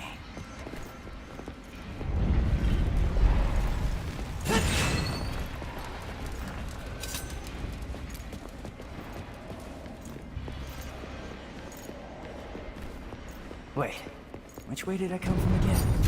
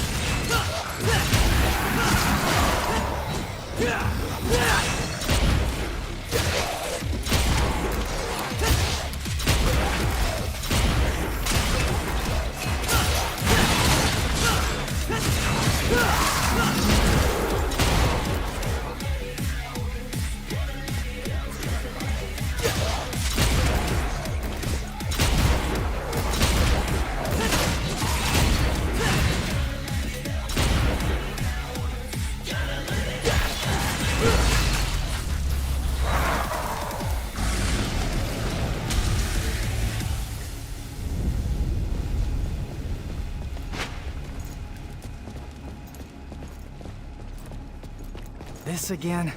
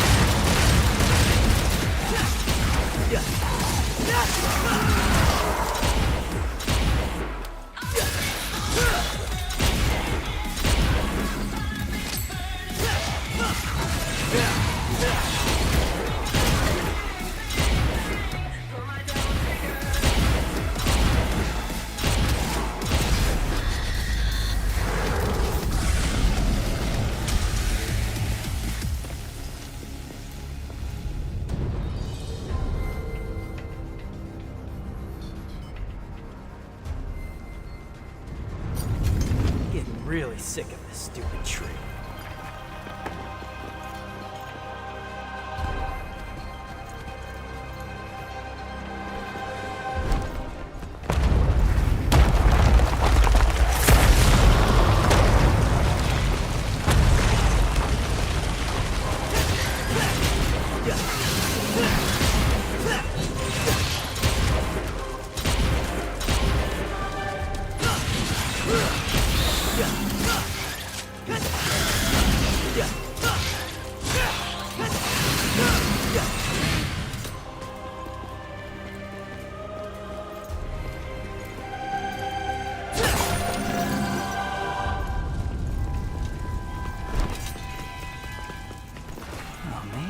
Getting sick of this.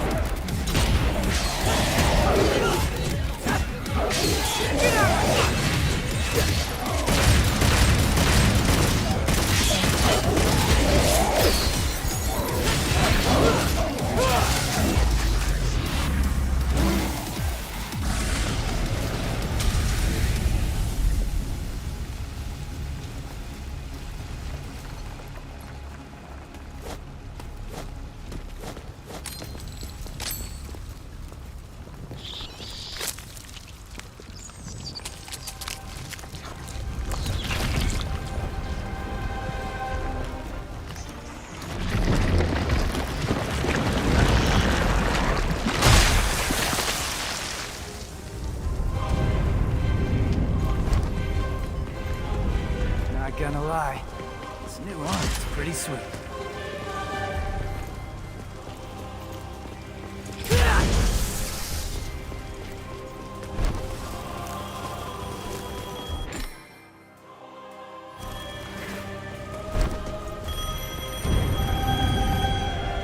Guess the phone still works. Took you long enough, dumbass. What happened to the third ring rule? Tell you what, you call me from now on, and I'll hustle on over.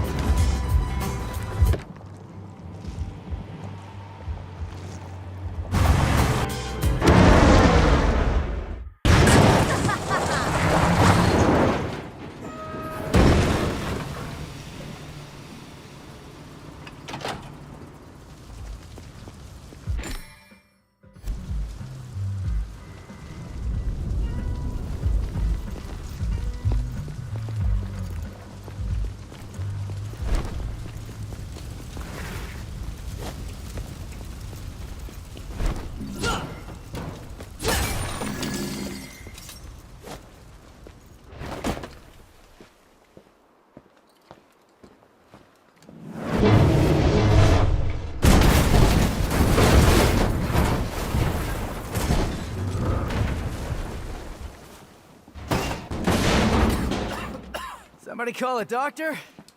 You! I wasn't expecting any survivors!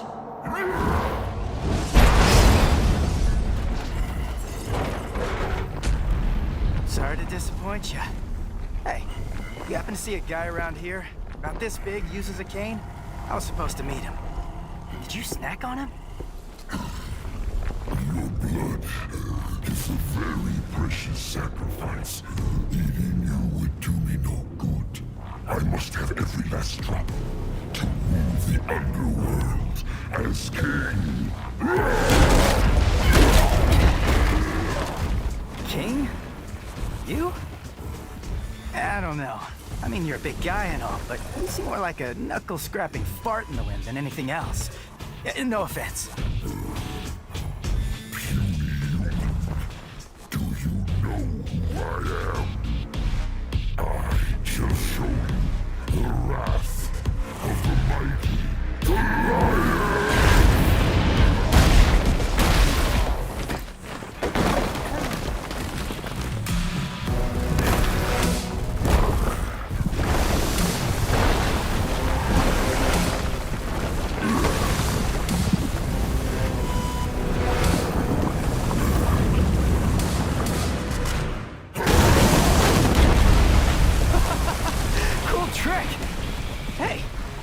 Parties?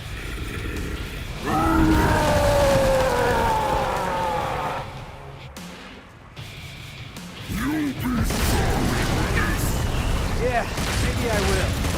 Sorry, I'm about to kill you.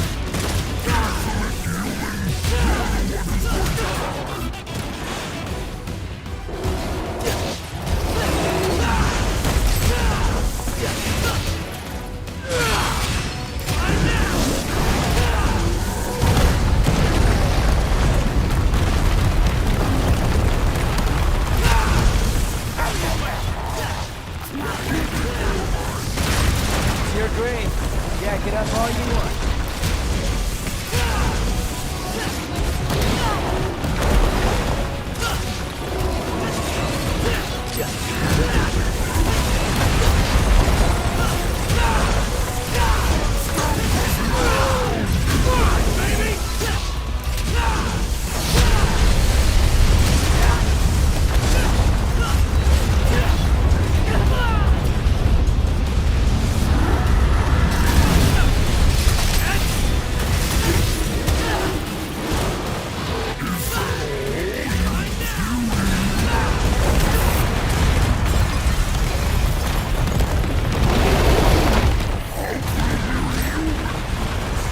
As a mere demon.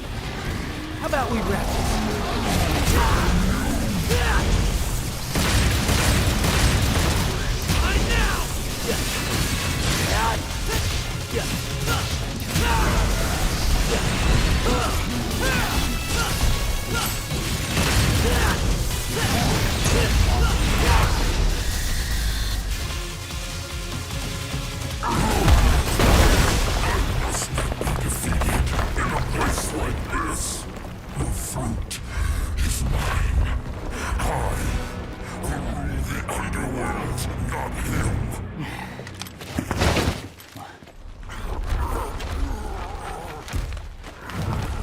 I curse my stars in bit of grief and woe. That made my love so high, and me so low.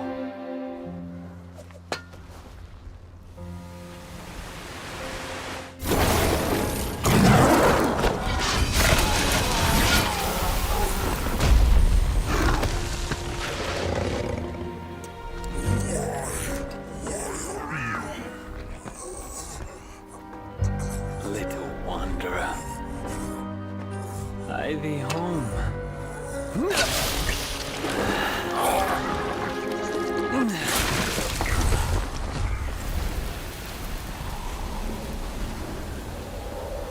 Thought I was gonna have to pick you out of his, tummy teeth. Pardon my delay. I was catching up on some reading. Yeah, looks like a real page-turner.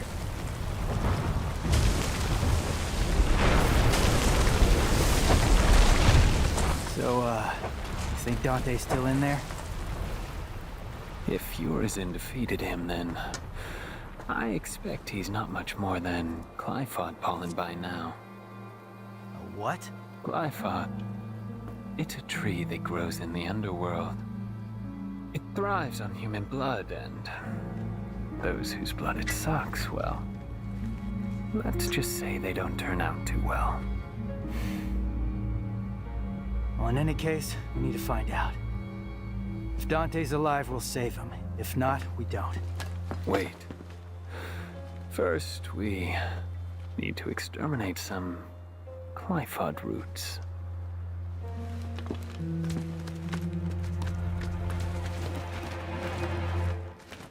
V, what the hell are you?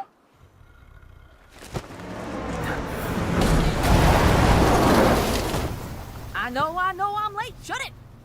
The roads were all clogged. Hey, you must be V, huh? Hey, you gonna get that? Ding, ding, ding, right by your feet. Woo-wee! I'm gonna make something amazing out of this.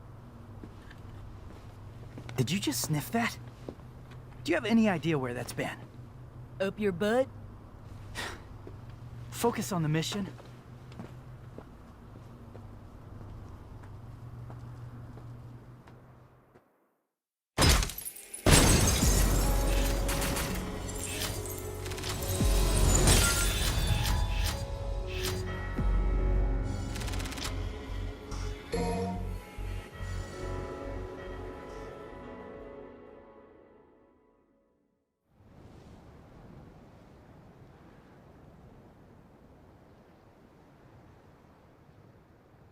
I think we should split into two groups.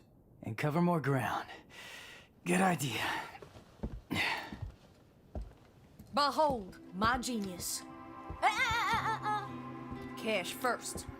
All the materials I collected for your little pet projects don't count for anything. My brilliant badass work is worth every dime, you know it.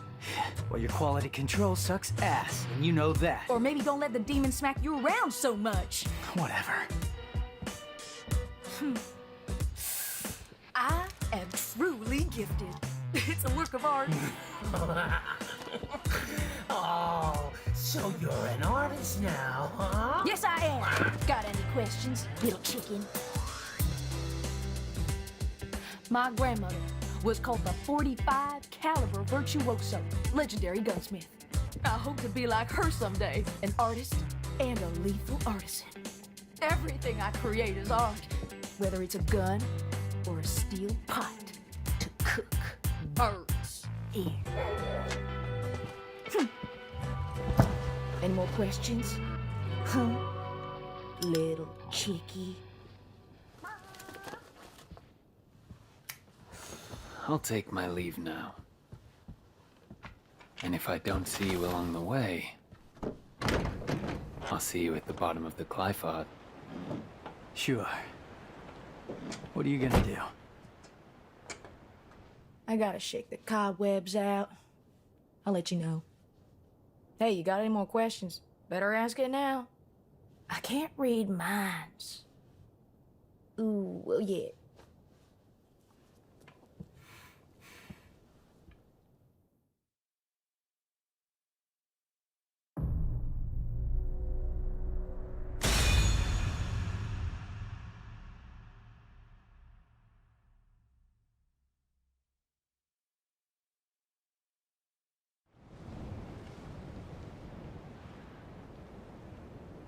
All right, move out.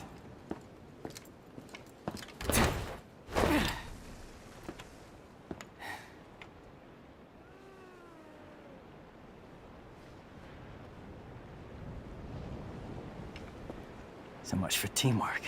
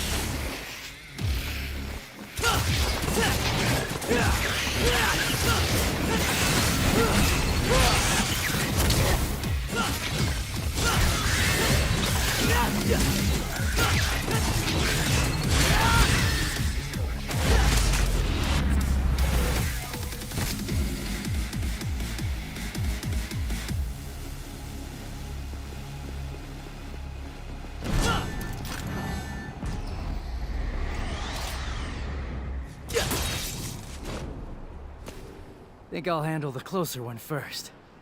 Gotta start somewhere.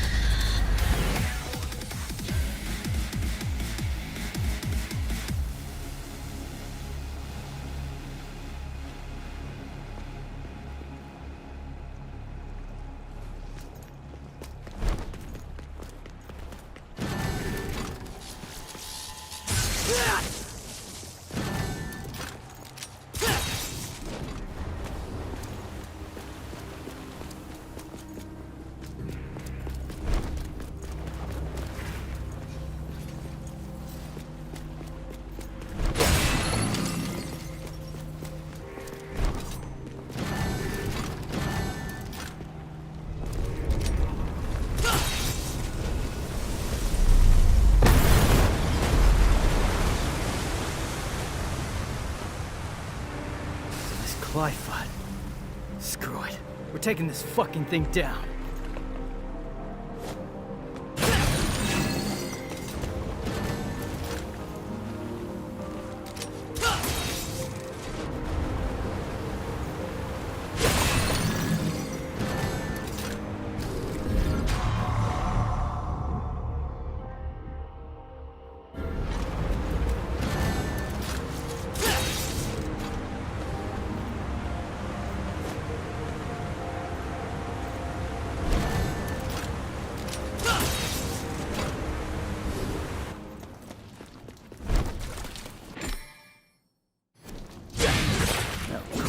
Now the roots are in my way.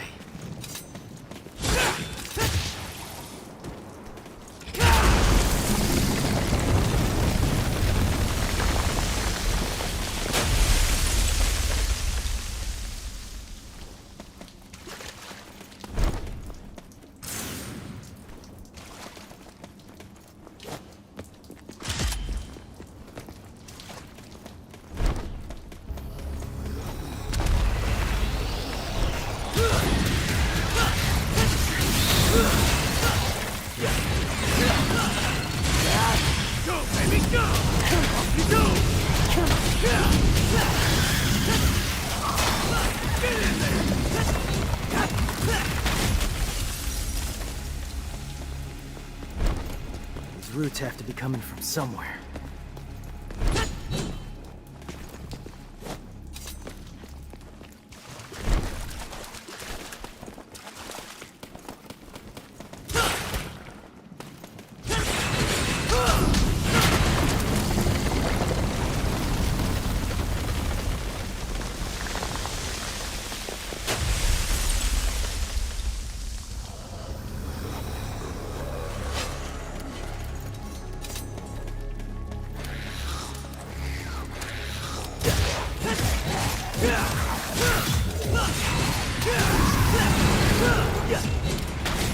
Go, baby, go!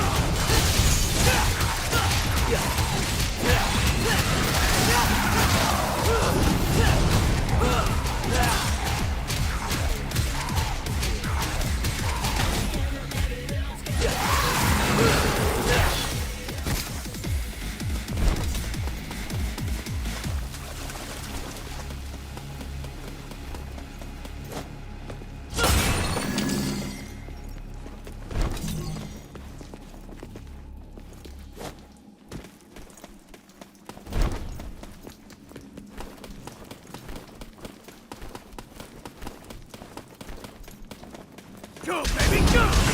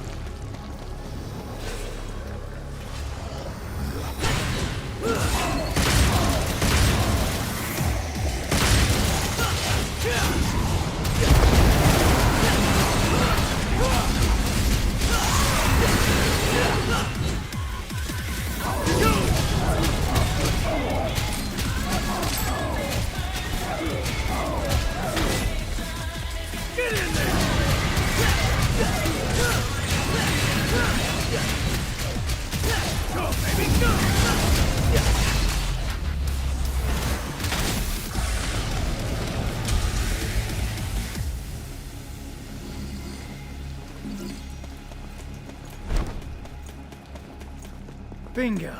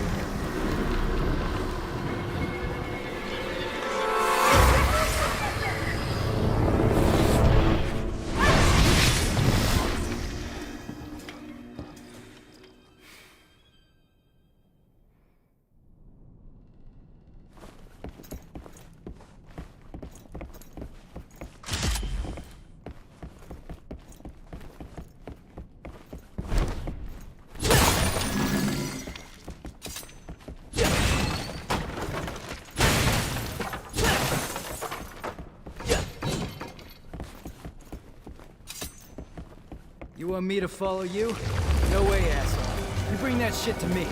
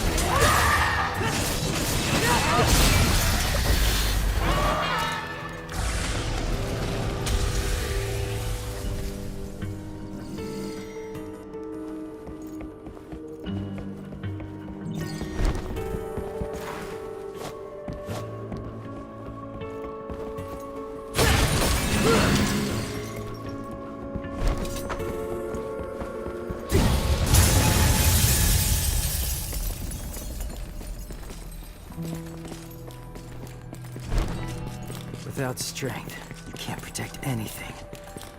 I know that.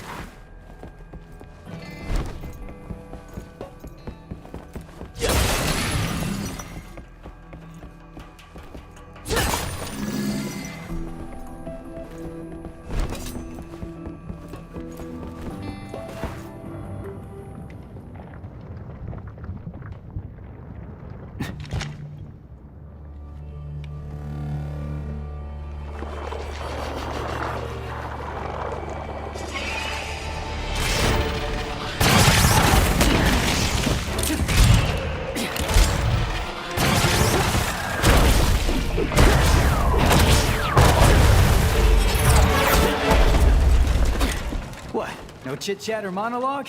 Just getting right to the point, huh?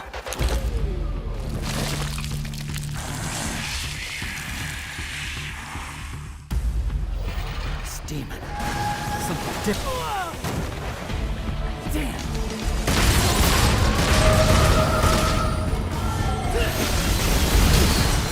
Punchline.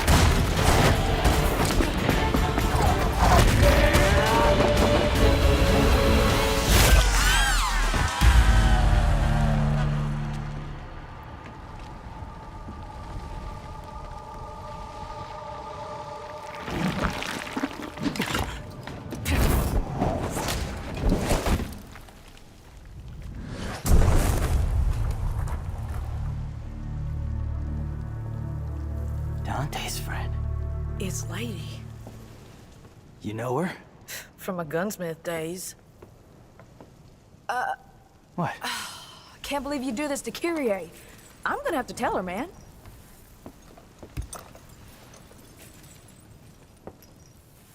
I'm joking. Hey, loosen up your jockstrap. Haha. Don't do anything I wouldn't do. Chicka bow wow, chicka bow wow.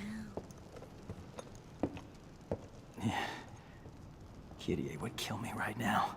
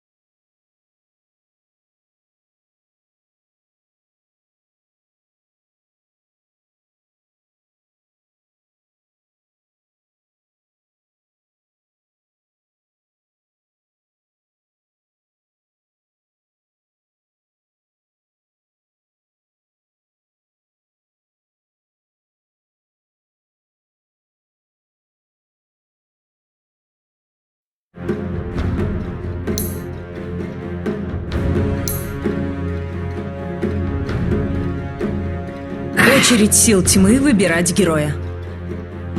Virtus Pro's turn to pick.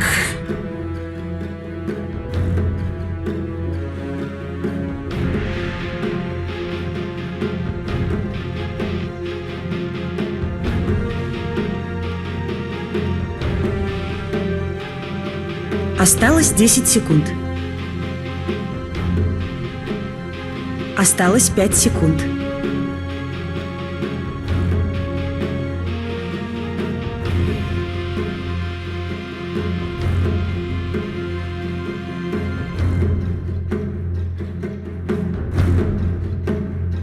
Virtus Pro's turn to pick. Лина, очередь сил тьмы выбирать героя. Очередь сил тьмы за... Clockwork! Behold the horn of Magnus.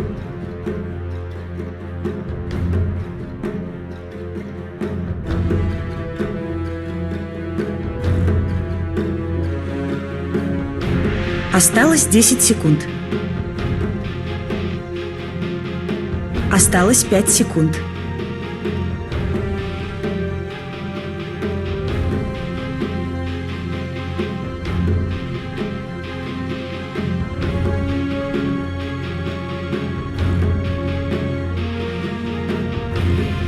Virtus Pro's turn to ban. Очередь сил тьмы запрещать героя.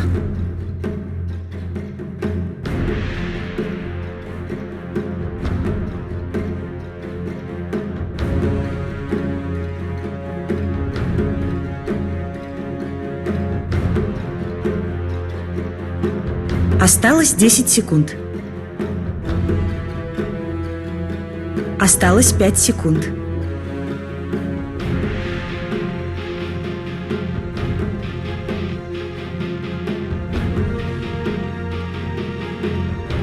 Virtus Pro's turn to ban.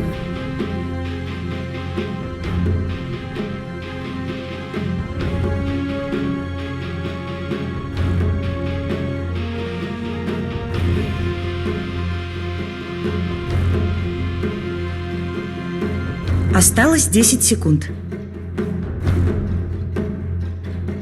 Осталось 5 секунд.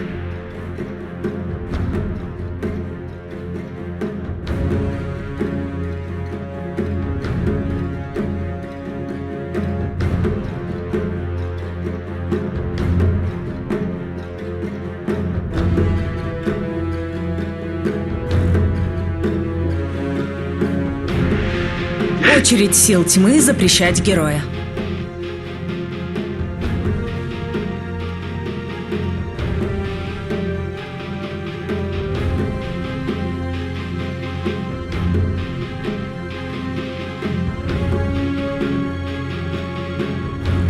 Осталось 10 секунд. Осталось 5 секунд.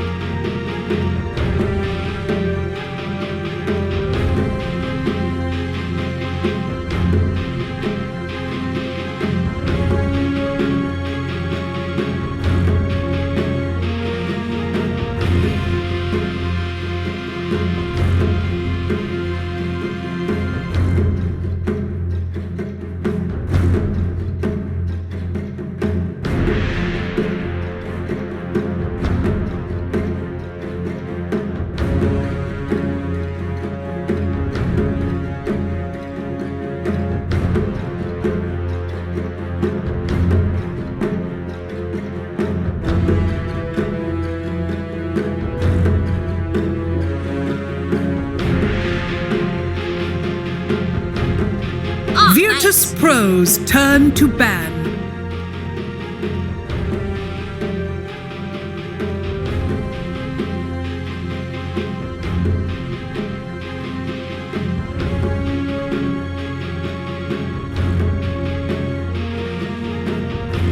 Осталось 10 секунд.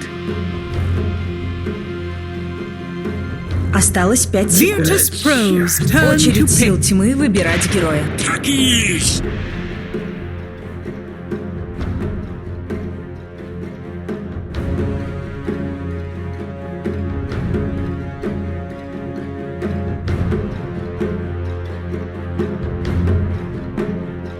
Осталось 10 секунд. Осталось 5 секунд. Очередь сил тьмы выбирать героя. Бэтрайдер! Silencer.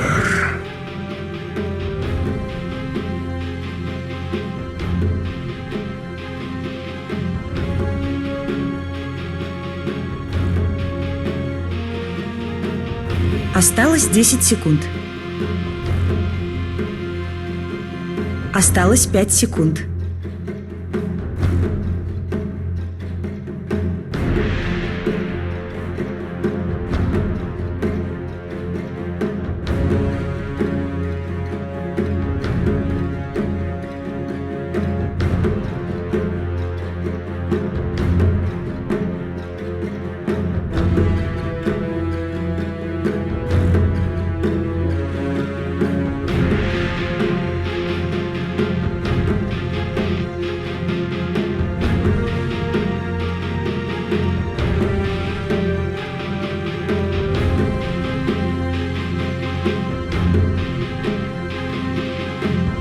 Очередь сил тьмы запрещать героя. Queen of Pain.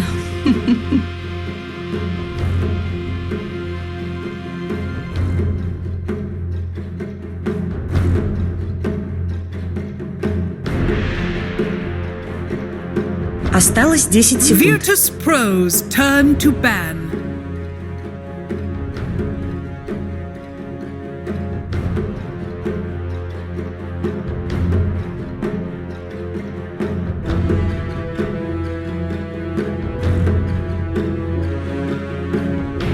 Осталось 10 секунд. Осталось 5 секунд.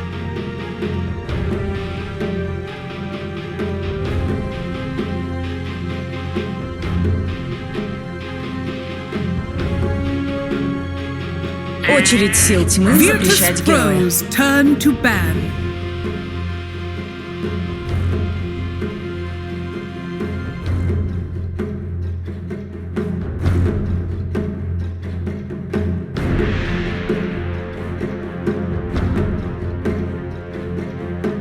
Осталось 10 секунд. Осталось 5 сил тьмы выбирать Virtus героя. Pros, turn to pick.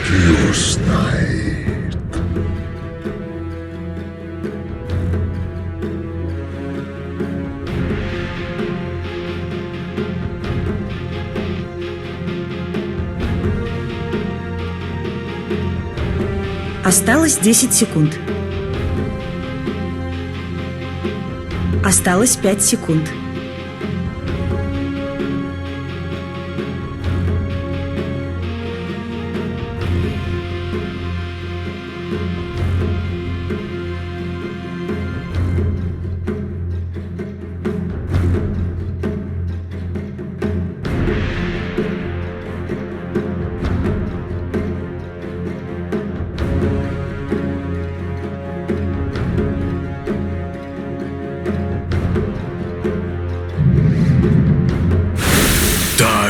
Теперь вы можете выбрать своих героев.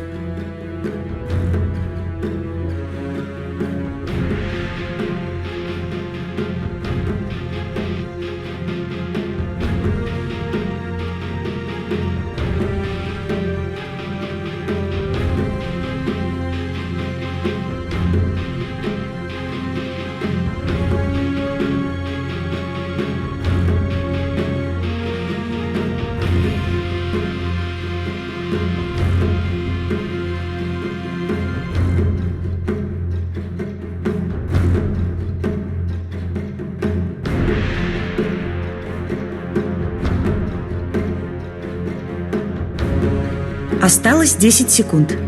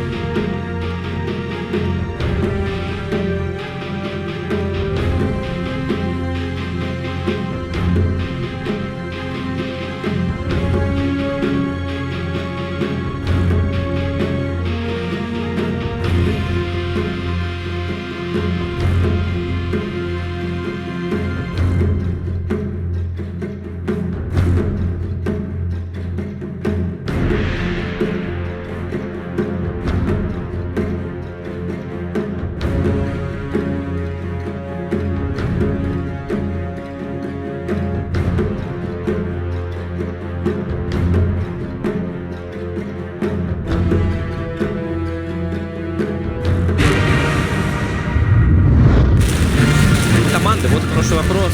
Сменили концепцию драфта, и те, и другие. Вылезла у нас какая-то Акаша для Сквадикса. Как тебе дрон? Видел? Да вообще нормально, клапу просто чисто в бейсик. Просто постоять. Просто постоять, поддушить, да, бэтрайдера. Ну, на линии как раз-таки была самая большая проблема у Сквадикса. Хотя матчап против Тини вроде не такой сложный, но прям вот там была целая цепочка неудач, скажем так. Но я в целом вот тоже скептически смотрю на вот эту даблу коров, Квапа плюс Лина, два рейнджевика таких очень хлипких. С другой стороны, усилили их Найтхантером, который может пойти вперед, и Клоком, который всегда готов порваться. Слушай, ну Лина Клок сильная очень, да, против, ну, там Магнуса. Они должны прям салат выиграть. Квапа против Бетика тоже хорошо. Тайт есть, да, вот как раз вот этот жирничек.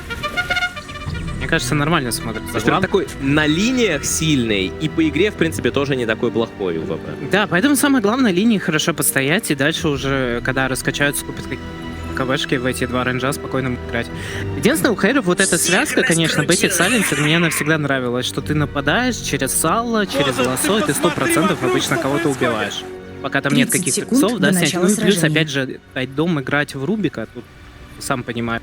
Да. Если Равага какая-нибудь улетит, тем более против такого Рубика, как Антарес, а именно он сел на этого персонажа сейчас.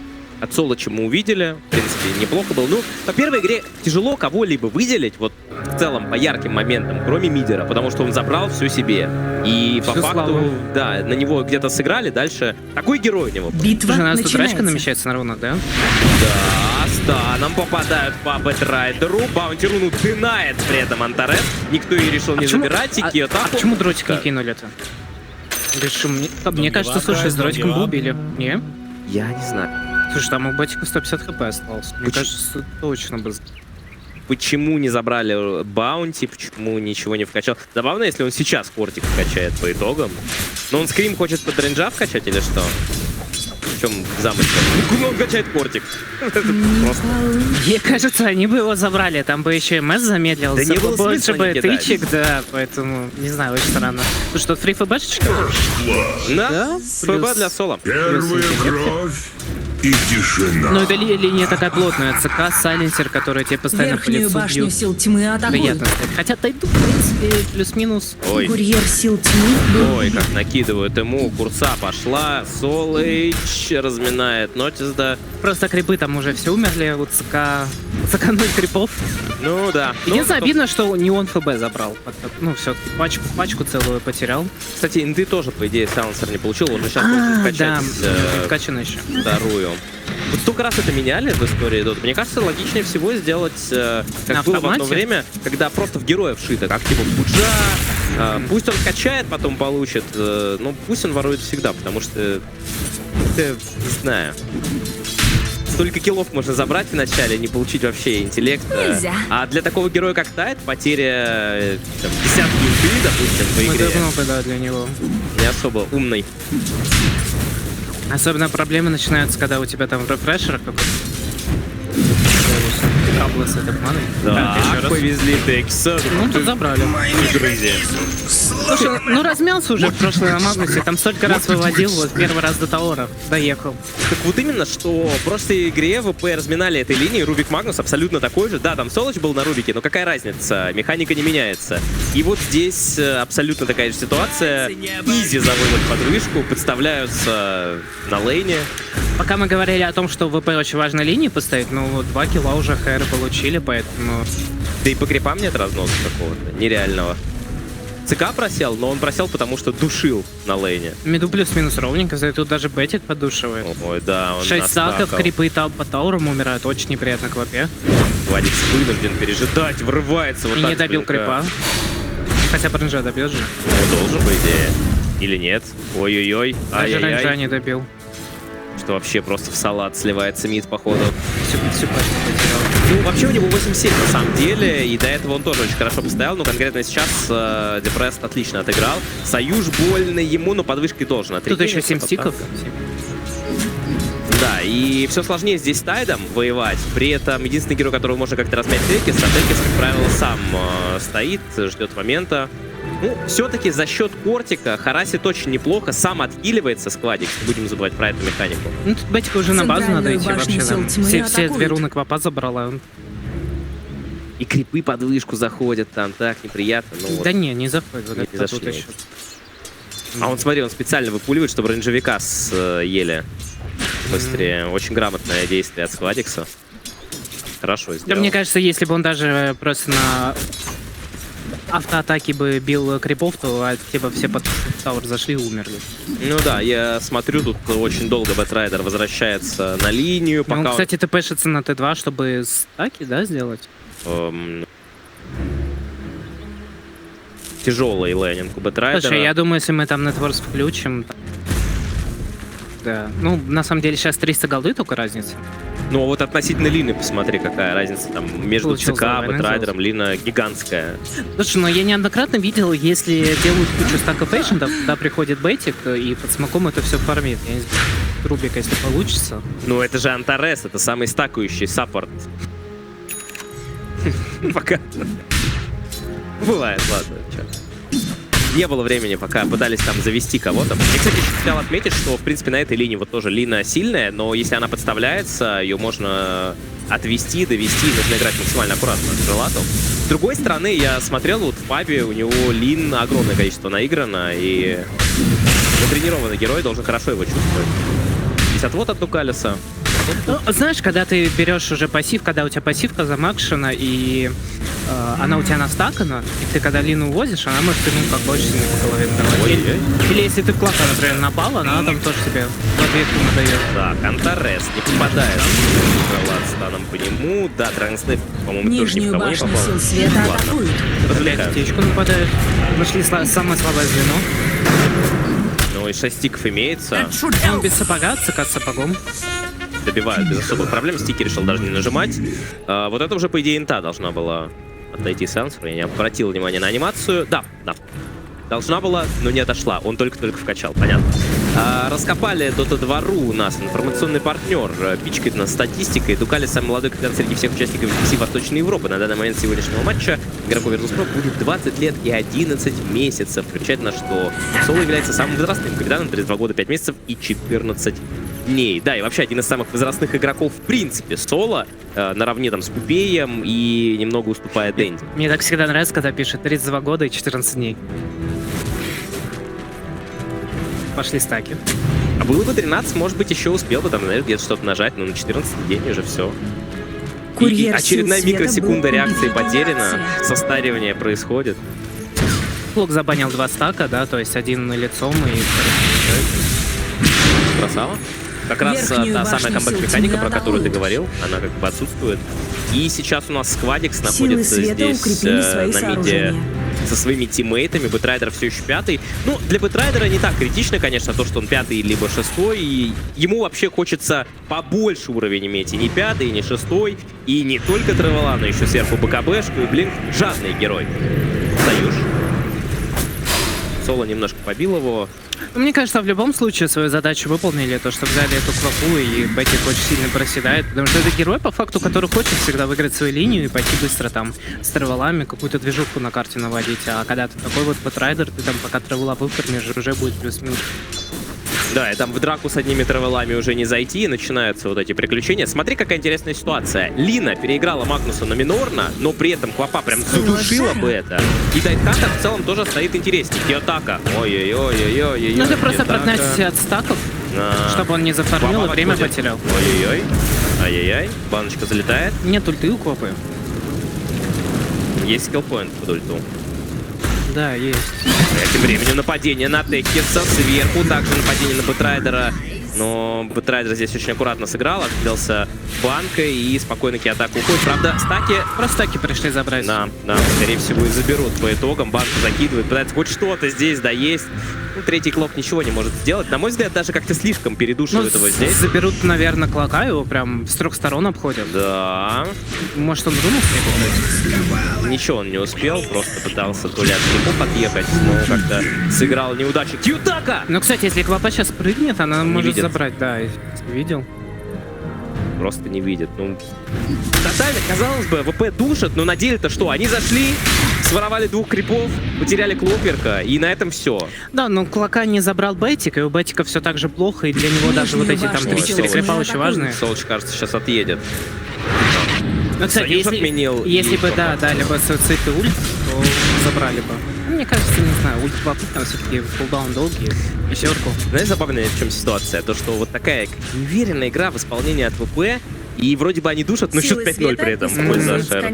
Вот так вот человек включает, думает, о, ну Ашер давит. На деле вообще ничего не давят, они здесь Но из выживают. этих 5 раз 100% течка умерла 3 раза, да? И 2 клок. И 2 клок. И 4 килла забрал Саниси. То есть... При этом инты получил только с одного, по-моему. Вот сейчас еще один, кстати говоря, 6-й. 3-3 у суппортов. Нормальная тема.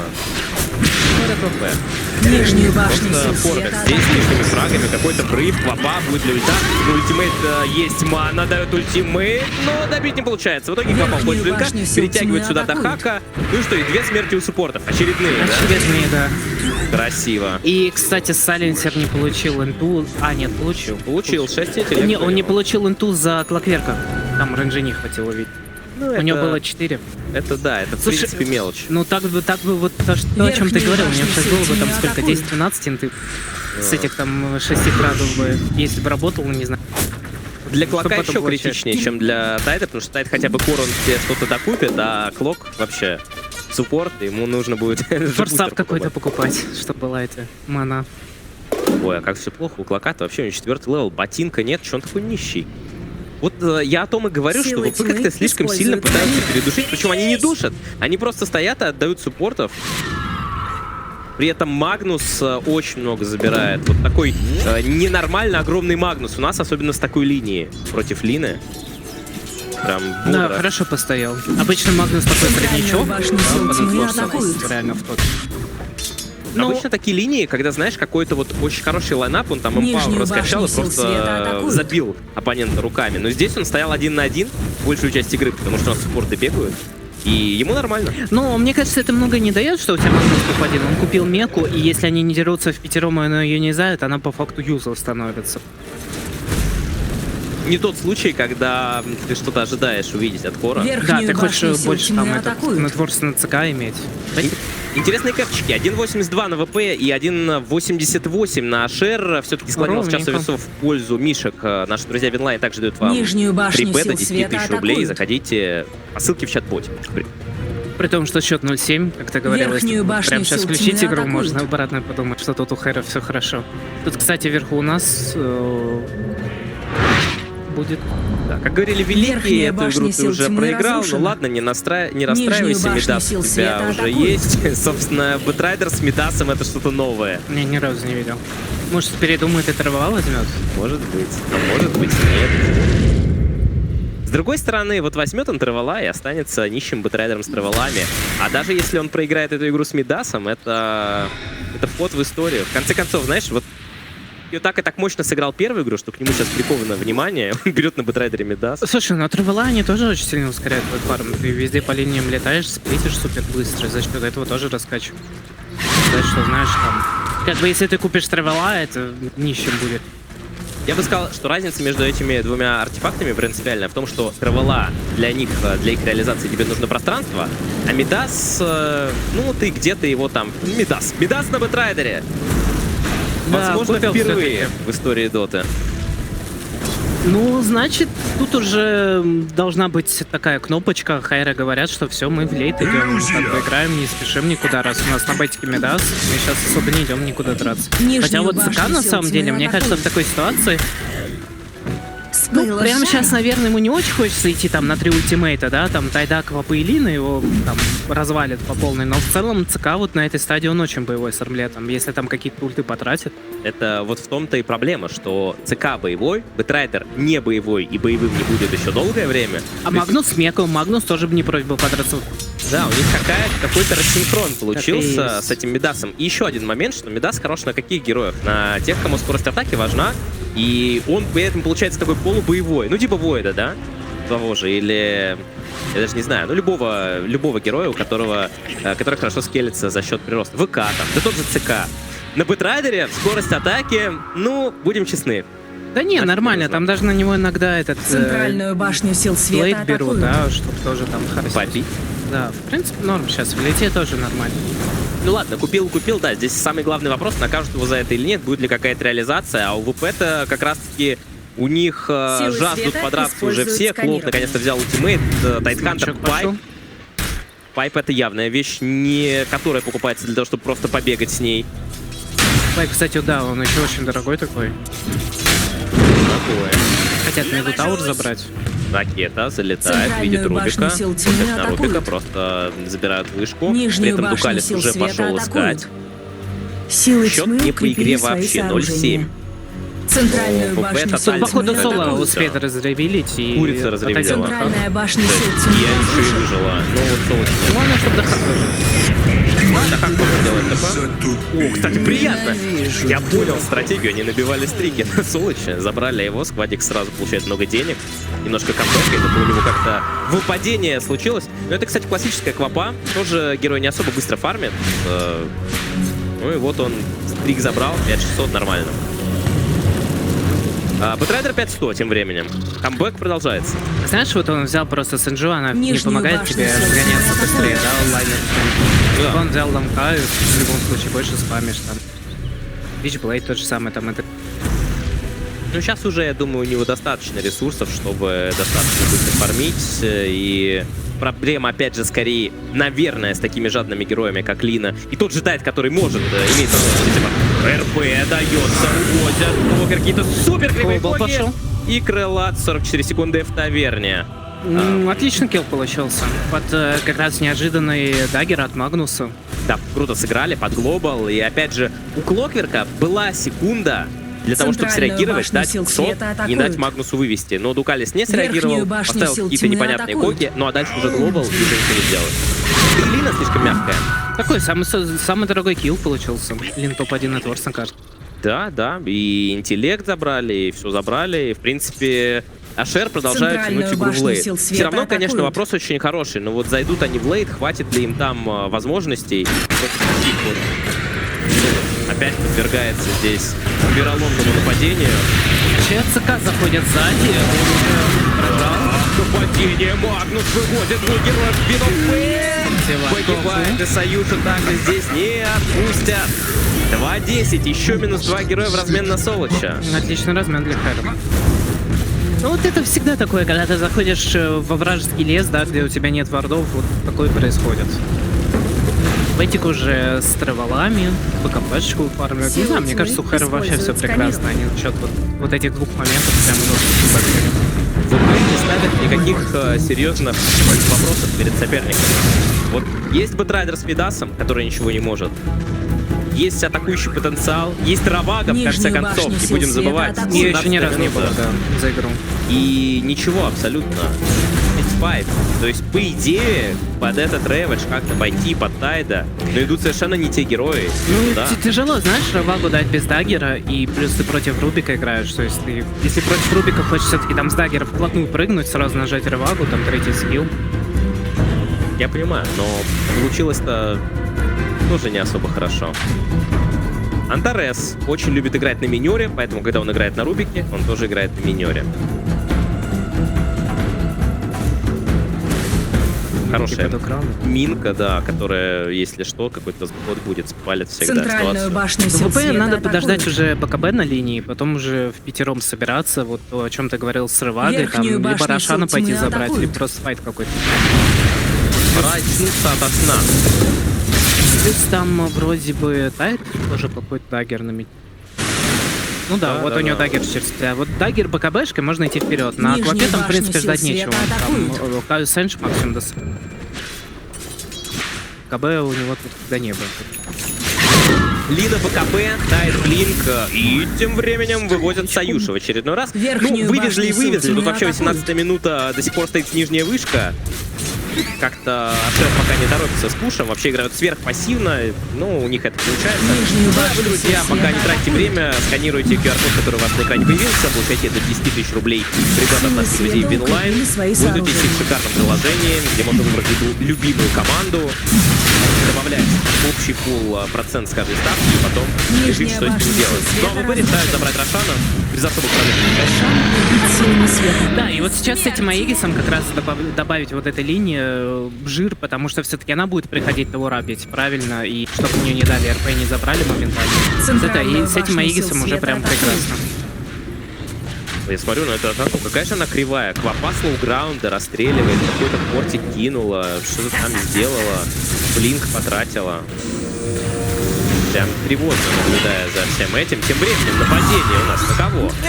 Антарес. Забирают его. Видимо, был выход.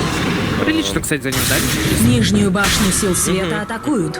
Золотишко! Потому что у него 5700 нетворса опять. Он Силы такой света укрепили свои сооружения. Верхнюю башню сил тьмы атакуют.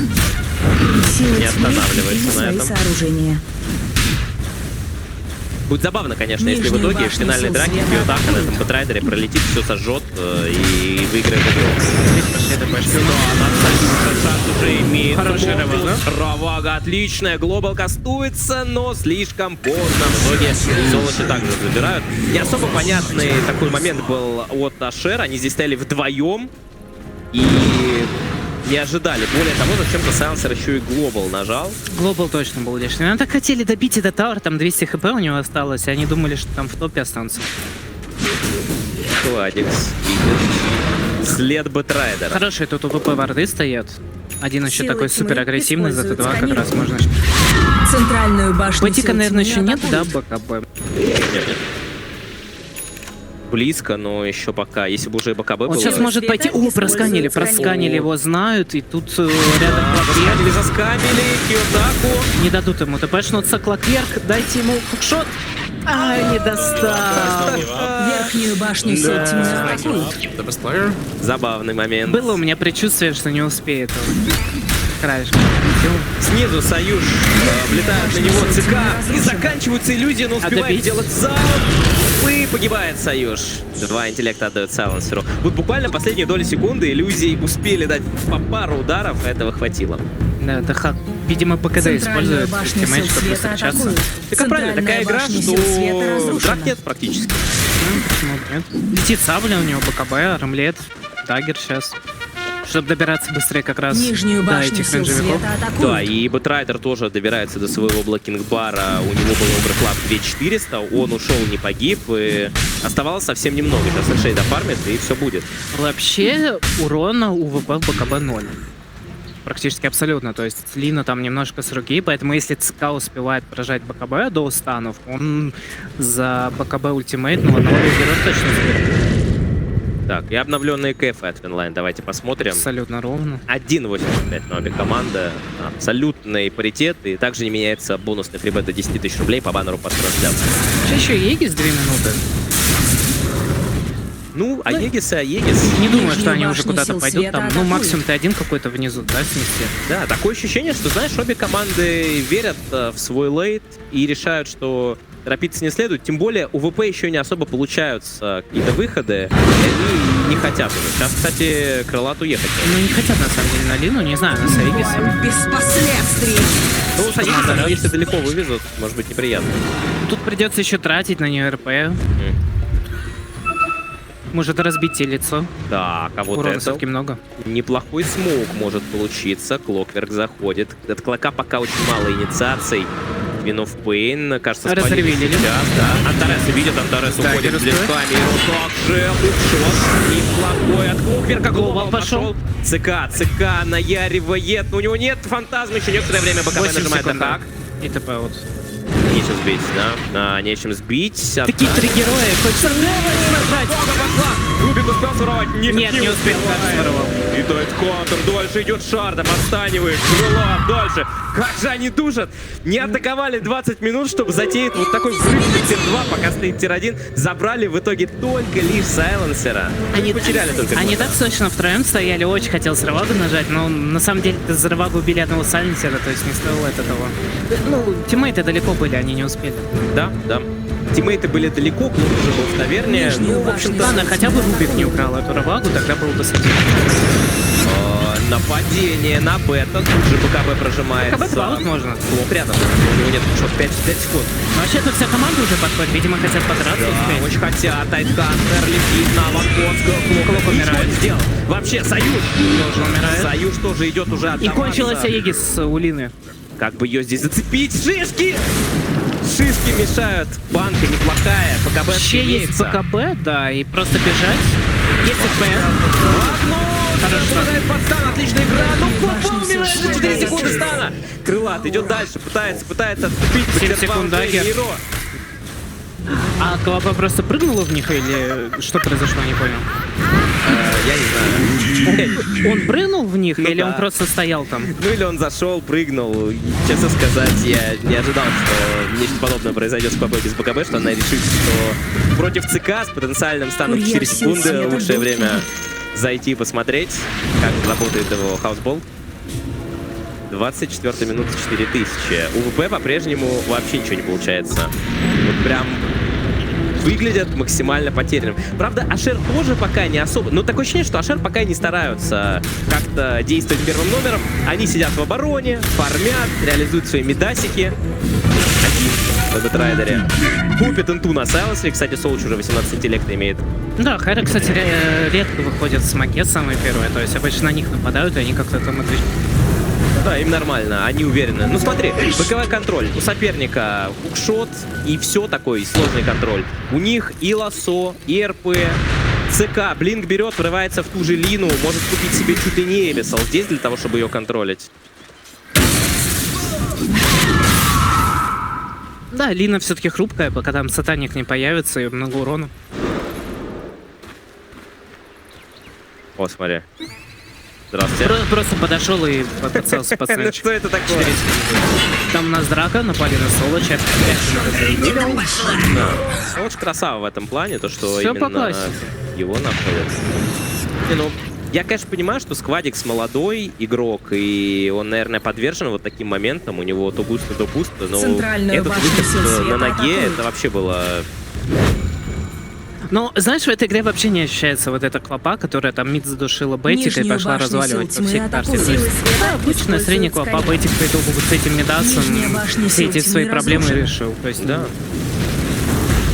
Раскопали от информационного партнера Dota 2.ru. Рубрика есть такая. В среднем за карту соло устанавливает наибольшее количество обсервер-вартов. Нижнюю башню сил тьмы данный показатель у атакуют. игрока, а шер равняется 12. Ну, я бы сказал, такая статистика, которая учитывает длительность игр, прежде всего. Ну и, видимо, то, что Антарес вообще занят другими вещами. Как бы Солоч, понятно, что варды бесплатные, но взять их поставить в то же время. Антарес использует это по-другому, и в чем он не прав? Он реально отлично отыгрывает. И у него каждую игру, кстати, Антарес такой нетворс бешеный. Да, а вот поэтому он и сравнить течку в этой игре и в прошлой. Прям течка вообще не кажется чем-то опасным. Больше как какое-то мясо, которое ЦК там за 2 удара убивает. Тут течка чистый герой, который бомбы отдает Рубику, и Рубик все минирует на карте. Вот, смотри, стоит вот Верхняя башня сил Слушай, он на Рубике, смотри, БКБ собирает. Ну да. А ты же сам сказал, что БКБ здесь особо ничего не сделал. Ну, не на Рубике же. Да ладно, 1500 хп и... Мне кажется, это больше для того, чтобы прямо держать любую позиционку в файте, и намного проще Равагу будет убрать это. Да-да-да. Моментально прожимается. Да, не надо где-то в километр. Да, хорошая идея. Может быть, действительно из-за этого.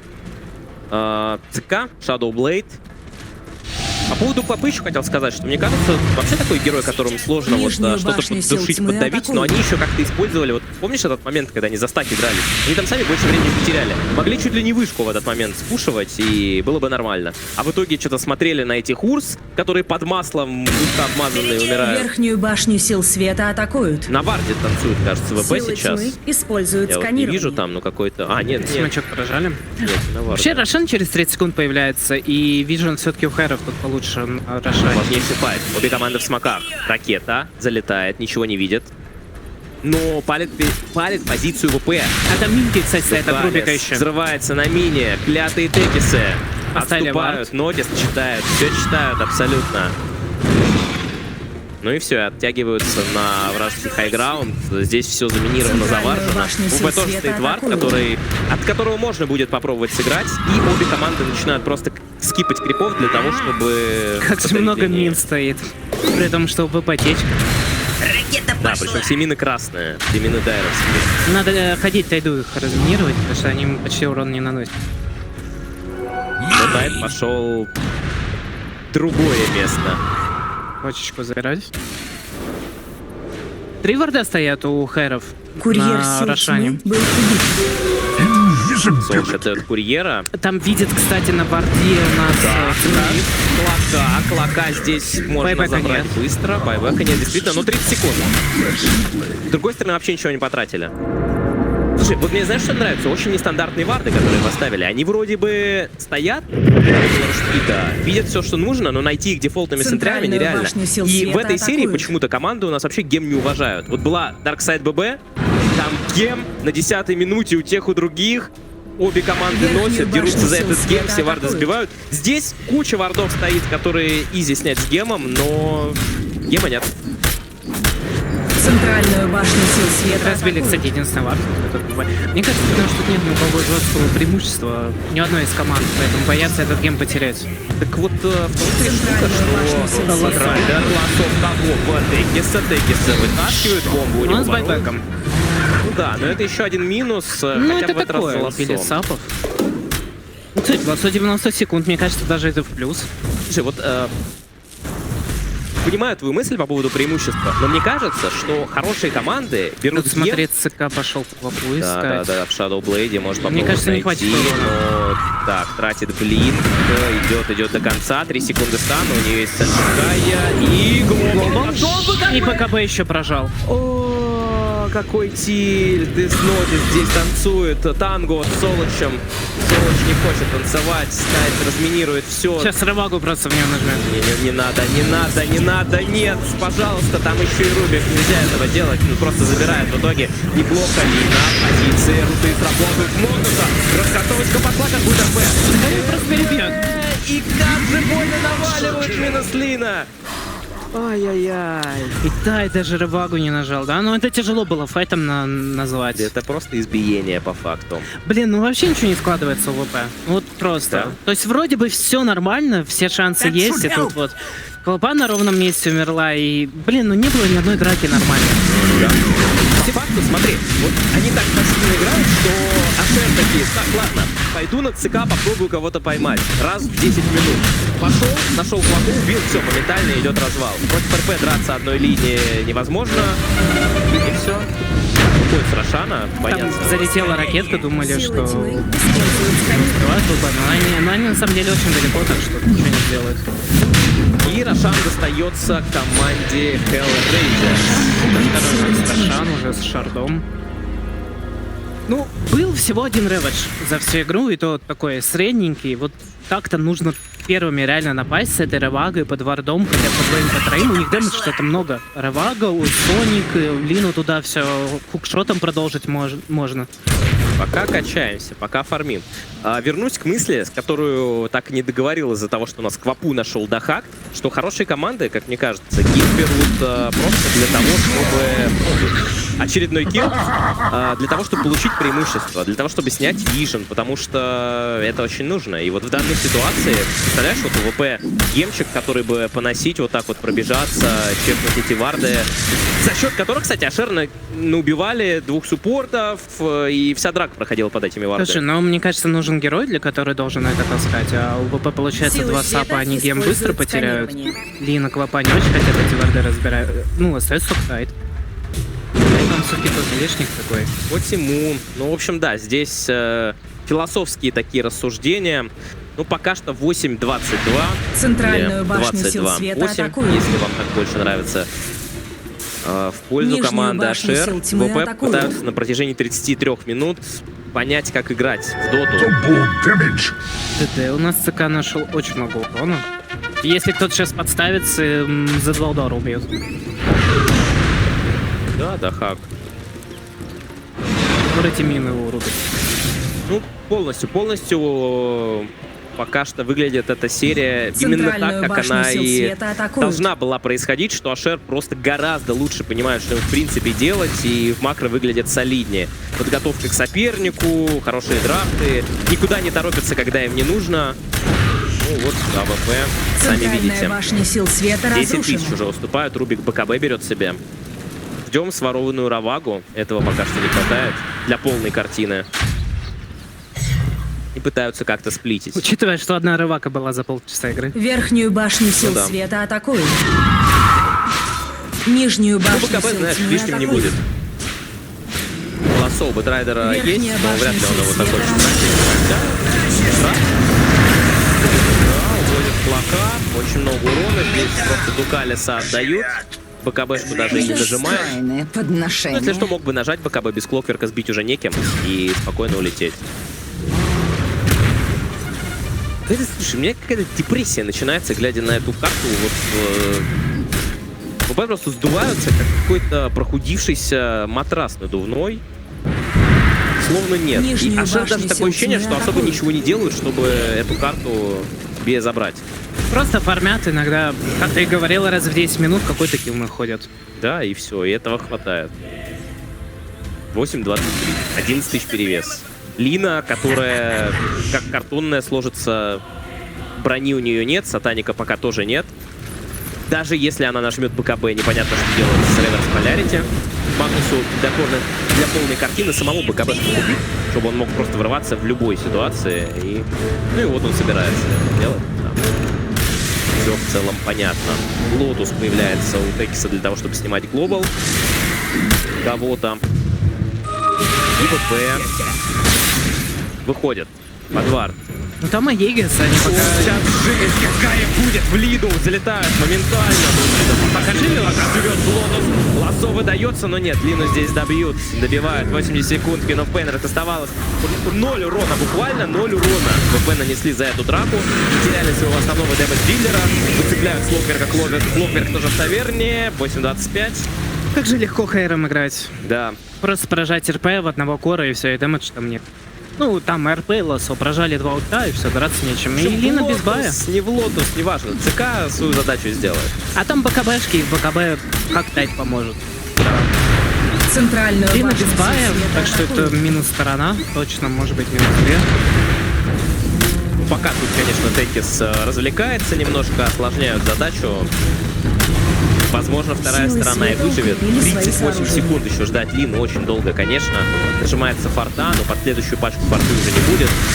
Блин, ну может быть сейчас появится Лина, и они первые начнут драку, и Тайт полетит наконец. Да, я вот очень на это надеюсь. Драфтом нужно начинать первыми. Это единственный способ, когда у соперника БКБшки залетит, застанет всех до БКБ и попытаться что-то И сделать. у ЦК сейчас Аега закончится через 10 секунд. Да, Магнус. Нет, не удается ему подцепить. Ну даже сторону не забрали. Ну, с другой стороны, ничего. Сколько вот игра в таком ключе может продолжаться, чтобы что-то изменилось для ВП? Мне кажется, она может идти бесконечно, а Шер будет ситуация все лучше и лучше и лучше. Потому что 0 динамик... Вот график можно открыть, посмотреть зеленый вот это Win Probability. Оно прям четко вниз. Был там какой-то момент на 23-й минуте. Вот и день. В остальном... Бэтрайдер уже... Нажали смоук у нас, и там Дахак идет репилить, нажимает дагер. Ракета Да, пошла! тут все читается абсолютно Это все в минах. Блин, я вообще не мог вспомнить ВП хоть одного удачного смока. Что они вышли и за счет этого смока сделали какие-то крутые пиковки. Да. Там максимум Солоч убили пару раз и все. А чем сложнее ситуация, тем сложнее выйти, потому что все читается, потому что стоят варды, все линии запушены, и наконец-то покупается гем, но правда это гем для Шер, для того, чтобы совсем уже по вижену закрепить свое задушить. преимущество. Да. Вот остается только, знаешь, задать вопрос, увидим ли мы хоть одну вот именно полноценную драку, где и та, и другая команда внесут много урона, хорошо разменяются. Кстати говоря, Timeless Relic для Рубика, видимо, либо для Магнуса, тут вообще любому герою, или для Бэтрайдера. Рефрешер на сайленсере, боже мой. 20 синтез воровано, Солч там уже одной рукой, по-моему, играет. В принципе, достаточно для того, чтобы нажимать Global, Refresh Global. Слушай, ну 2 глобала это прям совсем сильно. Да, да. Можно еще после БКБшек поражать этот глобал. Так, ЦК видит его на вардах. Бэтрайдер идет, ки-атака. Летит, ползет, цепляет флага. Флага здесь аккуратненько оформляют. Врывается. Рубит. Ответный рывок. На развороте ответный реведж. Ну, здесь уже, конечно, ресурсов просто не хватает. ВП никого буквально не могут убить. Остается Клокверк после Б, его забирают. Текис тоже байбекнулся, Лина в таверне. Нотис пытается уйти отсюда, поднимают ему в Геул. И также забирают. Никуда он не уходит. Дахау, ультракилл. Будет ли рампага? Это последний вопрос. Не увидим мы драки. Вот если это можно было назвать дракой, ну окей. Но ресурсов нет вообще. Ты просто посмотри. 0, 0, 0, 0, 0, 0. 0 XP, 0 смертей. 8600 урона от Дахака, 5500 урона от всей команды Virtus.pro. Как бы 0.75 Дахака примерно сейчас вот уровень игры команды ВП. Центральные казармы. Какая-то серия получилась неоднозначная. Там, мы видели от ВП вообще никакой игры. По-моему, однозначно. По-моему, однозначно ВП развалились на двух картах в салат. Просто их переиграли, уничтожили. На этой карте была только одна команда, и это команда Ашер. Просто тут противостояние выглядело где-то как, знаешь, 80 на 20. Верхняя башня на серию. А изначально казалось там 60 на 40. Ну, были надежды, что ВП поборется, но как Ашер подготовились, переиграли. Опыт, уровень. По факту вторая игра чисто наша игра. Тут даже кнопки особо никто невероятно не жал. Просто все было сделано на макро, на выходах, на стратегических решениях. Кажется, что у ВП самое главное это в сапах проблема, они вообще не реализовались. И вторая это в тайде, он купил супер быстрый пайп, и у них не получилось никак реализовывать этот пайп. 2 рваги за 40 минут. И, наверное, все-таки в этой клопе, что мид она задушила, а дальше никакого развития не было. Там и линку, и Лотус вроде дали линию. Лотус, но какая разница, ей и так хватает. Магнус, Моржогар тотем, приезжает здесь. Да, в общем, Лину забирают уже и так, и эдак. Действительно не хватило суппортов. Вот какой-то рассинхрон по факту получился у ВП в глобальной стратегии, потому что мы увидели от Ашер? Бэтрайдер взял Мидас и такой, ну, я типа не готов драться. ЦК взял другие арты, но он по кулдауну нажал ультимейт и фармил. То есть, в принципе, все понимали, что можно не торопиться. Как защитить Лину? Айн-диск какой-то ей брать, чтобы выходить из контроля? Других способов я особо не вижу. Даже если Бэтрайдер дает ласту в Лотус, ЦК очень этому рад. Потому что Лина стоит, не двигается. Пусть она не двигается вместе с Бэтрайдером, но ее-то можно бить. И она урон не держит вообще. Обычно ты просто на линии не идешь первым. Ты хочешь, чтобы кто-то шел, а ты так сбоку подбивал. Но здесь как-то не получается. А здесь всегда находит эту Лину первой, дает у нее все ульты. Я бы так сказал, что если Клок идет первым, его тоже находит, но он не успевает пожить даже. Вот обычно Клок выигрывает время, пока его забирают, команда перегруппировывается. Здесь Клок просто отваливается с одного удара ЦК, вслед за ним уезжает Текис на своей телеге. Китает на это все смотрят грустно. И атака. Шот, хорошо. Что дальше? А дальше урона нет. Как птицы счастья улетает. Вообще срываешь? Лоба пошел? И Соник ему туда надо было, наверное, чтобы он знал. Папа когда прожал, ну... Нереально много потратили. Зато посмотри, сколько денег получили. 2000 за 1 килл. Неплохо, но теперь Райден находит здесь. Имеется Сильвер, Хавок Хаммер использует Нотис, поднимается Антарес своего Хаус Найта. Нотис долго живет и с блинка. Но у него ТП в КД. У него ТП в КД 30 секунд. Так, выкладывает пайп. Там промазали сканом. Если бы попали сканом, мы его бы точно пошли искать. Вот прямо краешком промазали. Здесь не знает. Или Солыч. Ни души. Шел с блинка. Отпустят. Но, кстати, фраг был бы очень сочный, потому что Нижнюю башню сил света атакуют. Самый гемоносец. Через 10 секунд появится. Кстати, видел Курица! Видел или нет? Силы света используют сканирование. Как же они все увеличены. Как он не увидел-то его здесь? Мне, кстати, понравился, он переложил пайп. Раз к себе, чтобы там, видимо, на крипов аура не заделся, да. Его не искали. Это хороший мув был, действительно. Его все равно искали до конца, но не были уверены на 100%, что он здесь, может быть, уже ушел. В итоге не нашли. Нижнюю башню сил красивый света момент. Атакуют. В принципе, этот момент мы запишем как лучший мув ВП на этой карте. Тайт переложил пайп, чтобы его не убили. Но пока все-таки, конечно, грустно. Но они Нижнюю пытаются, они башню сил света стараются. атакуют. Борются до конца. Там еще вот... Так, его видно на крипах. У него Тараска. Нижняя башня сил света разрушена. 5000 хп. Он мог бы еще блин себе взять не свит, а силовой. Тогда было бы еще больше. Ну, в принципе, и так нормально. Со свитком. Я думаю, 4К вообще достаточно. Побольше ДПшки. 4400. Арблет переложил. Все, не влезает уже. Сверху пушит у нас Сквадикс. Понимает, что нужно как-то хоть что-то делать. Сидеть на базе не вариант. Мины не взрывают иллюзиям даже треть КП. Солод встал, Бухалес уснул. Проспая, таверня. Нижнюю башню сил света атакуют. Падает последняя сторона. ВП пытаются как-то придумать, что Им делать. надо сбоку зайти и через рэвидж саппортов убить. Они как-то очень поздно смог прожали. Да, в итоге... Потому что в Дахака ты не можешь вырываться, он с Аигисом 5 хп. Сквадикс, атака в позиции у Сквадикса МК, поэтому нужно поаккуратнее играть здесь. МК, правда, на кулдауне, станет Дахака, просто выигрывает время, падает бараки, Квапа, такой Кьютак, нажимает БКБ, тут же Глобал. Глобал пошел, и Кьютака спокойно Квапу выводит, Сквадикс уходит. Смог ли его еще раз А что, второй глобал не поражает? Просто барак ковыряют. Зачем? Союз. Там на 4 секунды залетает хаус Найта. Союз пока живет, на форстапил ходит. Мега крипы готовы. Подстанивают ЦК. ЦК еще минута 47 наедет будет у него. Утягивает РП. Пошел. Сквадик убивают. Ультимейт. Глобал пошел за номером 2. И Соник. Соник Ryzen. Хороший дает его в обратку. 32, 33 тысячи преимущества. Все. Сдаются Virtus.pro. Блин, ну Антарес, конечно, 2 игры. Очень хороший в этом. Спасибо за хайлайты. Антаресу хоть что-то нам дал на этой карте. Но по факту, будем честны, что на ПК на последней драке все равно бы она закончилась победой Ашер.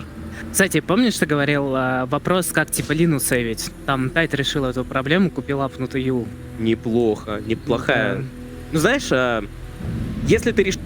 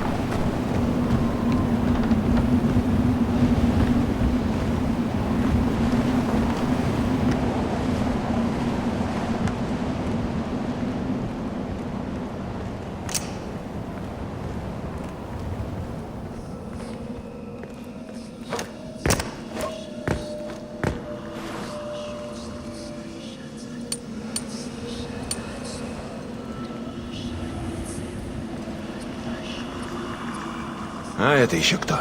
На людей Юмы не похожи.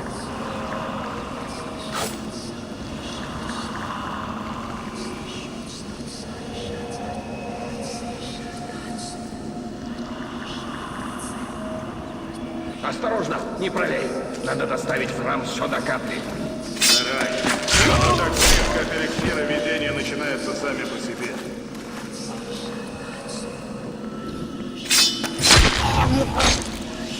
Тебе здесь не место.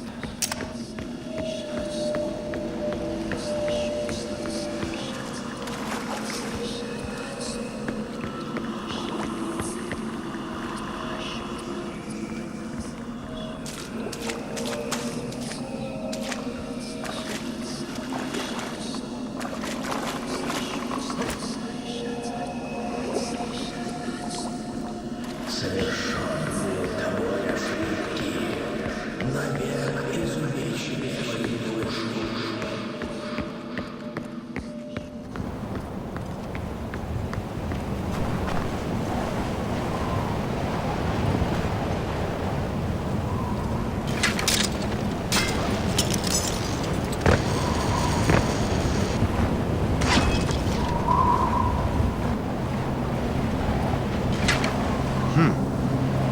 Похоже, пилота забрали.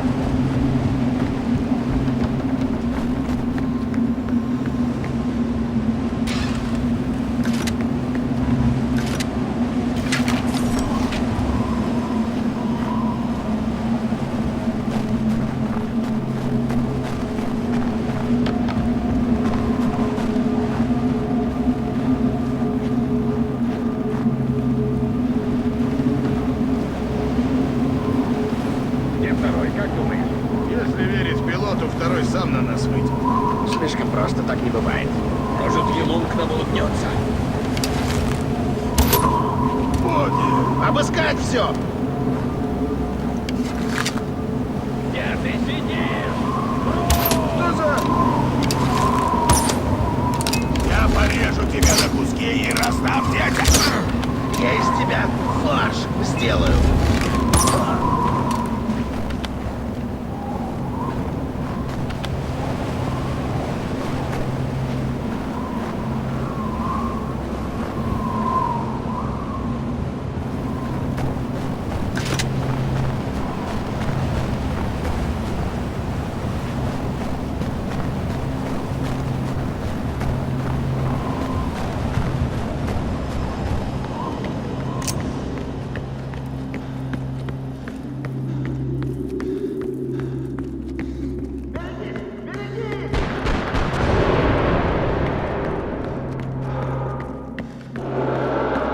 Это еще что?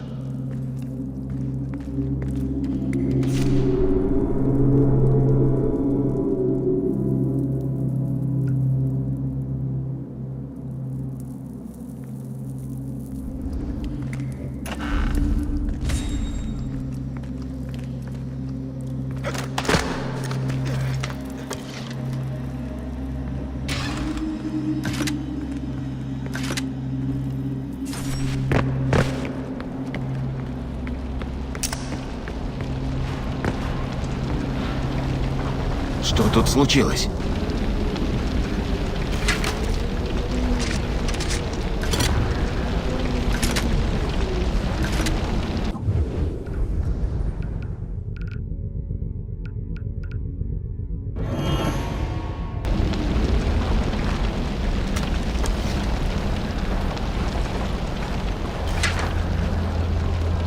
Дым идет от той радиоантенны. Может, там держит пилота?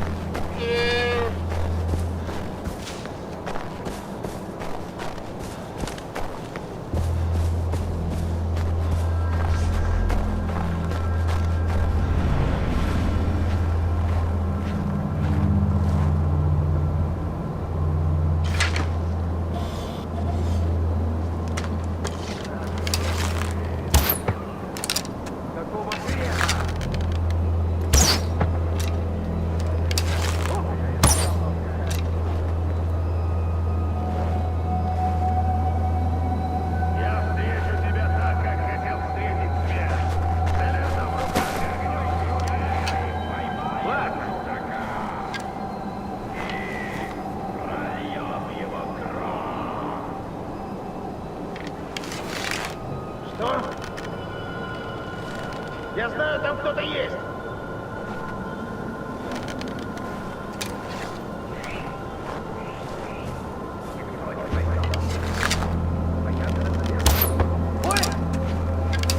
Прочесать местность. Зашевелится что? Стреляйте. Ясно. Найдем его. Ему прикройте. Я наверх. Он подписал себе приговор. Не будем заставлять Елунга ждать. Его здесь нет.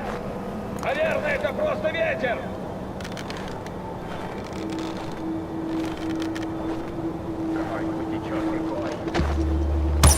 Не бойся. Найдите источник угрозы и уничтожьте. Я иду наверх. Раскайся и умри как мужчина. Или твоя душа обречена. Как громко бьется твое сердце. Твою мать, слинял.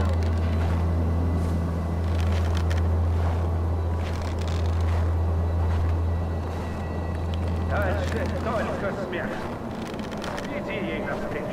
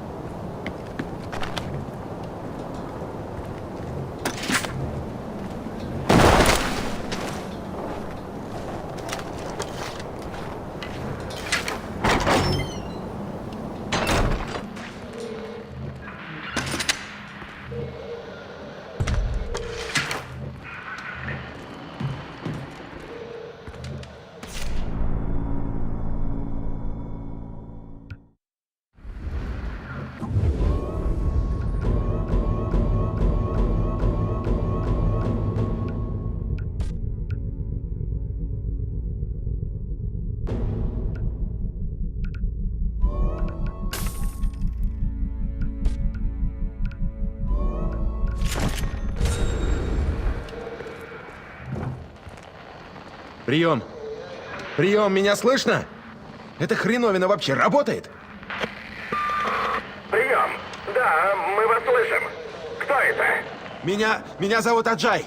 Потерпели крушение в горах. Пилот ранен. Не могу сказать, серьезно ли. Нужна помощь.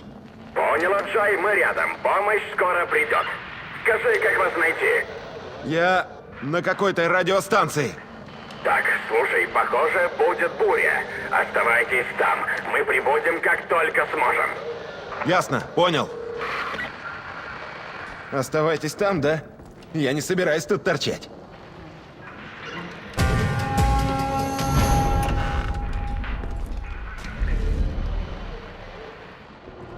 На радиостанции «Чужой». Так иди уничтожь ее. Перед ритуалом долина должна быть очищена. Уже идем.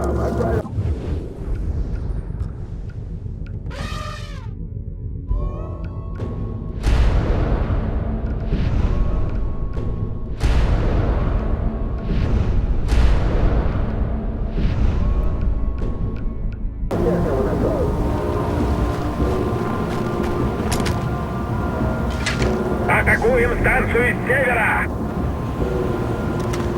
Я почти у радиостанции. Вы сейчас где? Рядом, у тебя на хвосте!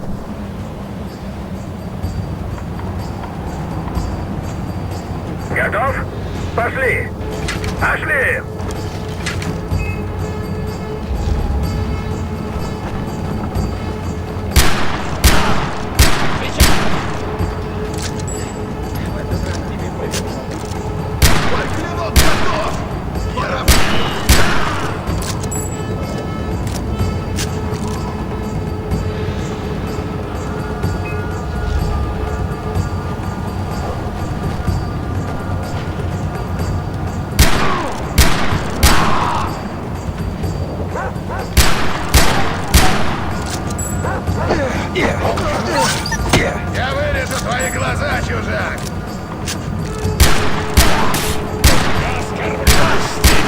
Я отправляюсь во тьму.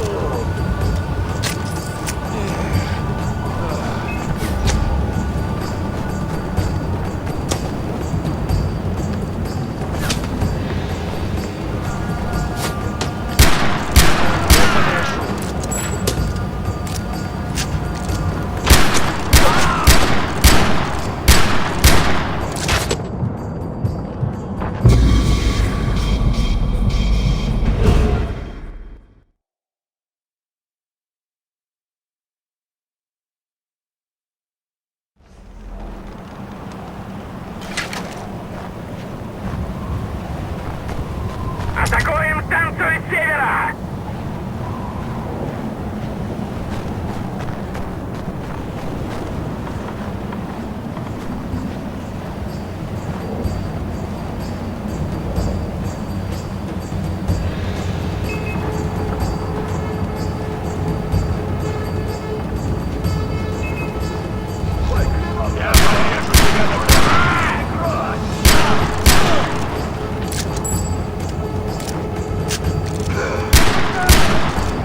Ялунг, прими меня!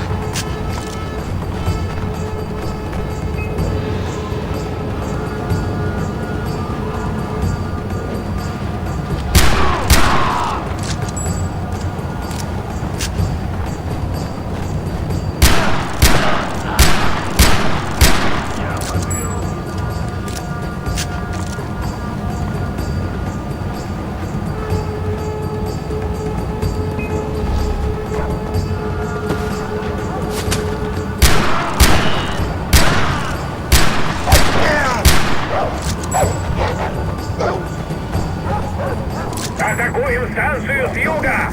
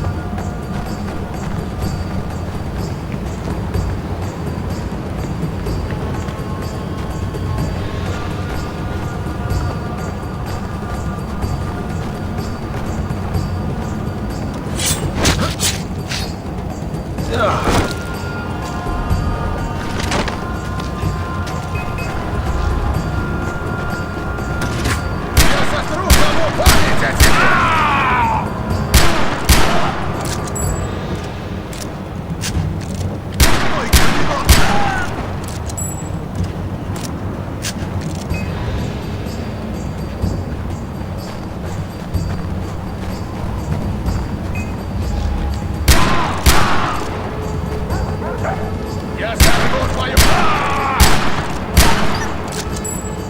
Я из тебя фарш сделаю. В один раз тебе повезло.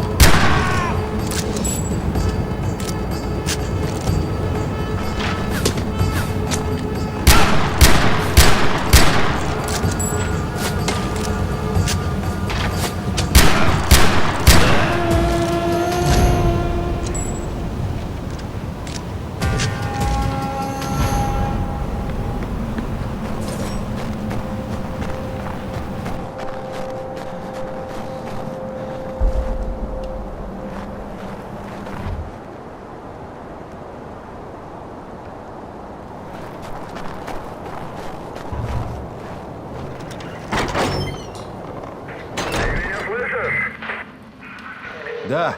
Кто это? Как тебе мой вчерашний отряд спасателей? Охренительно.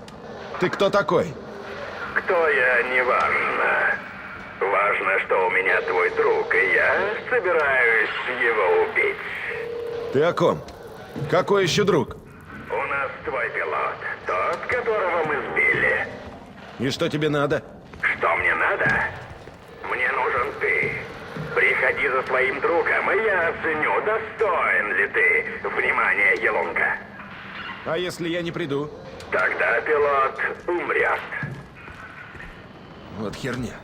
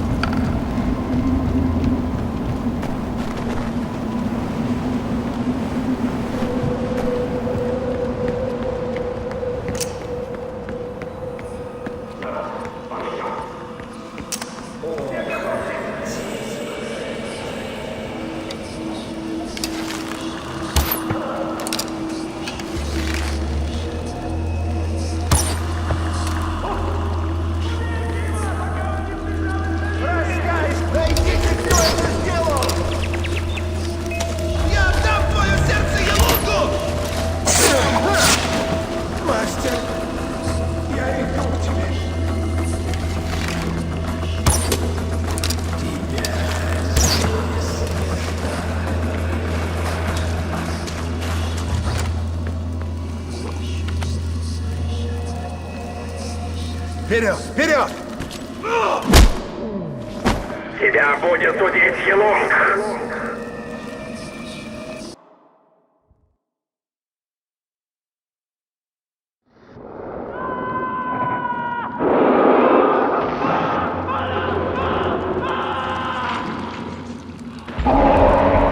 Где я? Где мои вещи?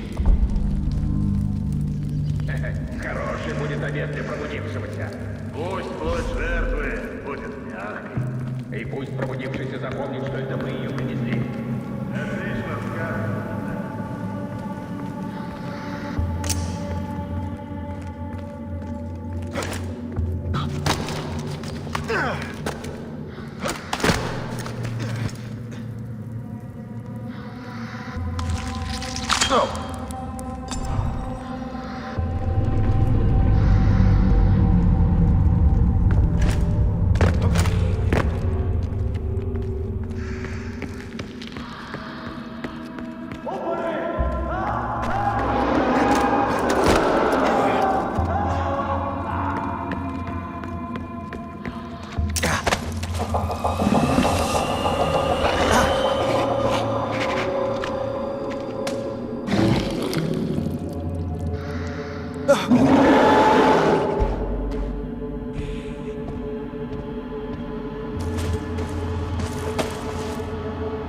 Это что за херня?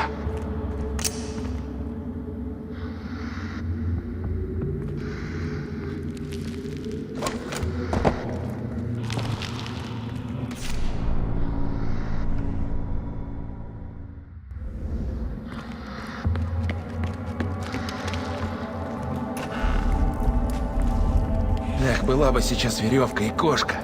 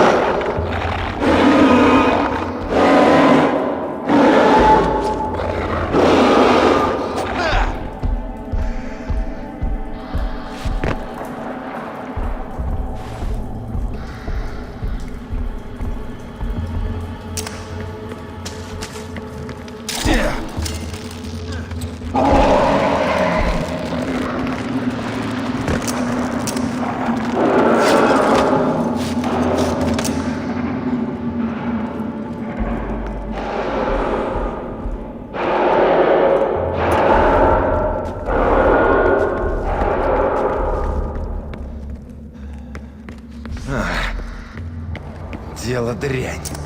Нужна подмога.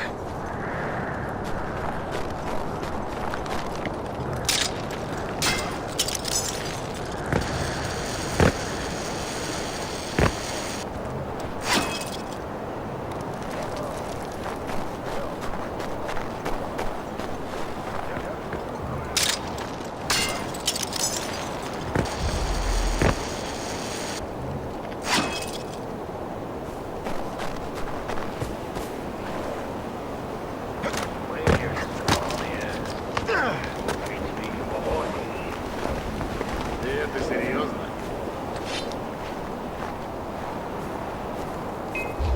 Погоди, стоп! Двигаем! Пополам разрубать! Наконец-то! Я отправляюсь к Елунгу! Кормите его пробудившемуся! Нарушитель заплатит!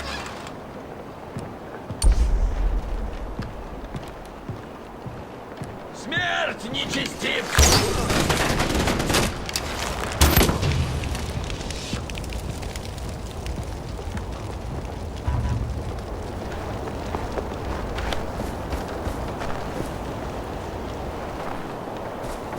Погоди, стой!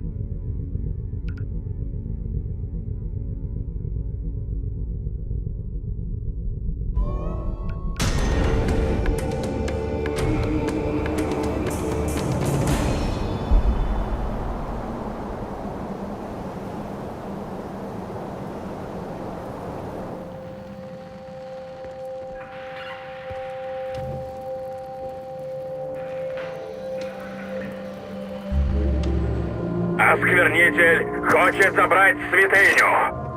Наш долг — очистить долину от его присутствия. Идите. Под покровом тьмы вы должны уничтожить станцию. Атакуем станцию с запада. Мы уже рядом со Сквернителем, мастер. Отлично. Да начнется ритуал очищения. Действуйте.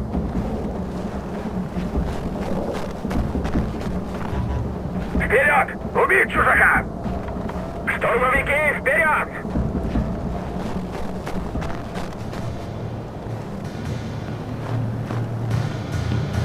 Берегитесь мин!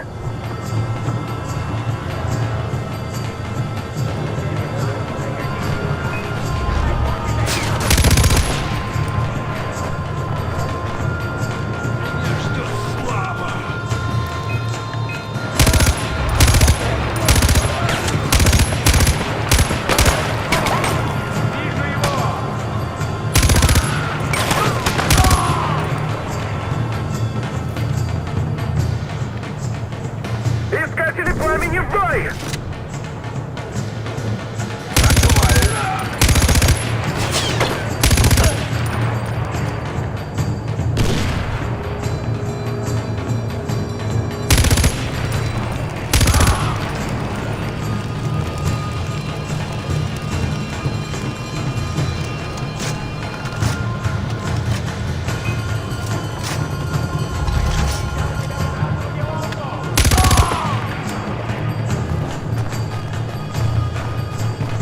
Атакуем станцию с юга!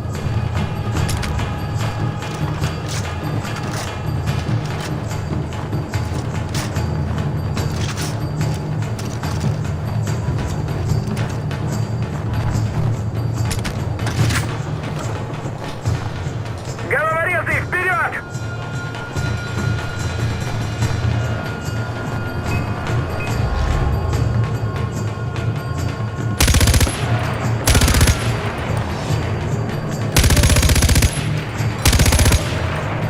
Штурмовики, вперед!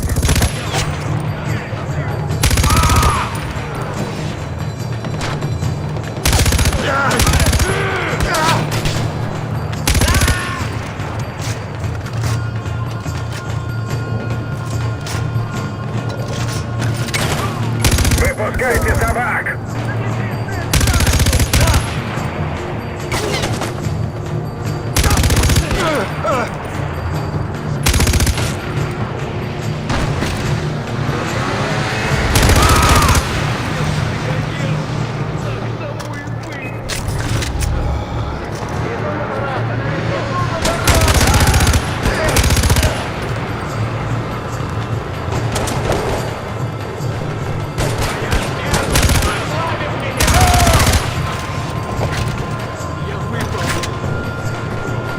Атакуем станцию с севера!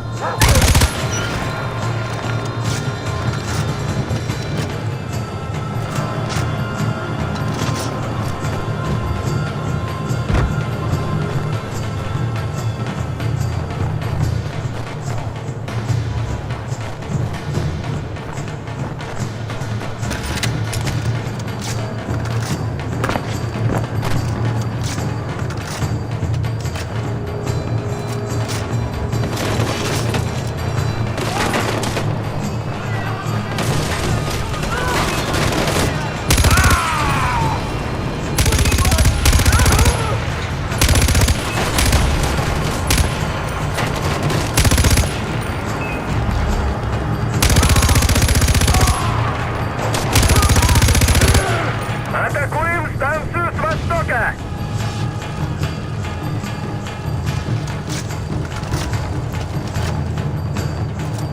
Искатели пламени в бой!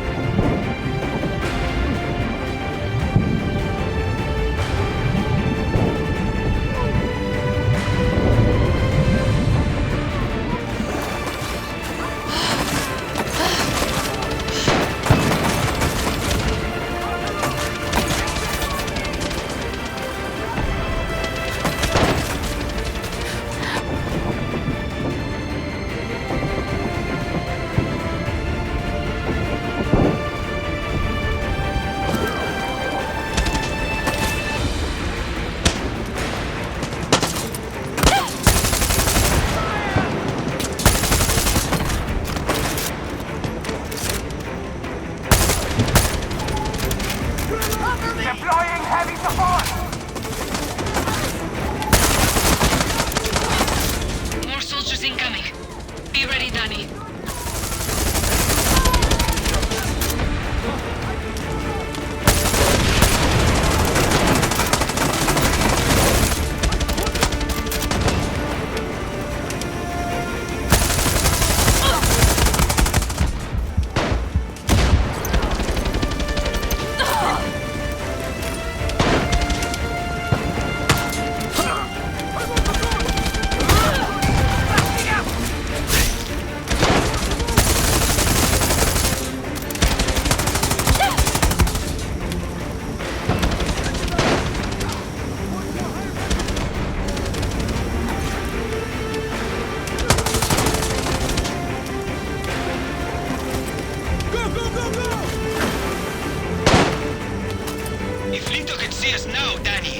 She'd be fixing your aim!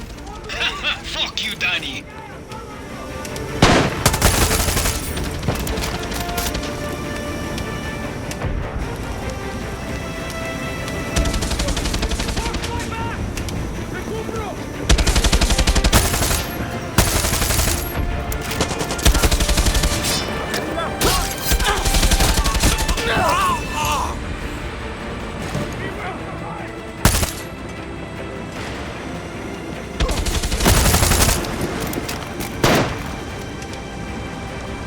Are we done? I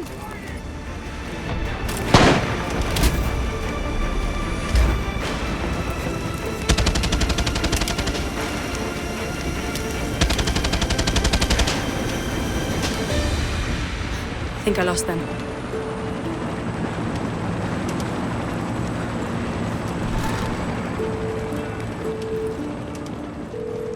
Clara, it's over. Let's get the fuck out of here. We couldn't have done it without you, Danny. We're not done yet. I'm going to hang back, set charges, and make sure those ships are blown to shit. Check in when you're done, Julio. Copy that. Danny, I'm on my way to pick you up.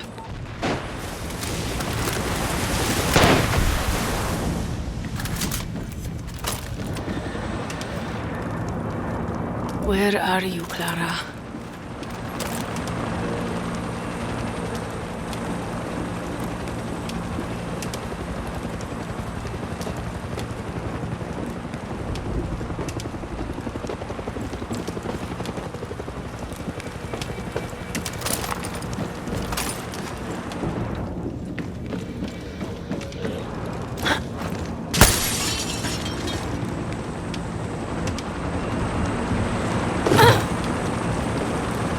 There's Clara.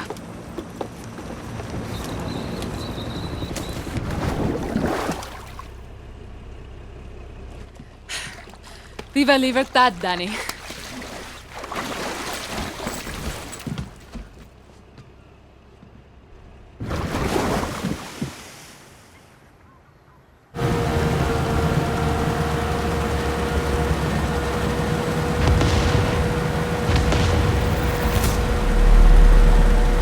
Hell of a fireworks show. Have to give you credit, Clara. You fucking did it. We did it, Danny. That was the difference. What's your plan when you reach America? Me and my friend Alejo were going to work shit jobs until we could scrape up some money, open a body shop.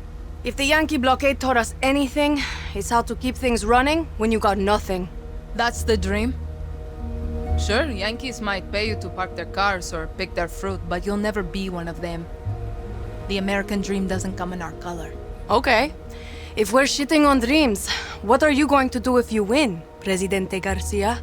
The next president won't last 6 months before they are assassinated. Wait, what? It's the truth. Won't free elections solve that? What happened to your list? It's a vision, Danny. But I'm not as naive as you think. This revolution will free Yara, but won't fix it. When we take the capital, Yara will be burning. Will be civil war, factions, warlords, foreign-backed coups. Take your pick. Yarans will be killing Yarans for a generation. Uh-huh. This fight will take the rest of my life. Yara is stuck in a cycle of tyranny and revolution. My job is to show us how to break it. This isn't a dream, is it? You have to do this. What makes you say that? No one would choose this. No, Danny.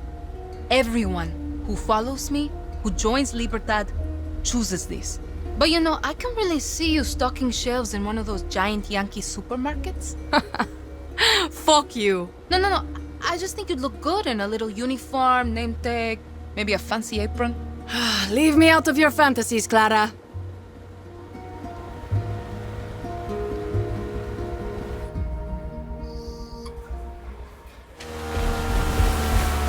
Bienvenidos a mi casa. My favorite guerrillas. I missed my island. Tonight we celebrate. I'm sorry, Jefa. What's wrong? Julio never checked in.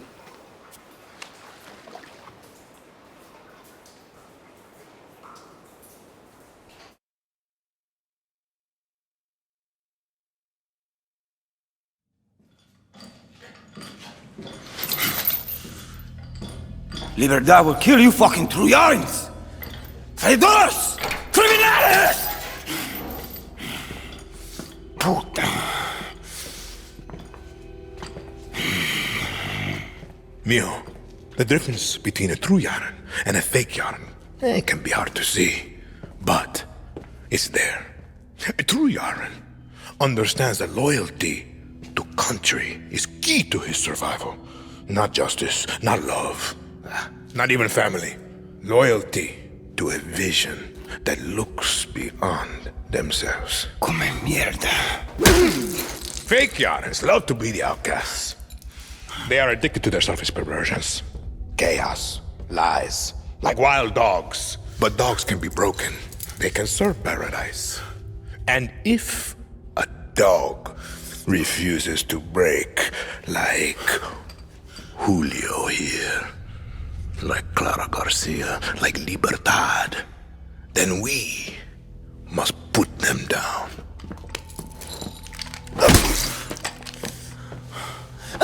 Papa, you've proved your point. Put Julio down.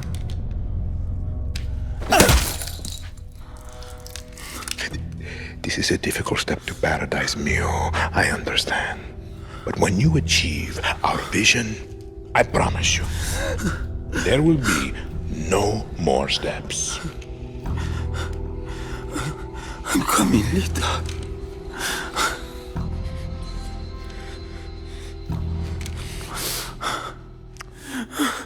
Fine. Then, enjoy the show.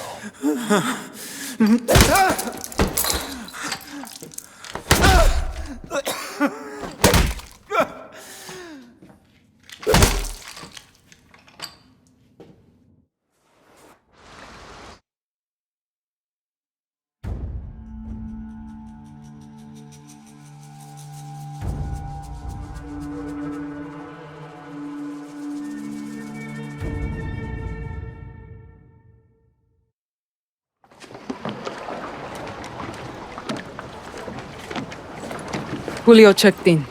Proof of death. Join your friend Lita in a suite hereafter. I keep my promises, Danny. You wanted a boat, you got a boat. It's a beautiful piece of shit, but it'll get you to a Yankee beach. One with the naked fatties. You two are just gonna let me leave? Bullshit. You could have sold us out a long time ago. You're my best kid. I can't promise you victory, I can't even promise you survival. What I can promise you is this. You are the lucky one. That usually work? 50-50.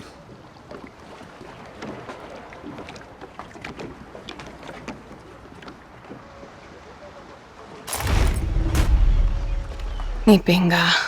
I bet this fucking boat will sink halfway to Miami.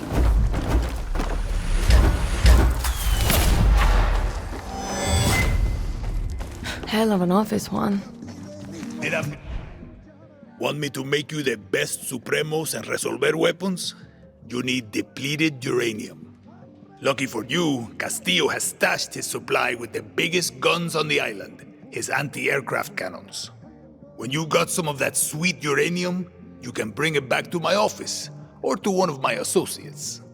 If you capture an FND base, a member of Team Juan will move in and give you access to my inventory. And don't forget, rank has its privileges. When Clara is kind enough to promote you, we'll be able to hook you up with better gear. Just have those pesos ready. Even in revolution, nothing comes free. And here's some advice, guerrilla to guerrilla. Have some fun for fuck's sake. Die with a smile on your face. You'll be back. They always come back.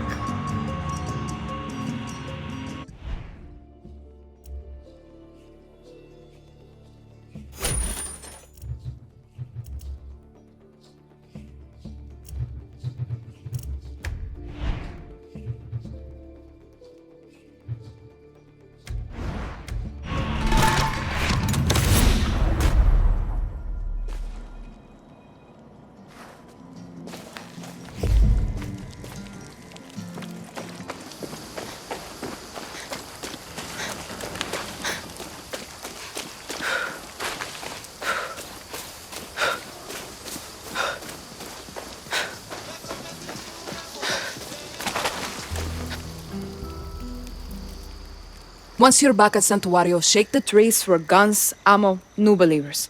Castillo was surprised. Let's keep it that way. Welcome to Libertad, Danny. I can leave any time. What's the rush? Inspiring. Let's free Yara, shall we?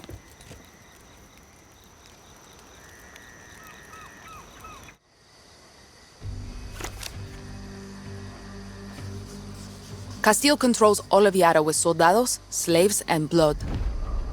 The capital?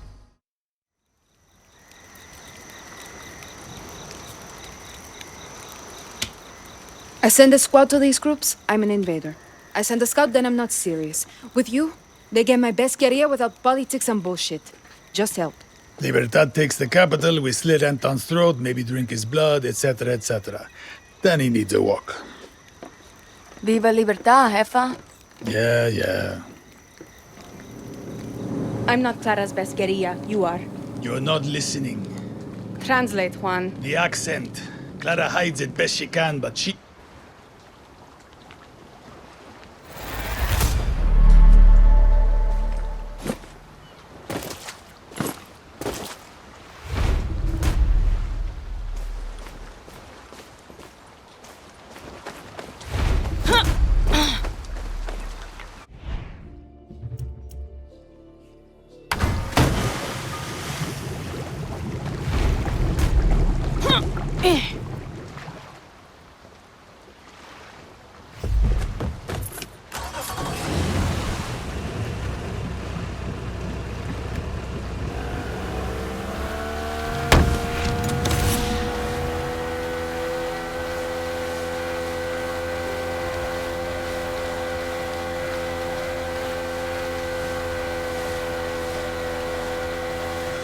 Danny, listen to Juan.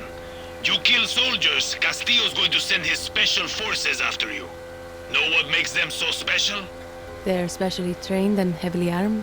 Fuck you, smartass. But yes, you've been warned.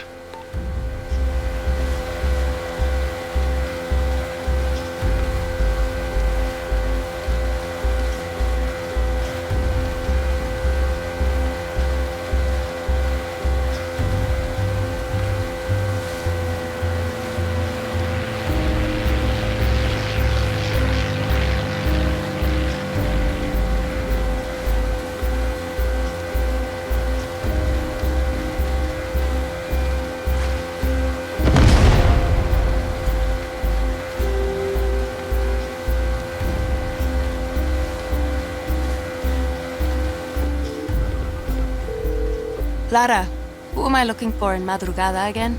You want Carlos Montero, the leader of a group of farmers trying to take back their land from the army. But he'll never meet with you. Why not? He's what you would call old school. Doesn't like outsiders and doesn't trust anyone except family. Great. Don't worry, Philly can help you. He's your in. He's at his shop near the Martinez airstrip. Nothing comes easy. Nothing worth fighting for. Suerte, Danny. What is that? Get the hell out of here!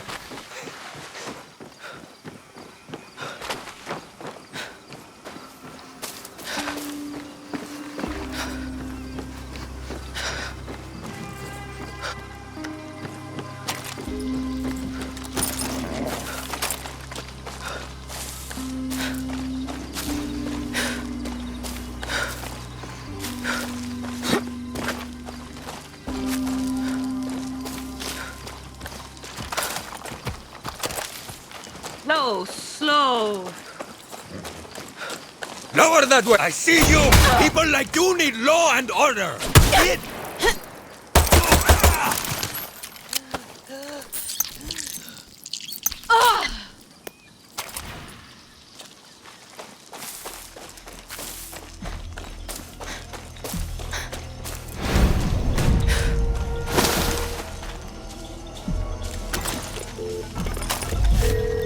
Hey, Clara. Know of any reason the military would take over a weather station? You're in the West, right? I've been wondering about that place myself. See if you can find a computer. It must be logging whatever they're up to. Sure. I'll take a look around.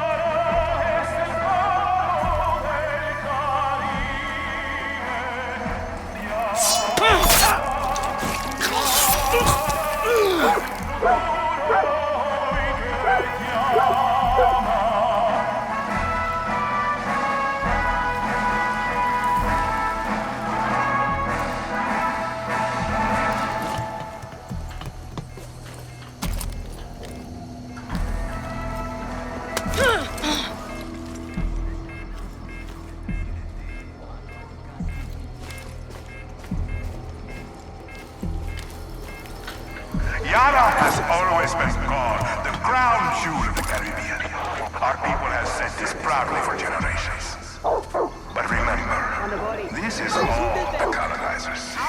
A jewel, an object, one they can own, sell, and control. From the conquistadors to the Yankees to the Soviets, the colonizers have taken and manipulated our island, pillaging our resources, or even possessing us as slaves.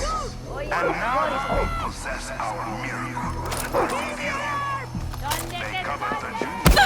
Sniper! Shit! But this time, there will be no governors, only consumers. Consumers who will not only pay, but pay enough.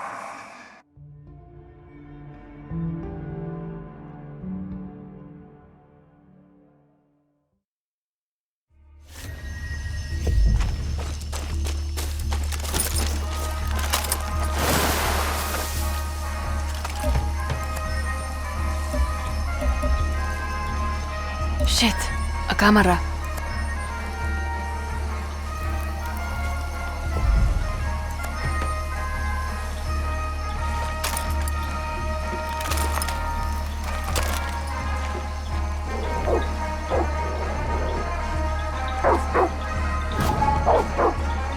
Eso.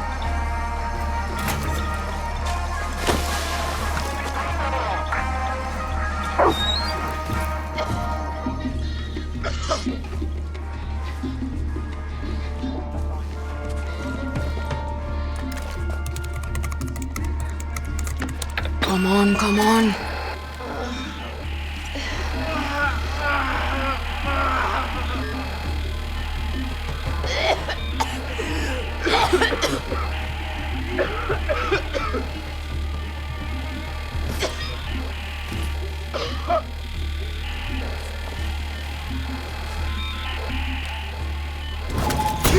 Watch out!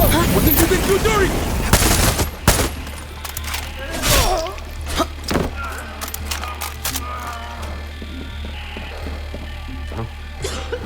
Eyes on the target! Grenade! A key to something.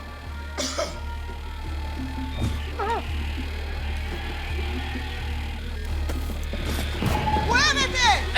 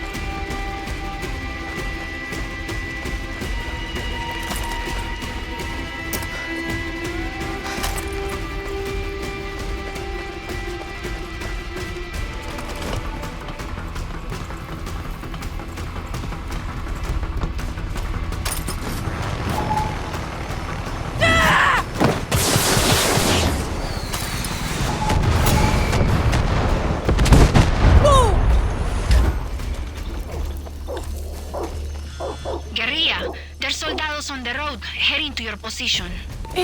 Fucking move!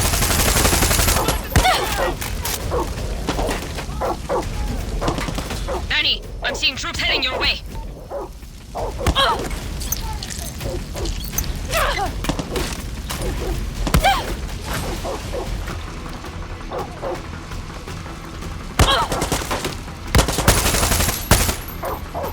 Ven acá.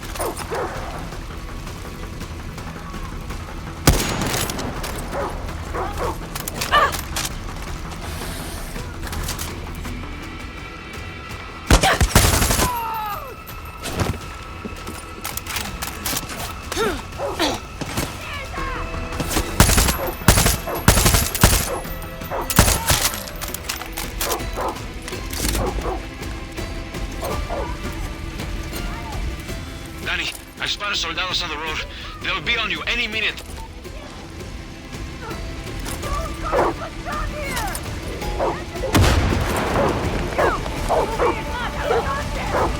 Fire over here!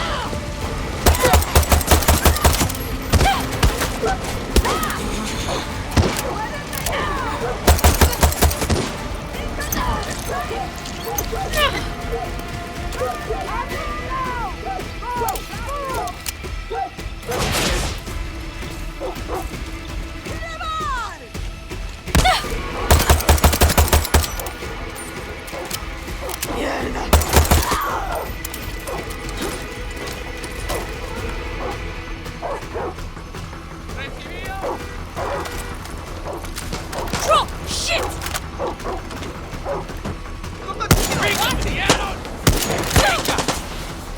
I found you!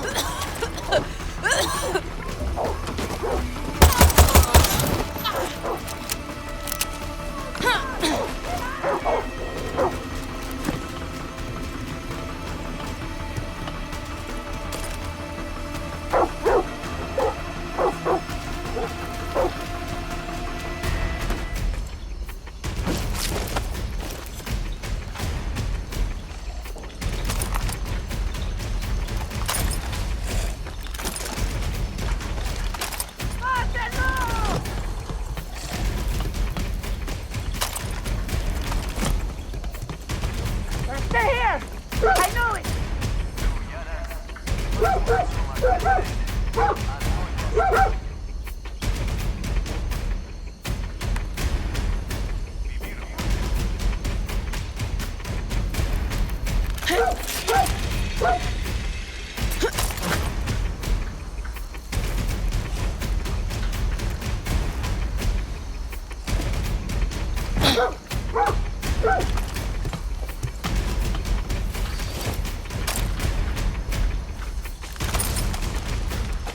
They're gone.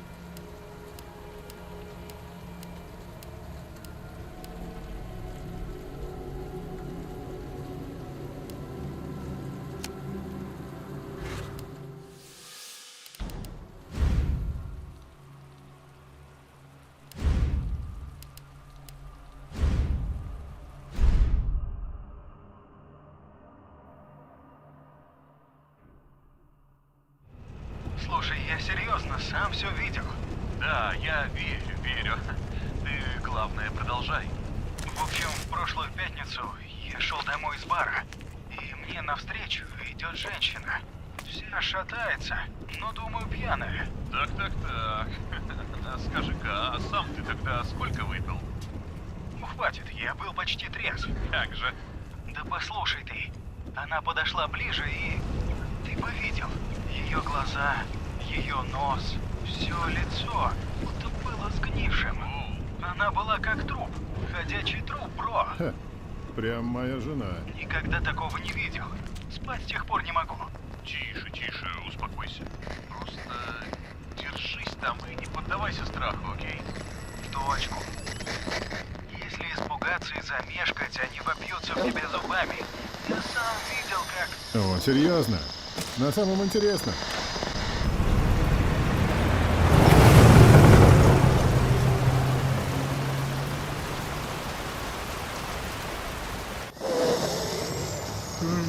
Поспать бы. Ох, бля!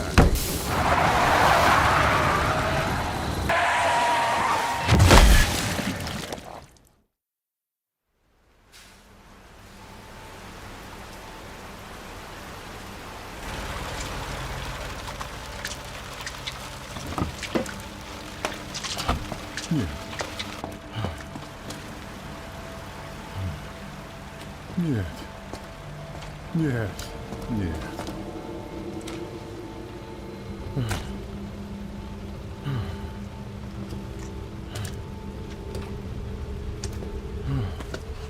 Как же так? Что же мне делать?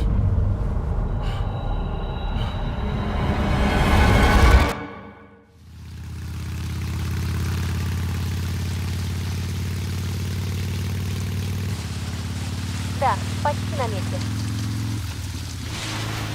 Ты же меня знаешь, не пропаду. По рукам. Вернусь, как только найду Криса. Давай, пока. Вечно все думают, что я во что-нибудь влипну. Что за...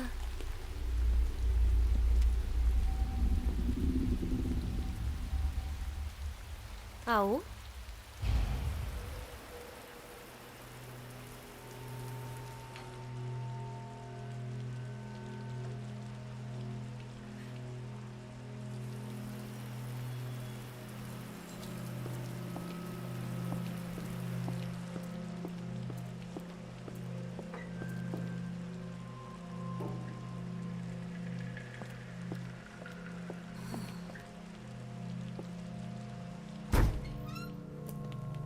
Эй? Тут кто-то есть?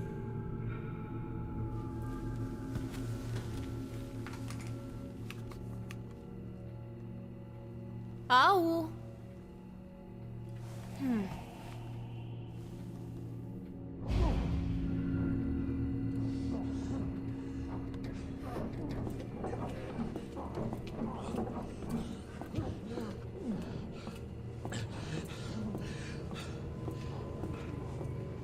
Ты в порядке? Будь здесь, я все проверю.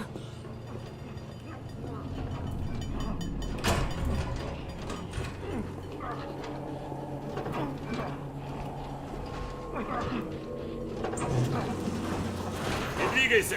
Извините, все нормально? Не подходите, мэм!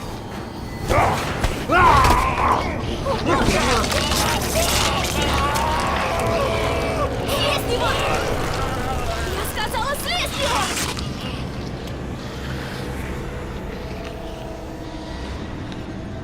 Не подходи ко мне!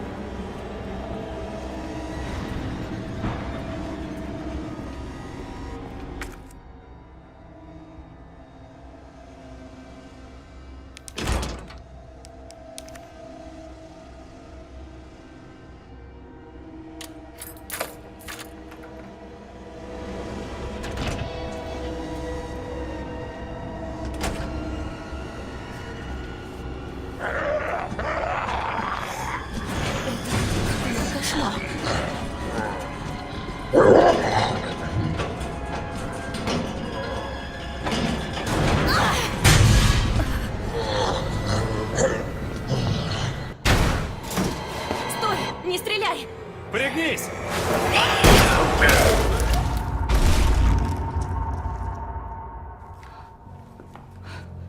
Нужно валить отсюда. Ты цела? Да, вроде бы. Спасибо. Рано радуешься. Взгляни. Вот черт.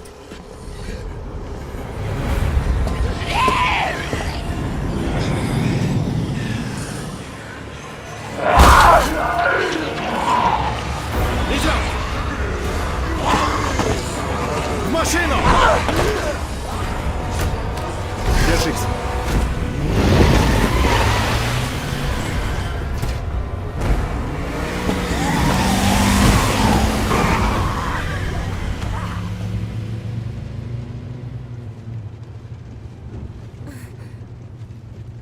Что за чертовщина? Я не знаю. Надеюсь, в участке что-то знают. Погоди, ты коп? Да, Леон Кеннеди. А ты? Клэр. Клэр Редфилд. Живешь тут? Нет. Ищу брата. Он тоже коп. Что ж, рад, что мы встретились. Не знаю, чего еще ожидать.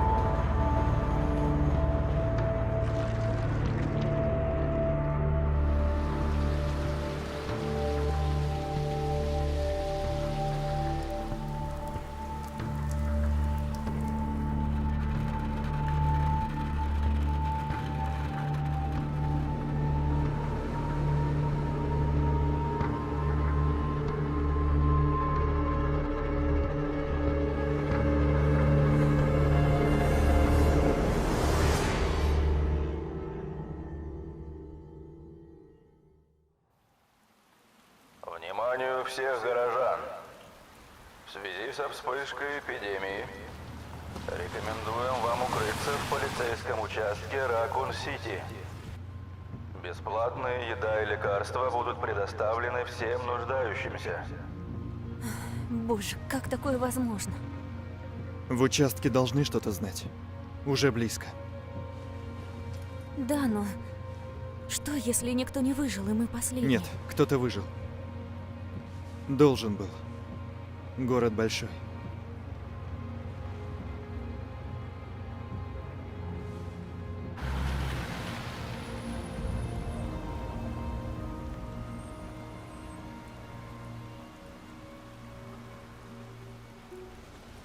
Придется пройтись.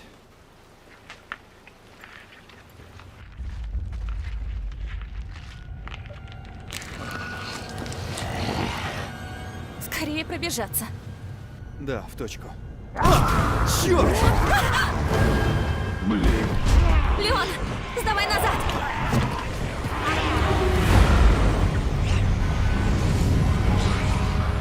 Что за...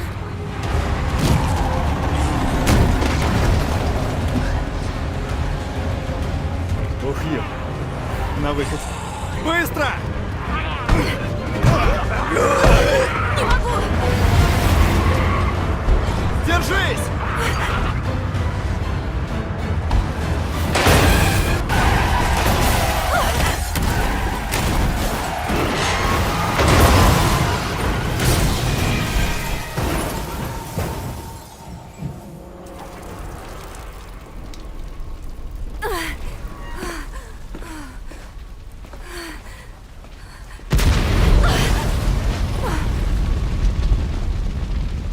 Вот черт!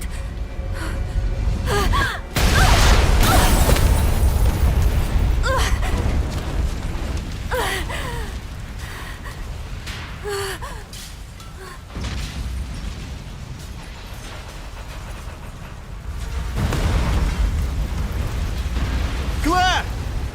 Клэр, ты жива? Да! Я в порядке! А ты как? Надо сваливать! Тут опасно! О, бля. Иди вперед! Встретимся в участке!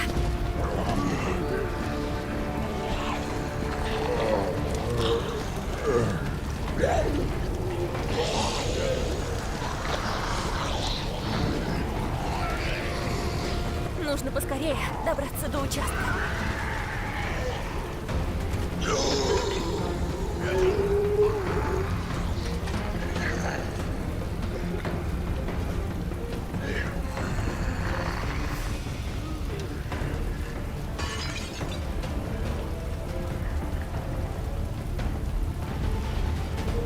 Будто наступил судный день.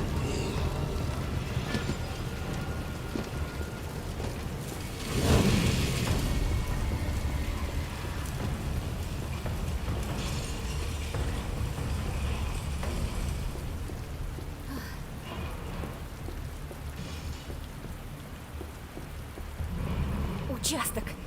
Уже близко.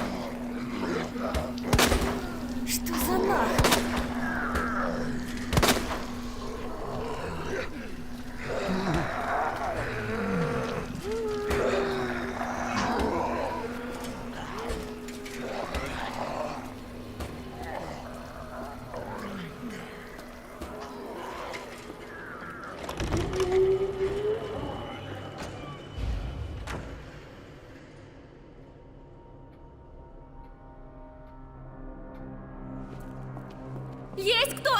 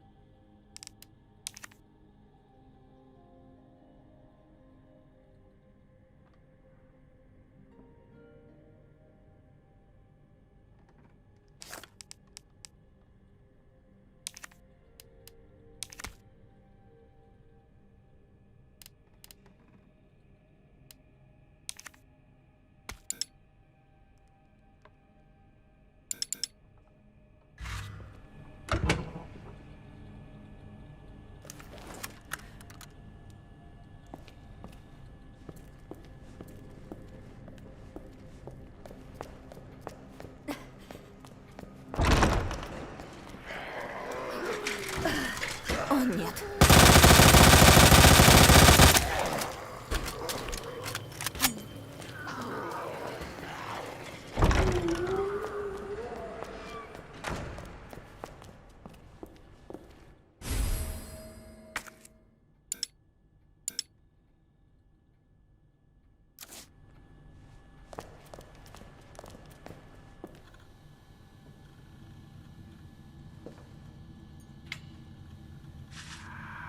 Ну же, Крис, где ты?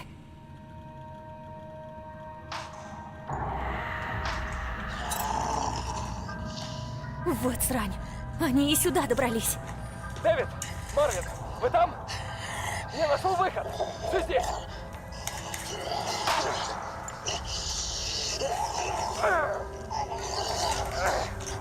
Нужна помощь!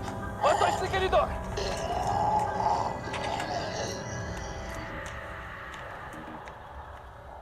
Надо помочь ему.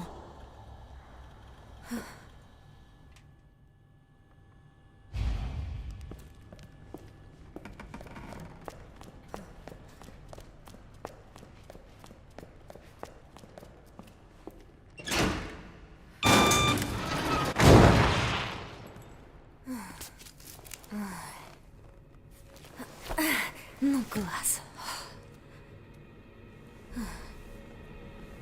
Где же ты?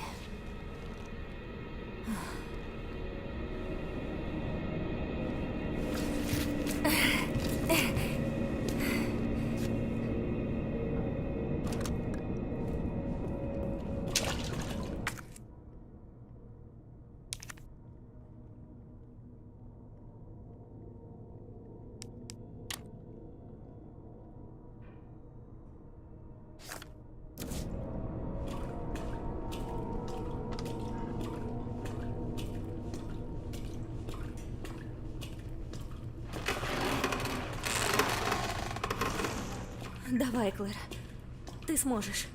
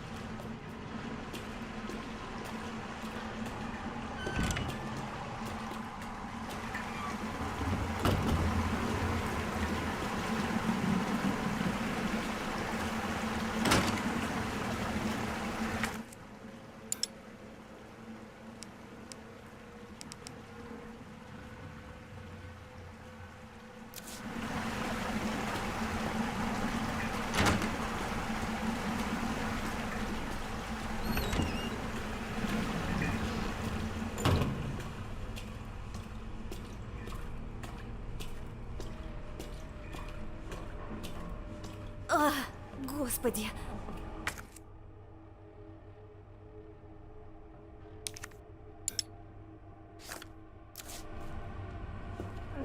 Открывай! Скорее! Открой дверь! Открой эту сраную дверь!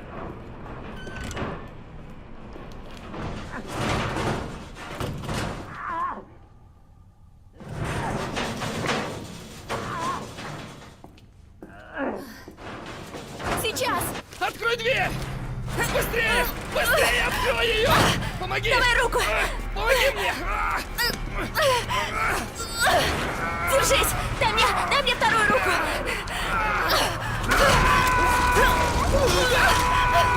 Держись! Я тяну!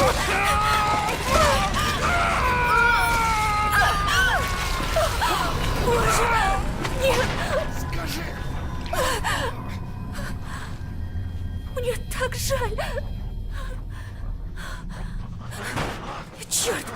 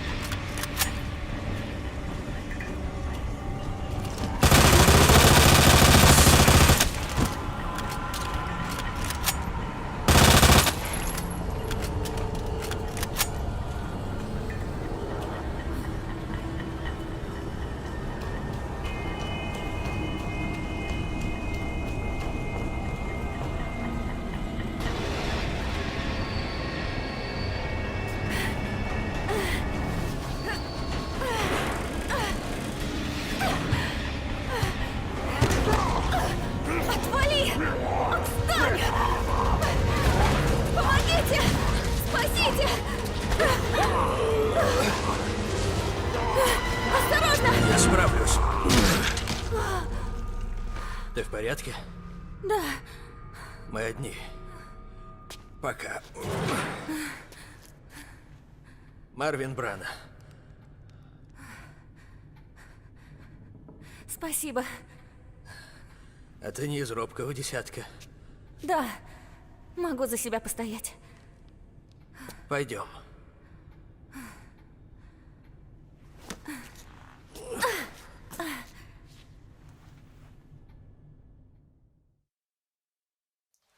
И никто не знает причины?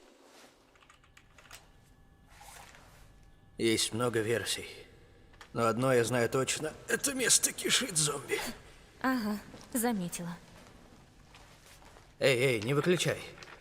Мало ли. Я тут ненадолго. Найду Криса, и мы свалим. Так ты сестра Криса? Да. А что? Узнал что-то? Он в отпуске. В Европе вроде уже пару недель. Отпуске? Но это отлично. И не только это. Похоже, что можно выйти отсюда через этот тайный ход. Хорошо. Эй, тебе бы лучше в больницу. Не, забудь обо мне. Я сам разберусь. Что? Не дури, тебе нужна помощь. Слушай, Клэр. Спасай себя. И снова увидишь брата. Так. Возьми-ка это. Нет, не возьму. Тебе самому... И не мешкай. Встретишь этих тварей, не думай, кем они были до этого. Убивай, если сможешь. Или беги.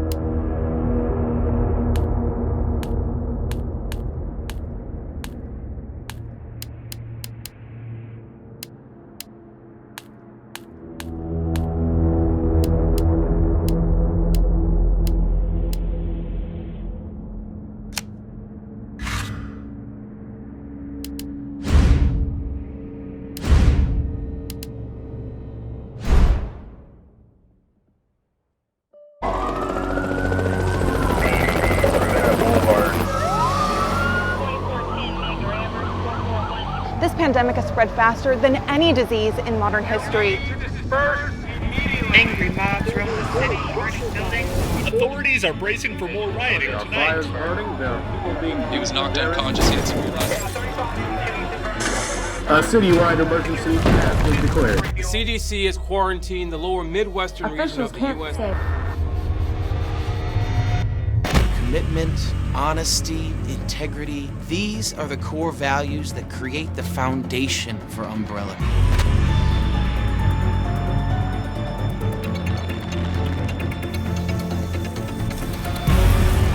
It's this foundation that will continue to build a brighter future for all of us.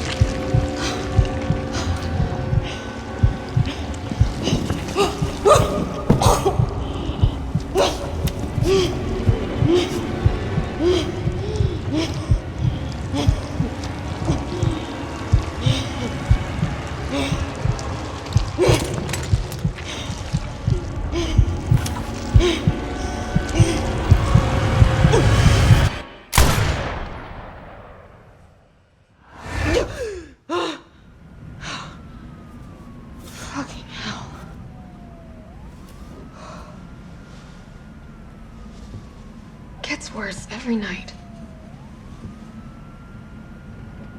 3 more days, then I can kiss this town goodbye.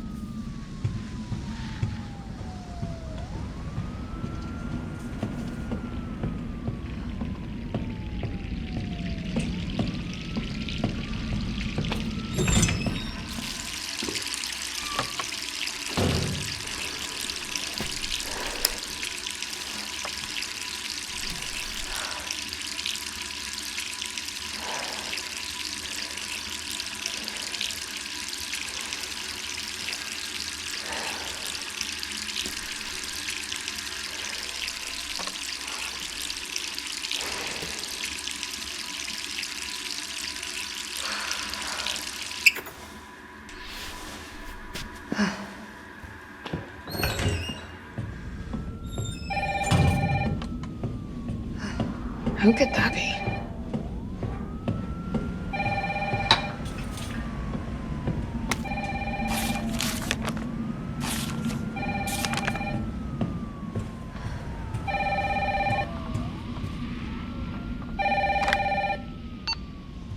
Hello? Jill, are you okay? Brad, is that you?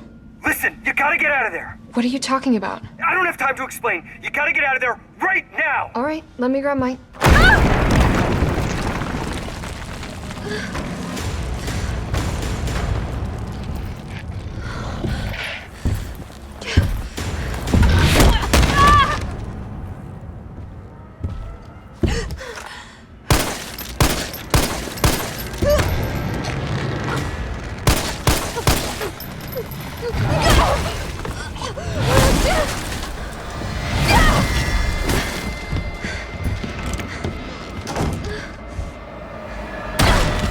What the hell is that thing?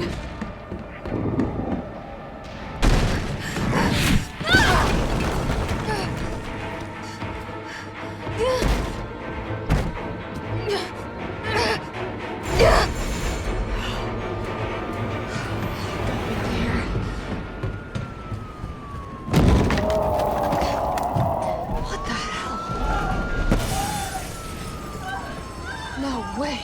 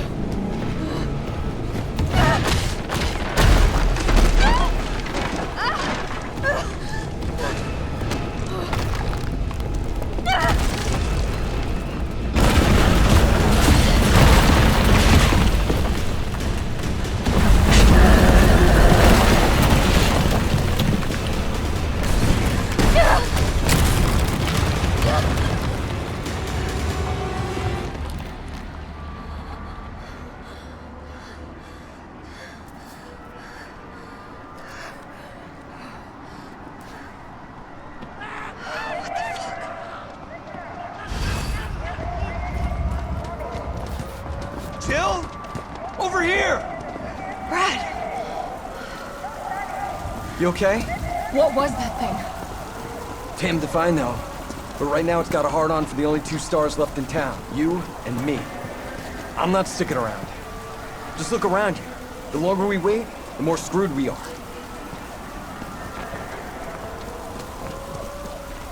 How'd this all happen so fast?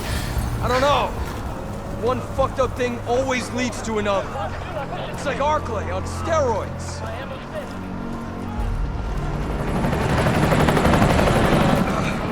Hey! Hey, wait! Down here! Damn it! We've got to be dreaming. How could this many people be infected? Brad! Here they come! In here! There's so many.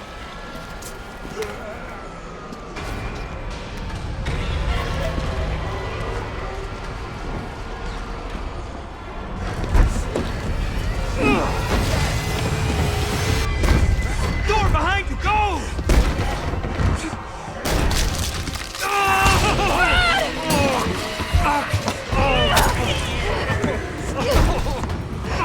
Don't think about it. We're gonna make a run for it. Come on, Jill. We know how this ends. No, I don't. Are we still a team? Always. Then do me a favor. Don't fuck up like I did. Go!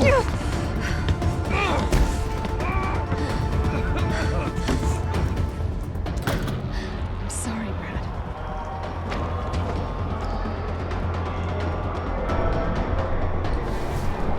Sorry.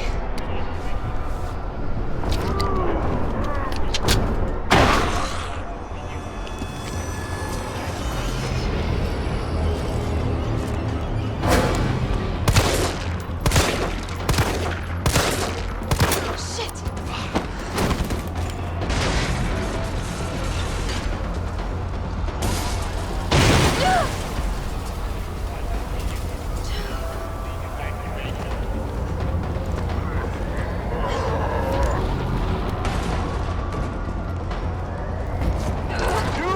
Down there!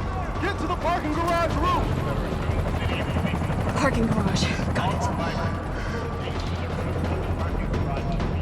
Sir, are you alright? Stay back! Don't come any closer! Hey, come on. There's a helicopter waiting to take you to safety. What safety? I'm not going out there! The parking garage isn't far. I can The only safe place is in here!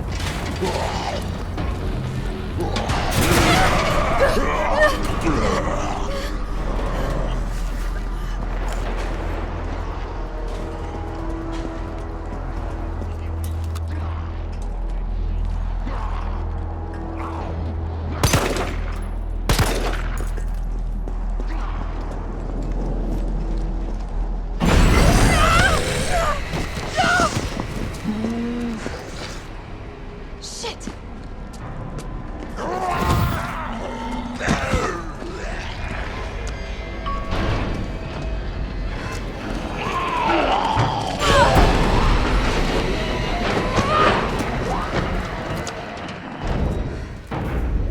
Come on.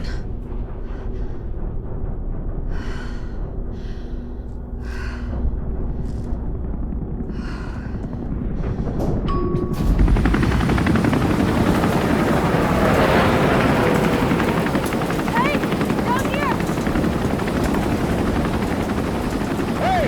Get in!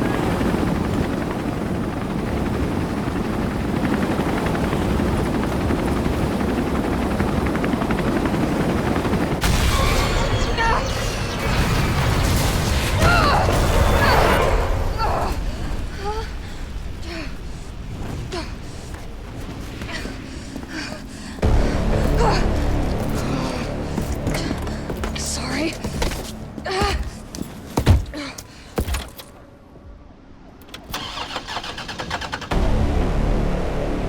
come on.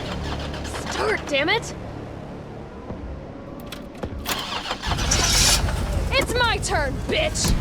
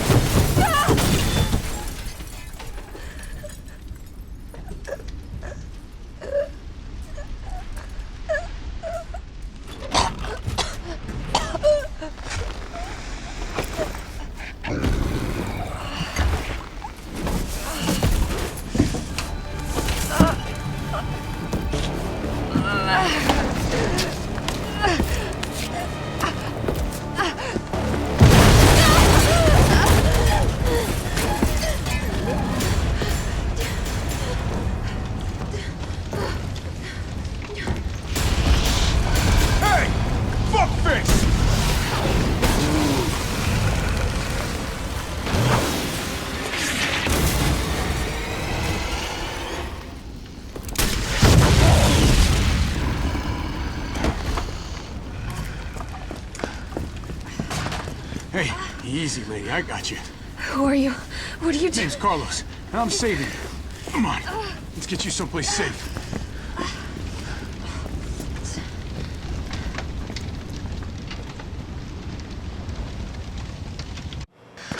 I think we're in the clear. Hope so. We've been bringing survivors here. Here where? My guys have converted some subway cars into a shelter. It's safe. I'm fine. Personal space. Okay, I get it. Let's go. Oh, come on. Who's the dipshit that closed this? Sorry, we're gonna have to go around. Hey, what do you know about that monster?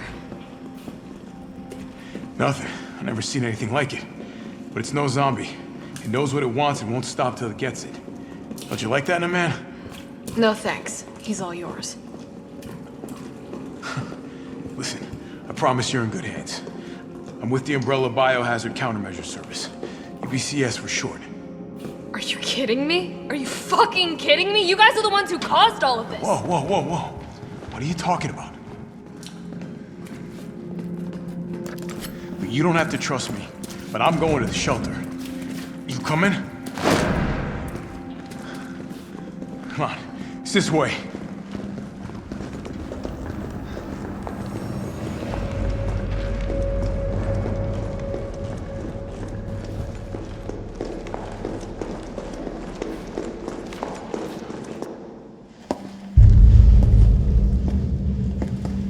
Hey, Captain. This fine young lady could use our help. Carlos, you didn't even think to ask fine young lady her name? She is an elite operative of RPD, Special Tactics and Rescue Service. Her name is something Valentine. It's Jill. Nice to meet you, Jill.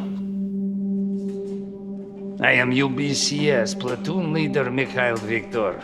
My team was sent here to rescue civilians. Right. How's that going for you? The city is completely cut off, isolated. Most of the 100,000 civilians will wind up dead. Correction, undead. My platoon has suffered serious losses. Just keeping them alive is more than I can manage. Well, you can thank your corporate overlords for that. Yes. Well, we are doing all we can.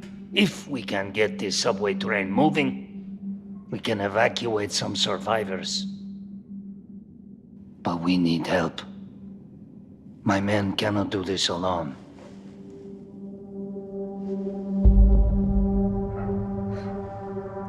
All right. I'm in. But I am on their side, not yours. Oh, hey. It's cool. We all want the same thing. Thank you, Jill. All right, Super Cop. Here you go. We can use this to stay in contact. I know what a radio is. Okay, first things first. We need to get you geared up. Head up to street level. You'll find supplies there. All right.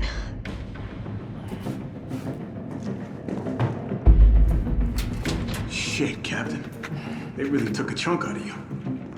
Nothing that I will miss.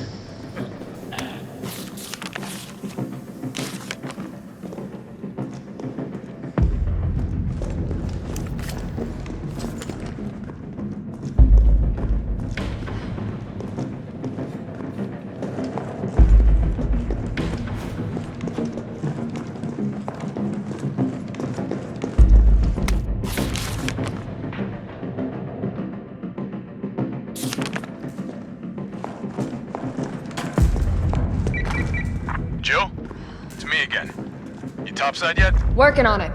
So what's the plan? The old tanks got me clearing the tracks. You mind getting the subway infrastructure back online? And how do I do that? Let's start by restoring power. I'll navigate you to the substation once you hit the main road. Copy that. Let's do this fast.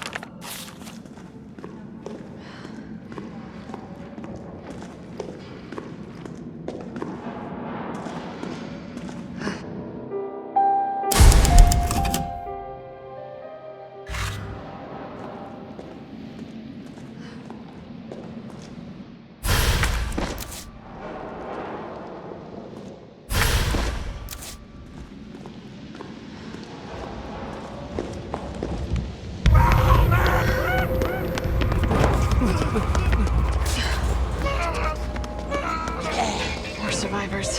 We've got to get that train moving.